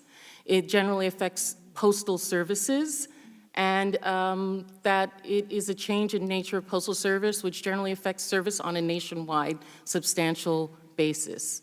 Have you, sir, submitted a request for an advisory opinion to the Postal Regulatory Commission? A request for an advisory opinion on asking the organization to adhere to their transportation schedules is not required. I didn't ask you about the transportation schedules. I asked you. That's the only change that if I may finish my statement, sir, I'll let you finish yours. That when a postal service determines there should be a change in the nature of postal services, which generally affects service on a nationwide or substantially nationwide basis, the changes that have occurred have had a meaningful impact on service. One, under Buchanan versus U.S. Postal Service, the 3 factors for legal requirements are a meaningful impact on service, a change that must be in the nature of postal services, and a change which would, quote, affect a broad geographic area. Is that not the case? The gentlelady's time has expired. The gentleman may answer. Thank you. The change that was made was not expected to have the impact it had for the duration of the period that it had. But it also did not contribute to 10 and 12 and 2-week delays. Mail that was processed that didn't make it on the truck would have gone on the next truck. If you looked at that chart, you would see that as soon as we went into day +1, we were back up into the 90 percentile. There are other factors that are contributing to excessive delays throughout the country for these longer delays. Yes, COVID. Yes, ma'am. As well as others. And the fact that you would institute these impacts after that has happening to this country really questions your logistic expertise. We are working very, very hard across the whole country to get all the mail on the trucks, and we're seeing rapid recovery, and we will, once this is put back in balance, we will have a better system and a much more cost-effective system. Okay, the Congresswoman's time has expired. Congressmember Gomez, you are now recognized, Vice Chair of the Committee. Congressman Gomez. Thank you so much, Madam Chairs. I want to focus on the change that you take credit for, which is making sure that the trucks have gone out on time. So I'm going to read a series of questions. Most of them at the beginning are yes, no. You instituted a change to sharply reduce extra mail delivery trips by, quote, requiring trucks to run on time and on schedule, correct? Yes, sir. And referring to this new delivery schedule, you told the Senate, quote, our production processing within the plants was not fully aligned with the established schedule, so we had some delays in mail, correct? Yes, sir. Mr. DeJoy, when precisely did you implement the change of requiring the trucks to leave on time? The date? It was the second week, I think, second week of July. Second week of July. Thank you, sir. So you told the Senate that the U.S. Postal Service did an analysis showing these changes theoretically would mean, quote, all late deliveries would have been improved. Then you told Senator Rosen that didn't happen, quote, for a variety of reasons. Then you continued, quote, the analysis we did would show that we would improve service to every constituent. Can you briefly describe the variety of reasons that that did not happen? You confused me. I can Basically, the fact that you said that this would actually improve by the delivery of mail on time, you said that would happen. And then later on, you said, for a variety of reasons, that did not happen. What are those variety of reasons? Yeah. So this will improve service and reduce cost substantially. And it will also be the fundamental baseline of operation for, for the Postal Service. Mr. DeJoy, I'm going to reclaim my time. I'm asking you specifically, because you said this in the beginning of your testimony. You said for a variety of reasons. So a variety of reasons has to do why mail delivery is down across the nation. With regard to this specific change, the production schedules within the plants were not aligned with the transportation schedules going between the plants. That was there's about 10% of the mail was not aligned. The production plants were getting done late, and the trucks were leaving. This was not a mandate that every truck leaves on time. We still have a significant amount of trucks that run delay and a significant amount of extra trips. Judgments were made at each individual plant that provided for transitional issues in doing it. We will get this back. We're working it very hard, and it will be a successful endeavor for the United States Postal Service. Well, that's what we're hoping. Mr. DeJoy, you couldn't make this commitment to the Senate on Friday, so I'm going to ask you again. Do you commit providing the analysis that you used regarding the truck schedules that would show that there would be lower late deliveries? Would you provide that to us by Friday? I will go back and see what I can. I have it for you right here. This is what you said. I can read a quote. Okay, well, I'll go back and look too, and if it said that, and I have something, I'll send it to you. I kind of highly doubt that you're going to do that, but why would you do that? Because you're not very forthcoming. You also told the Senate our recovery process in this should have been a few days and amounted to be a few weeks. Why have days turned into weeks? Trying to figure that out. So what I find interesting is that you're supposed to be some logistics expert, right? That's what you've been brought in. That's what people have said. And then all of a sudden you said, okay, we're going to get these trucks to leave on time. But you didn't focus on getting the mail to the people on time. And that you said that would actually improve, right? Mm-hmm. You would reduce late deliveries. But the opposite happened. And then you would say that it would take only a matter of days to fix. But that didn't happen, right? Mm-hmm.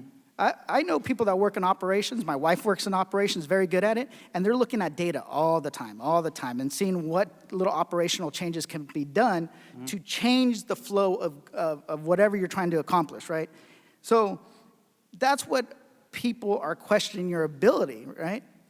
I actually talked to a lot of postal workers in Los Angeles. I represent Los Angeles. I was out there, and they said that the delay in the packages, these changes, is causing mail to back up, where you have baby chickens that are being left in boxes that are going silent, that are starting to rot, food that's starting to rot, flies that are starting to infestate the facilities. And they brought up the same fact that they take an oath to get the mail out on time. They're asking, are you living up to that oath, right? I was actually avoiding following other colleagues who called on you to resign, but I do think now it's time for you to resign. Not because there's this grand political conspiracy, but just the incompetence that we've seen when it comes to the Postal Service. It's time for you either to step down and have somebody that can run it, or the Board of Governors should fire you. I yield back. The gentleman yields back. Congresswoman Ocasio-Cortez, you are now recognized. Thank you very much, Madam Chairwoman, and thank you to Postmaster DeJoy for coming in and offering your testimony today. Mr. DeJoy, when your announcement in your new position as Postmaster General was announced, there was some folks that were flagging concerns that you would be the first Postmaster General in 2 decades without previous experience or service directly in the USPS. But to be fair, and as you mentioned, you do have extensive career experience in supply chain logistics, correct? I do. And in fact, you served as CEO of your own supply chain company, New Breed Logistics, for 30 years, correct? I did. And that was up until about 2014 when you merged New Breed Logistics with another company, XPO Logistics, where you also served as CEO for a year and then served on its board of directors until about 2018 when you submitted your resignation, correct? Now, Madam Chairwoman, I would like to submit to the committee 3 documents for the record. The Postmaster's new entrant report detailing his financial disclosures, publicly available data detailing the USPS top suppliers for the last 3 years, and the recent XPO SEC filings. Now, Mr. DeJoy, you've received... Thank you. Mr. DeJoy, you've received about $1.86 million in rental payments from your former company, XPO, correct? Approximately, yes. Have you taken any meetings with XPO Logistics since becoming Postmaster General? I have not. Have you emailed, texted, called, video conferenced, or communicated with your former company, XPO Logistics? I have many friends at the company, and I've spoken to them casually over the several months. Yes, I probably would have spoken to him. Thank you. Now, you started in your role as Postmaster General on June 16th of this year. That's a very big job. Don't need to tell you that. And it has a lot of responsibility. You mentioned meeting with President Trump, Secretary Mnuchin. I can't even imagine how busy that must be. Now, do you keep a daily calendar? I do, yeah. Have you or your staff made any deletions to your calendar since becoming Postmaster General on June 16th? I don't think so. You don't think so? Do ethics officers at USPS have access to your calendar to screen conflicts of interest? We have an ethics officer that looks at meetings that I have, yes. And they have full access to your calendar? They will work, yes. Can we get a commitment from you to submit your calendar dating back to June 16th to this committee? I don't know. I'll check with counsel. Well, you know... I want to set a precedent for my calendar to be submitted every 2 months. Well, according to regulations that we currently have, electronic calendars that are submitted and maintained on USPS computers are agency records. And so can we get your commitment to hand that calendar over to this committee as a matter of course of our investigation? I'm new to this. If that is in fact a process that our counsel says I must comply with, then I will do that, yes. Thank you. Madam Chairwoman, I would say, the details of this calendar are extraordinarily important to the committee's investigations, and if we cannot receive them voluntarily, I would recommend consideration of a subpoena for these details. Now, lastly, and selfishly, I represent New York's 14th Congressional District. We have written the agency several times regarding accessibility for a ramp in our historic Jackson Heights post office. And I would greatly appreciate return correspondence to make sure that we can ensure that our disabled and elderly constituents can get access to the post office. And thank you very much. I yield my time. Thank you. The gentlelady yields back. Whenever.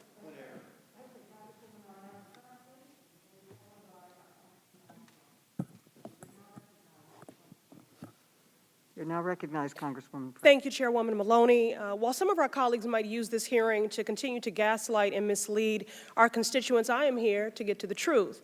The American people deserve that. To direct the systemic slowdown of mail delivery during a pandemic within months of a national elections is incomprehensible. At best, these actions represent irresponsible leadership from a novice who has absolutely no business leading a government agency. At worst, they are cruel, unethical, and anti-democratic. And this is certainly no way to repay the 600,000 dedicated and brave employees who risk their lives every day to deliver essential mail. The Postal Service is one of the largest employers of veterans and has one of the most diverse workforces in our country. 40% of postal workers are people of color, and for generations working for the USPS was one of the only living wage jobs accessible to Black and brown Americans. No doubt many of these families have a personal story of how the USPS job made it possible for them to buy their first home or to send their child to college. Now, it is well documented that many of these same families have been disproportionately impacted by the COVID-19 pandemic and will bear the brunt of any efforts to dismantle the USPS. So, Mr. DeJoy, in the interest of time, yes or no, at your direction, the Postal Service is currently under a management hiring freeze? Yes or no? At management level, yes.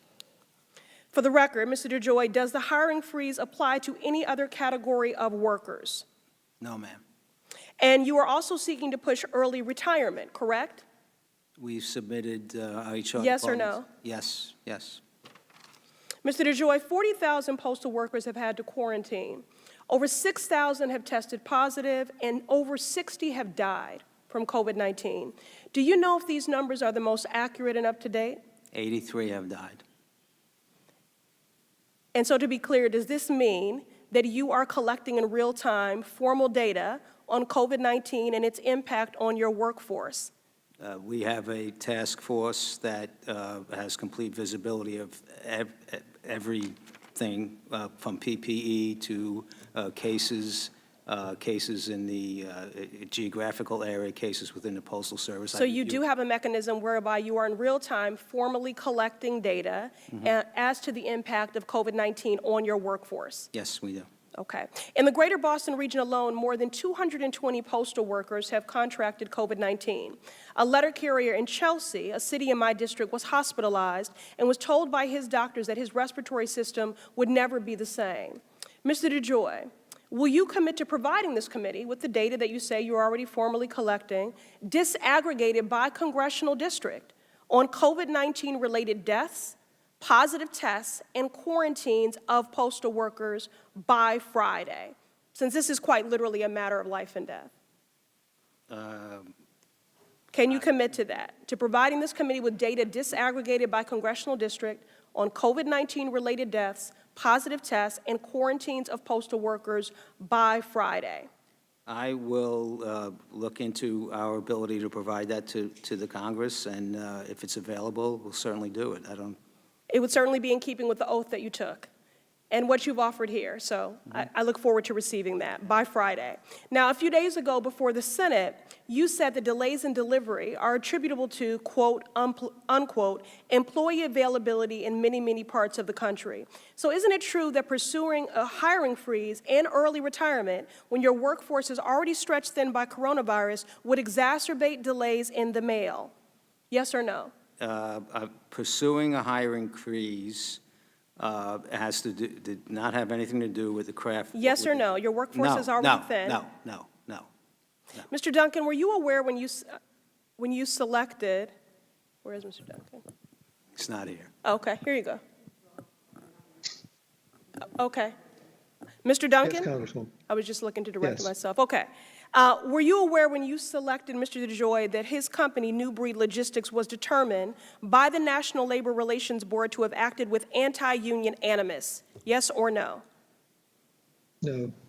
Were you aware that the Equal Opportunity Commission won a $1.5 million lawsuit against New Breed for sexual harassment and retaliation? Yes or no? No. Were you aware that 4 women working for New Breed suffered miscarriages because the company refused to accommodate their requests for light duty? Yes or no? No. Did you make any attempt to investigate these labor and employment practices before making him the head of one of the largest and most diverse federal workforces? If not, why not? Yes, we have various background checks. Russell Reynolds hired a DC firm to do an additional background check on him. We've worked. Well, with I our question Inspector General to find I question the integrity of that background The check if the you don't have gentlelady's time answers has to these expired. questions. And Mr. DeJoy, the hardworking people of the United Time States has Postal expired. Service gentlelady's deserve a better Chair. leader. In my Madam opinion, Chair. the only thing you should be delivering is Madam your Chair. resignation. Okay. Congressman Armstrong, you are now recognized for 5 minutes. Thank you, Madam Chair. I'm the last one on our side that gets to go, so I'm going to ask probably the most important question of the day. We passed $25 billion from the U.S. House of Representatives yesterday, and if you don't get that money that we passed on Saturday, will the post office be fully operational on November 3rd? Yes, we'll be fully operational. Thank you. I sat right there in that chair in April 2019, the last time that we had a hearing on the post office and postal reforms. And we listened for a day as we heard about the systemic problems, all of the consequences, the years long of losing money, and all the strategic disadvantages that exist in the post office. And something happened. The witness in your seat at that time managed to do something which is unique in this committee. And she drew equal opportunity criticism from both sides of the aisle. Now, just to be clear, you weren't the Postmaster General in April 2019. No, I was not.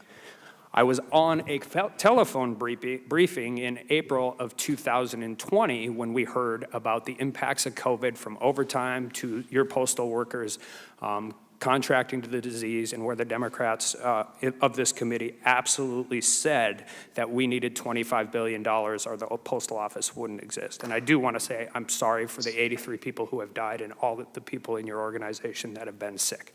I didn't agree with it then, and I don't agree with it now, but to be clear, you weren't the Postmaster General in April of 2019, were you? No, sir, I wasn't. I'd ask unanimous consent to submit the memorandum from April of 2019, or 2000. Without objection. So then we got to ask what this is about. And what it's about is driving fear, placing blame, and probably most significantly raising money. But it's not about raising money for the post office, it's about raising money for elections. And I have here DCCC, DNC, members of Congress, members of Senate, all running ads on the post office. You know what? About saving the post office. None of these ran in 2019. None of these ran in April 2020. So we're asking for the same thing we asked for in April of 2020, and we've waited until August to run these things. In fact, your organization had to issue a cease and desist to moveon.org, did they not? I'm not aware. I think I heard something about Well, that. I'm going to ask unanimous consent to issue the post office record on a cease and desist of moveon.org. Without objection. I love your organization. I love your carriers.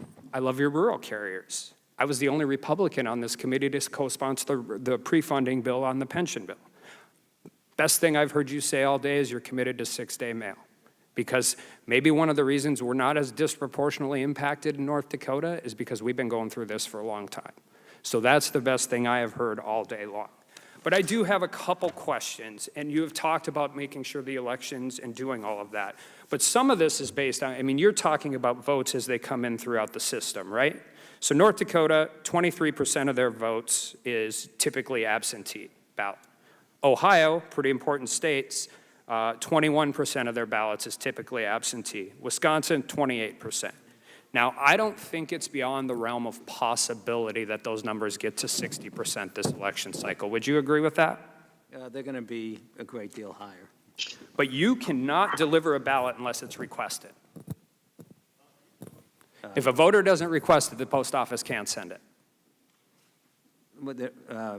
That's true, but in places where I don't know the particular state rules, but they're.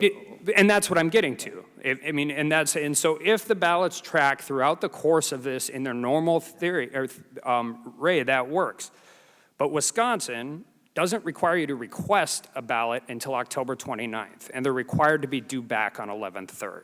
On 11/3. The difference between 28% and 60% is about 2.9 million ballots. Ohio, the difference between 21% and 60% is about 2.1 million ballots. And they don't require you to request one till October 31st, and it's due back on the 2nd. North Dakota, my state, who got one of these letters, doesn't require you to postmark your ballot until the 11/2 for the election. And the difference between 23% and 60% would be 126,327 ballots. So my question for you is, how are we going to how do you possibly deal with different capacity issues as it exists there?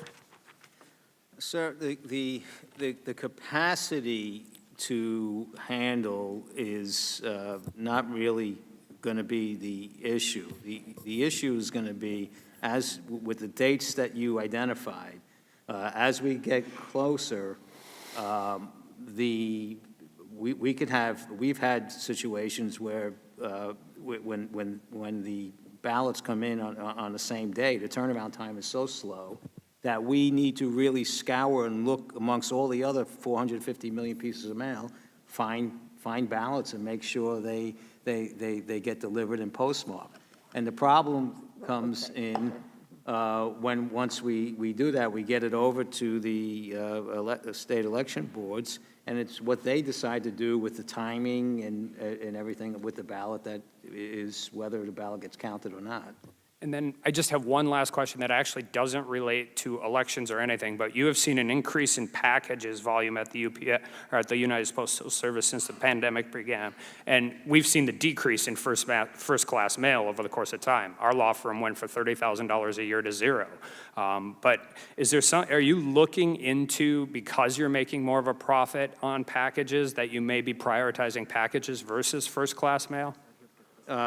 There's no, there's a lot of judgment used in each location, and one of the things I'm trying to get my hands around, and but the general intent is what comes in comes out according to its class, right? So if it's a first-class package, it would move, ahead. So there's no specific direction to do anything. And I appreciate your support on the 6-day-a-week delivery. I think there are many ideas we're working internally right now to help really connect with the American people in the new economy and grow some revenue and achieve sustainability. So thank you. Thank you. And The gentleman's time has expired. Congresswoman Tlaib, you are now recognized. Thank you so much, Madam Chair, and welcome to the People's House, Postmaster General DeJoy. My residents and I don't have a tremendous amount of time, so I really would appreciate straightforward answers to the questions I have. As a lawyer, Mr. DeJoy, I believe that is incredibly important that all the citizens, especially public servants leading major federal agencies, are fully aware of and understand fully the law. Do you agree, yes or no? Yes. Yeah. Good. Then as an educational exercise and to ensure everyone here is clear on the law, I'd like to start by paraphrasing 18 U.S. Code Clause 1701, which says, whoever knowingly and willfully obstructs the passage of mail shall be fined under this title or imprisoned not more than 6 months or both. I recommend that you and your lawyers familiarize yourself with this passage in particular, but as well as 18 U.S. Code Clauses 595 and 610. So, Mr. DeJoy, let's look at how you came to work for the impeached president. Before this role, you have never worked in the federal government as a public servant, correct? That's correct. So clearly you were not hired for your experience or deep understanding of the federal government. So let's see what experience you do have, your resume, so to speak. Before becoming the Postmaster General, you were for a time a Deputy National Fundraising Chairman for the GOP.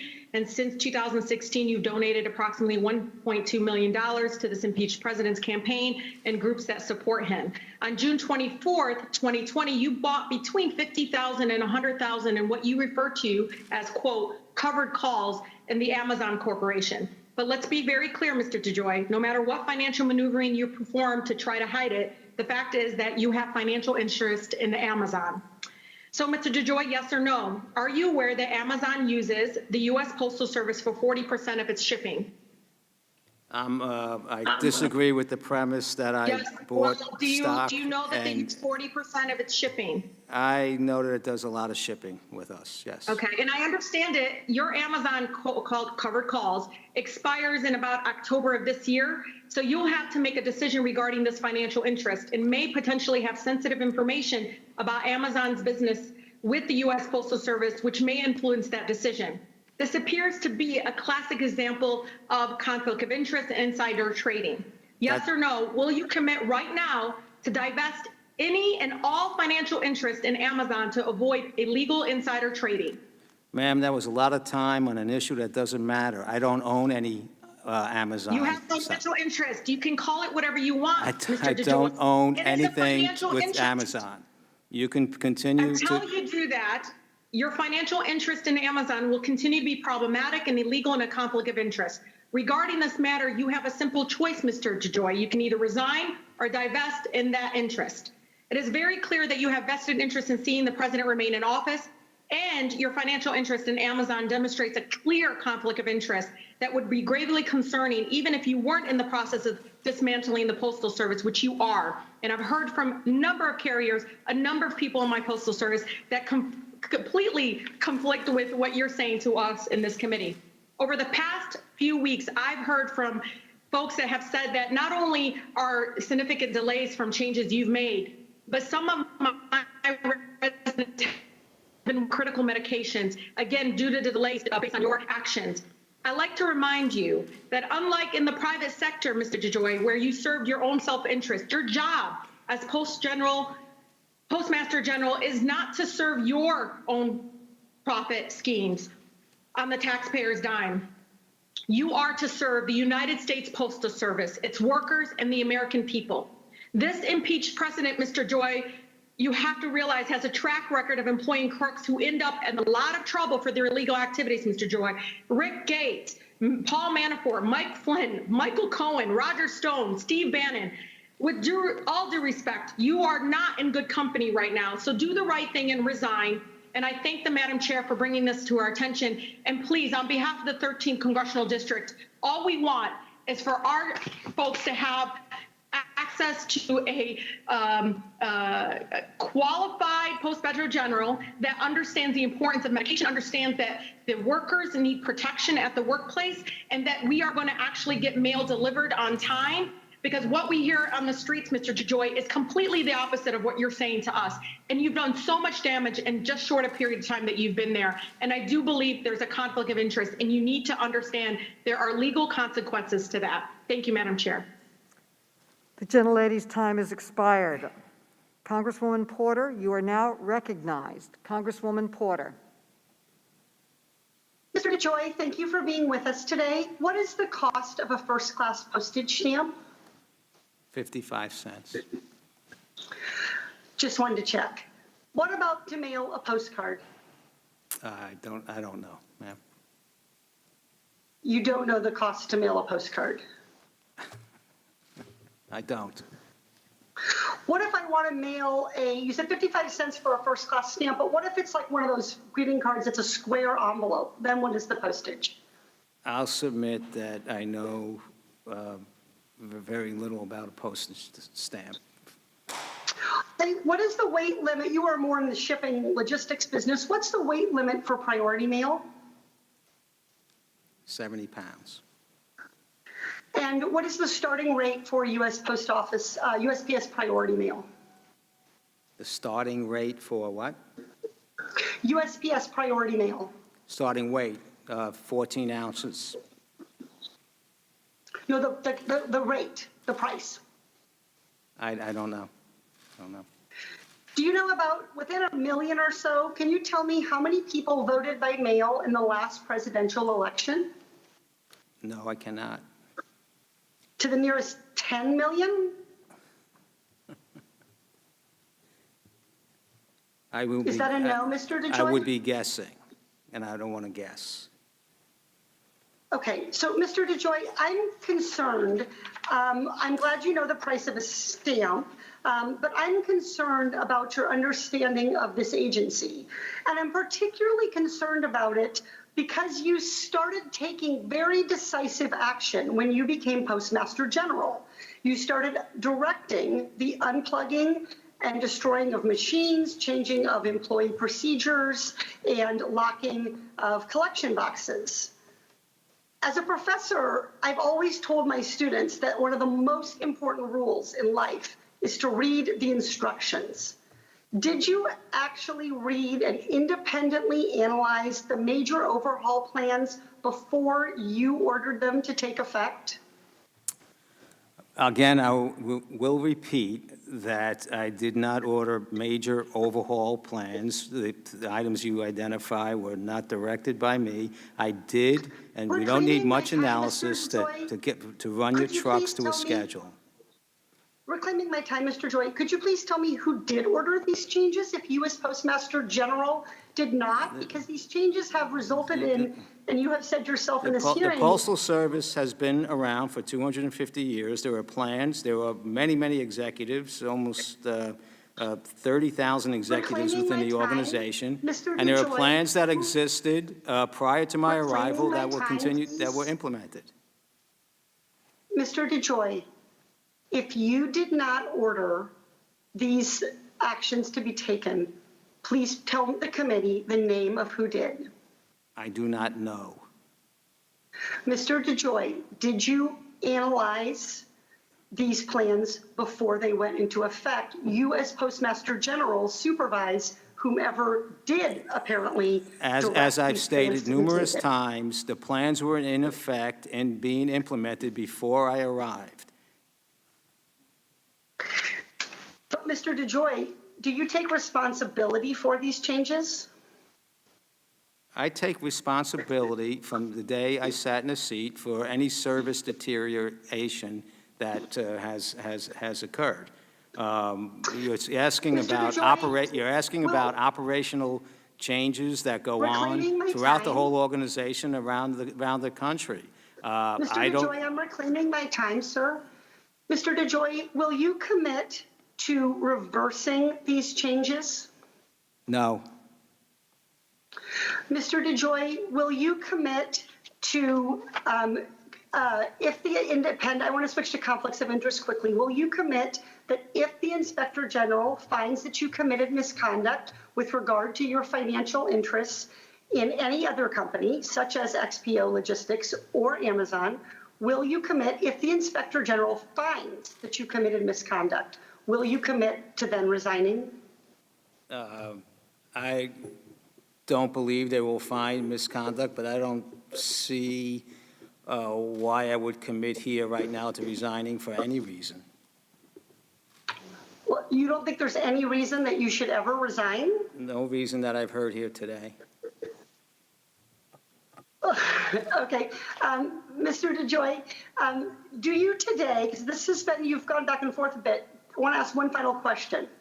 Do you own any financial interest, whether options or stocks, covered calls, bought or sold? Do you own today any financial interest in Amazon? I do not. The gentlelady's time has expired. The gentleman may answer the question in more detail if he wishes. The chair now recognizes the vice chair, Congressman Gomez, for the purpose of a unanimous consent request. Madam Chair, I'm asking unanimous consent to enter into the record the transcript of Mr. DeJoy's testimony in the Senate on August 21st, where he specifically says, Senator, I will go back and get the truck schedule, the analysis that designed a truck schedule that I directed. Without objection. The chair now recognizes Congressman Quigley. You are now recognized, Congressman Quigley. Thank you, Madam Chair. Thank you, sir, for being so patient. I, too, am not accustomed this long into being at the end of the questioning, but it does afford us an opportunity to try to put this in the larger picture. You know, one side says blame, the other side says accountability. And doing what you did in the private sector, you recognize accountability. Appreciate the fact that it would be hard to sense that you are accepting it now. You've accepted the responsibility for the delays, but we're still not clear what changes took place and what were yours. Under Ms. Lawrence's questioning, you said you stopped the pilot program when you stopped everything else. Let me ask you, what in your mind were you stopping besides the pilot program? I stopped the removal of collection boxes around the country. I stopped the process of reducing hours at postal retail centers, and I stopped the removal of the flat and mail sortation boxes, machines.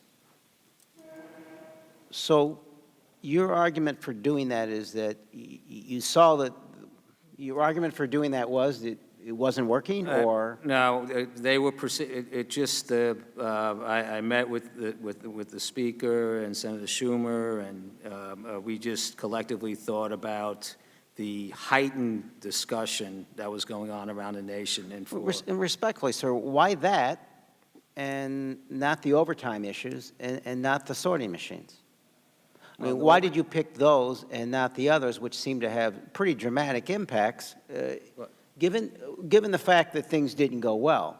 Wouldn't you want to look back, coming from the private sector, and say, gee, maybe that is impacting us negatively? Was there some other reason you're thinking, well, no, I'm not going to change those? Not change the truck schedule and the overtime, the sorting machine? Overtime, I have spent $700 million, and we have spent $700 million. You recognize that there are many, including in my district, post office locations which are cutting back on overtime. They're following somebody's order, and you won't mention who that is. So back to accountability, you got to admit you own it, right? How do you know that they're cutting back on overtime? Imagine, or let me put it another way. Are you certain that they're not cutting back on overtime?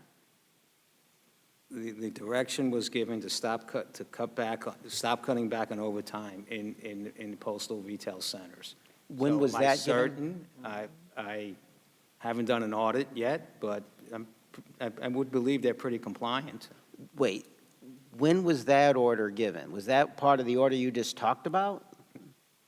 I don't know what you're asking me. Are you saying when you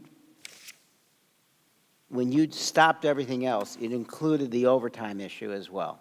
There was no directive to reduce overtime anywhere within the organization. And are you certain that no one was cutting back on overtime? No, I'm not certain. That's part of the problem at the Postal Service, sir. That's what I'm trying to get my hands around. There is a lot of, and that's why I did the reorganization. Respectfully, you can imagine, though, that there's a lot of judgment made in local areas that is not. You're being selective in what you're taking credit for and not. And a cynical person could say you're just trying to avoid going before the regulatory body, because these aren't changes. But when your own, as you say, you're a Republican, when your own party says, did you stop these changes, you said yes. And in your documents, you talk about the fact that there were changes. You can't have it both ways. There were changes. You seem to have a line there that you don't want to have because it means you have to go before the regulatory board, and you don't want to do that. It sounds like weak. Sounds like what happened. Sounds like a weak theory to me. Did anyone in the administration, have you communicated with anyone in the administration since you were considered for this spot about how to operate USPS? No. No one has communicated with you who works in any way with the Trump administration, and you haven't communicated in any way with anyone who works in the Trump administration or the Trump campaign about how to operate post office? The only time I communicated with someone in the Trump administration was Secretary Mnuchin when we were negotiating the terms of the $10 billion note. And my discussion in generality, it was early on in my arrival, and in generalities were that I think that we have some opportunities here. Looking to try and grow revenue, improve service, and get some cost out. And what was the direction the other way? There was no direction. Postal Service is mine to run. There was no direction. My time's expired. Your time has expired. Before we adjourn, I really want to thank you very much for your time. You've been here all day. And, oh, wait a minute. Is she here? She's virtual. Okay, I saw her earlier. There's one more member of Congress who has waved on from the great state of North Carolina. It's Alma Adams. She was here, but she is now virtual. Alma Adams, you are now recognized.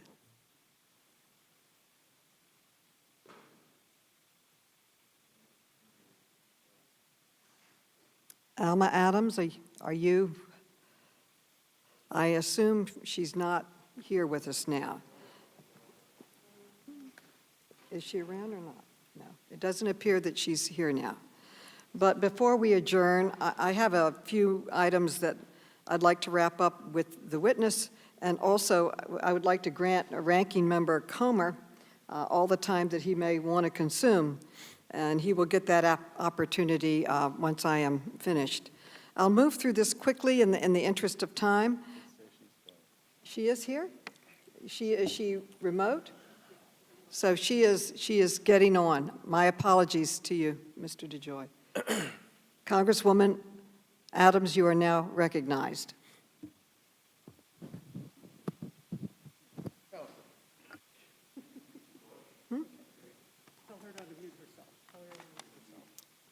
Congresswoman Adams, can you unmute yourself?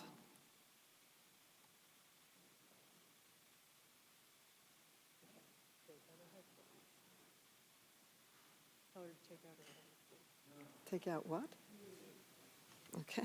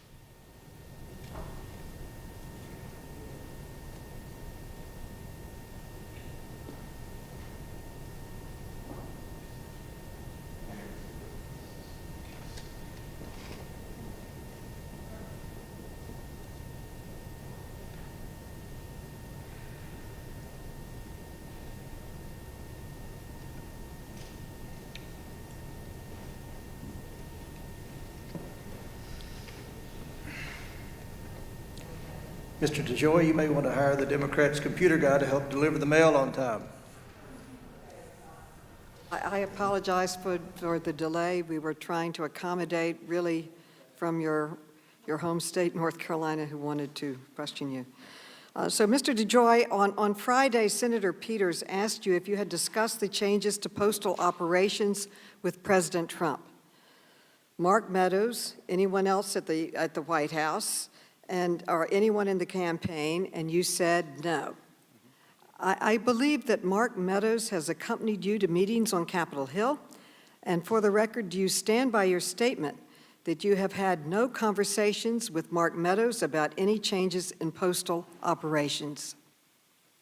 I'm trying to remember the answer that I gave. Mark Meadows accompanied Stephen Mnuchin and myself and Senator Schumer and Speaker Pelosi. We were in the room, and then we started talking about machines. And I mean, from the standpoint of that conversation there, Mark Meadows was there. After I left, we shut the thing. Then we had a discussion about when we made the decision here at the Postal Service to stop the processes with regard to the sorting machines and so forth. I can't remember when I spoke to him about that, but I called the Speaker, I called Senator Schumer.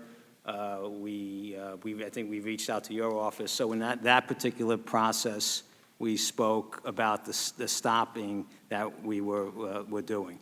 With regard to my the changes with regard to the organization and with regard to the truck schedule, I didn't speak to anybody about that.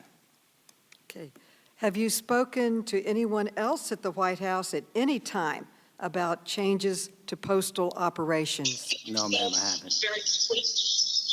Okay, so if you didn't consult, if you didn't consult with these people, or should we go to Alma Adams? She's now ready to talk. Alma? Alma Adams, should we now go to Alma? Alma, you are now recognized. I apologize. Alma Adams, you're recognized. Madam Chair, can you hear me? Yes, we can hear you and we can see you. Well, thank you very much, and I apologize, some issue on this side, but thank you for convening the hearing. Thank you, Mr. DeJoy, for being here today. I want you to know that my office, sir, has received almost 5,000 calls and emails asking Congress to save the Postal Service. As a matter of fact, the people love the Postal Service. They rate the Postal Service over 91%, more than any candidate I know. Now, I don't live in the country club. I represented Guilford County for about 50 years, and I'm representing the 12th District in Charlotte now. But the folks I represent can't afford their medication to come late. They can't afford for their ballots to come late, and they can't afford for their voices to be silenced. They need the U.S. Postal Service, and let's be clear, you have been charged with running a postal service, Mr. DeJoy, and not a business. But I've got a photo of my post office in Charlotte up. But Mr. DeJoy, bless your heart, are you getting your mail on time, sir? I do not know. Okay. Well, I heard you say in your opening that you did not direct the removal of sorting machines and postal collection boxes, and you indicated you didn't know who was or who was doing that. But since you are in charge, I think it would be helpful with all the questions that have been asked for us to know that. But since I'm mentioning this blue box thing, in my district here, the boxes have been covered with trash bags. I don't understand that, and I don't know if you know anything about it, but do you? And there's a photo. I do not know anything about it. Well, it's in the post office that I go to, and it's the main post office, and if you can find out, I would appreciate that. But I did visit the center yesterday, the Scott Futrell Posting Distribution Center on Friday, and I was told that the USPS senior management said that you don't all foresee having any influx of election mail going into the election of November 3rd. Is that correct? I didn't hear the question. In other words, you're not going to have an influx of election mail going into November. Is that correct? I don't know how I don't know how anybody would say that. I think as we move to the election, we'll have election mail and we'll be able to handle it. Well, 7 machines are missing, have been removed from Charlotte, and we have a demand in North Carolina of almost 400,000 people requesting their mail-in ballots. In my district, 53,000. So do you know about the sorting machines that are missing in my district? I do not know specifically about sorting machines missing in your district. All right. You also said that because you didn't have anything to do with that, and you came on and you accepted what was here. So, do you think you can be helpful and at least putting things back? I know you said that that's not something you wanted to do, but considering all of the testimony today, all of the the stress that citizens are going through, not getting their mail, not getting their medications, things getting spoiled, insulin, those kinds of things. Do you think you could have a second thought about that, Mr. DeJoy?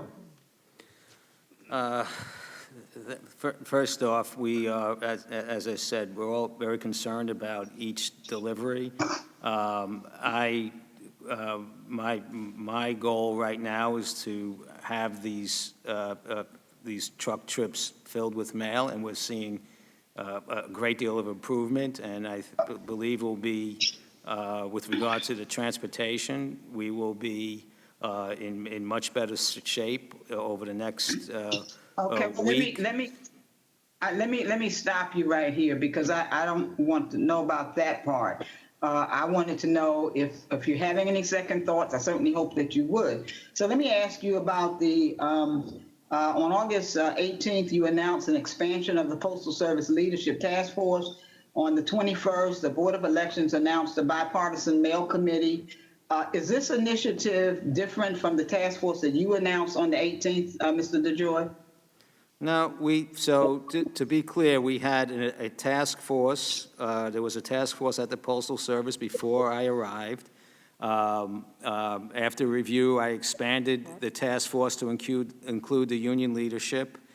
And then the board, we were at a board meeting, decided to just to show the connectivity of the board to the management team through the 650,000 workers, that we're all, to represent to the American public, that we're all together on guaranteeing that we would have a safe and secure election. Congresswoman, your time has expired. Congresswoman, your time has expired. I will allow Mr. DeJoy to elaborate more if you'd like, but your time has expired. Okay. I just want to know if he would allow you and the ranking member to appoint a staffer to participate, at least as an observer on this committee. Well, I'm going to let him reply in writing because our time is expired right now. Okay, but I think that's a good request, and I'm sure he'll give it good consideration. Now, Mr. DeJoy, so if you did not consult with these people about the operational changes, we are also interested in who you did consult with before making these changes. The unions have raised concerns that they were not adequately consulted, for example. So my question is, will you provide this committee with a complete list of the people you did consult with about the changes? People inside the Postal Service, at other agencies, and any outside parties in the government or in the private sector. Will you provide us with that complete list? Ma'am, the extent of, I can tell you right now, I discussed this with all the vice presidents and the COO and of the existing management team when I arrived, and the VPs around the area. There's no big complex problem solving that's necessary to try and get your trucks to run on a schedule that's designed to take the mail from the processing plant to the delivery unit so it gets on time. So that was basically it. I had an OIG audit that was delivered to me. You have access to. It'll show you the damage that was being done to the organization by not running truck trips on time. And I asked the management team, probably 10 vice presidents, to put together a plan to run your trucks on time. About 3 weeks later, they came, they said, we're ready to go, and we went. That's the extent of the analysis. So I'm going to ask you again for the people you consulted with. That was I ask it voluntarily, and I'd like it in writing. But if you refuse, then we will be forced to consider obtaining it by a subpoena. Okay. Mr. Duncan, I would now like to turn to you. Mr. Duncan, are you still with us, Mr. Duncan? Yes, Congresswoman. Thank you. On Friday, Senator Rosen asked Mr. DeJoy to provide the transcripts or minutes of any closed, non-public board meetings from this year. And Mr. DeJoy said he did not have the authority to do that. but you're the chairman of the board. Will you commit to providing this committee with the transcripts or minutes of any closed, non-public board meetings from this year, including in particular the emergency meeting you just held? Madam Chairwoman, I commit that I will work with our counsel to provide everything legally possible for the committee. Well, that's great, but if you have any other lingering concerns, if the council may not provide all the information, would a friendly subpoena help? I think we can work this out. The minutes are something that we have available to us. Well, I thank both of you for testifying. It's been a long day. Thank you very much. And I now recognize the distinguished ranking member for as much time as he may consume for his final thoughts and words. Thank you, Madam Chair. I'll be brief. I'd like to first begin by asking unanimous consent to submit for the record this Politico article that just came out, basically saying that this committee hearing was a waste of time. Next, Postmaster General DeJoy, I want to thank you for being here today, for spending this much time. Also want to thank you for taking the job. You know, when we have hearings like this, as we've seen, unfortunately, in this committee for the last year and a half, it's going to get harder and harder for good people like you to come from the private sector, to put your name on the line, to try to make government more efficient, which is supposed to be the role of this committee. You know, I don't know what was more disturbing for me to watch today, listening to Democrats who have never owned a business, much less a logistics business, try to tell you how to deliver anything quicker, or listening to a couple of those Democrats struggled with what a covered call actually was. But nevertheless, today's hearing did serve to confirm our suspicions of Democrats' motives for this whole hearing and the bill that they passed on Saturday. Our suspicion all along was that it was politically motivated, as we've seen with the picture that I showed of Representative Fazio, obviously a photo op to try to get more tweets and likes and to fire up their base, who's not fired up about their presidential candidate, apparently. It's also an opportunity to raise money, as we saw with Representative Armstrong, with his mountains of evidence, where members of the Democrat Party are fundraising off the post office. Our suspicion was that the majority had little more than conspiracy theories and baseless, frankly irresponsible charges to make against you. And we've seen that. And our suspicion was that the Democrats have no interest in doing anything to address the real issues that affect the Postal Service. We heard that today. They provided the Postal Service $25 billion because, quote, it's a worthwhile institution. I agree it's worthwhile, indeed vital, but it is unsustainable unless we help implement reforms. Mr. DeJoy has made it clear the steps he has taken since becoming Postmaster General are good faith attempts to improve his organization. I would love to say that all the time we've spent over the past several days has moved the needle in a positive way.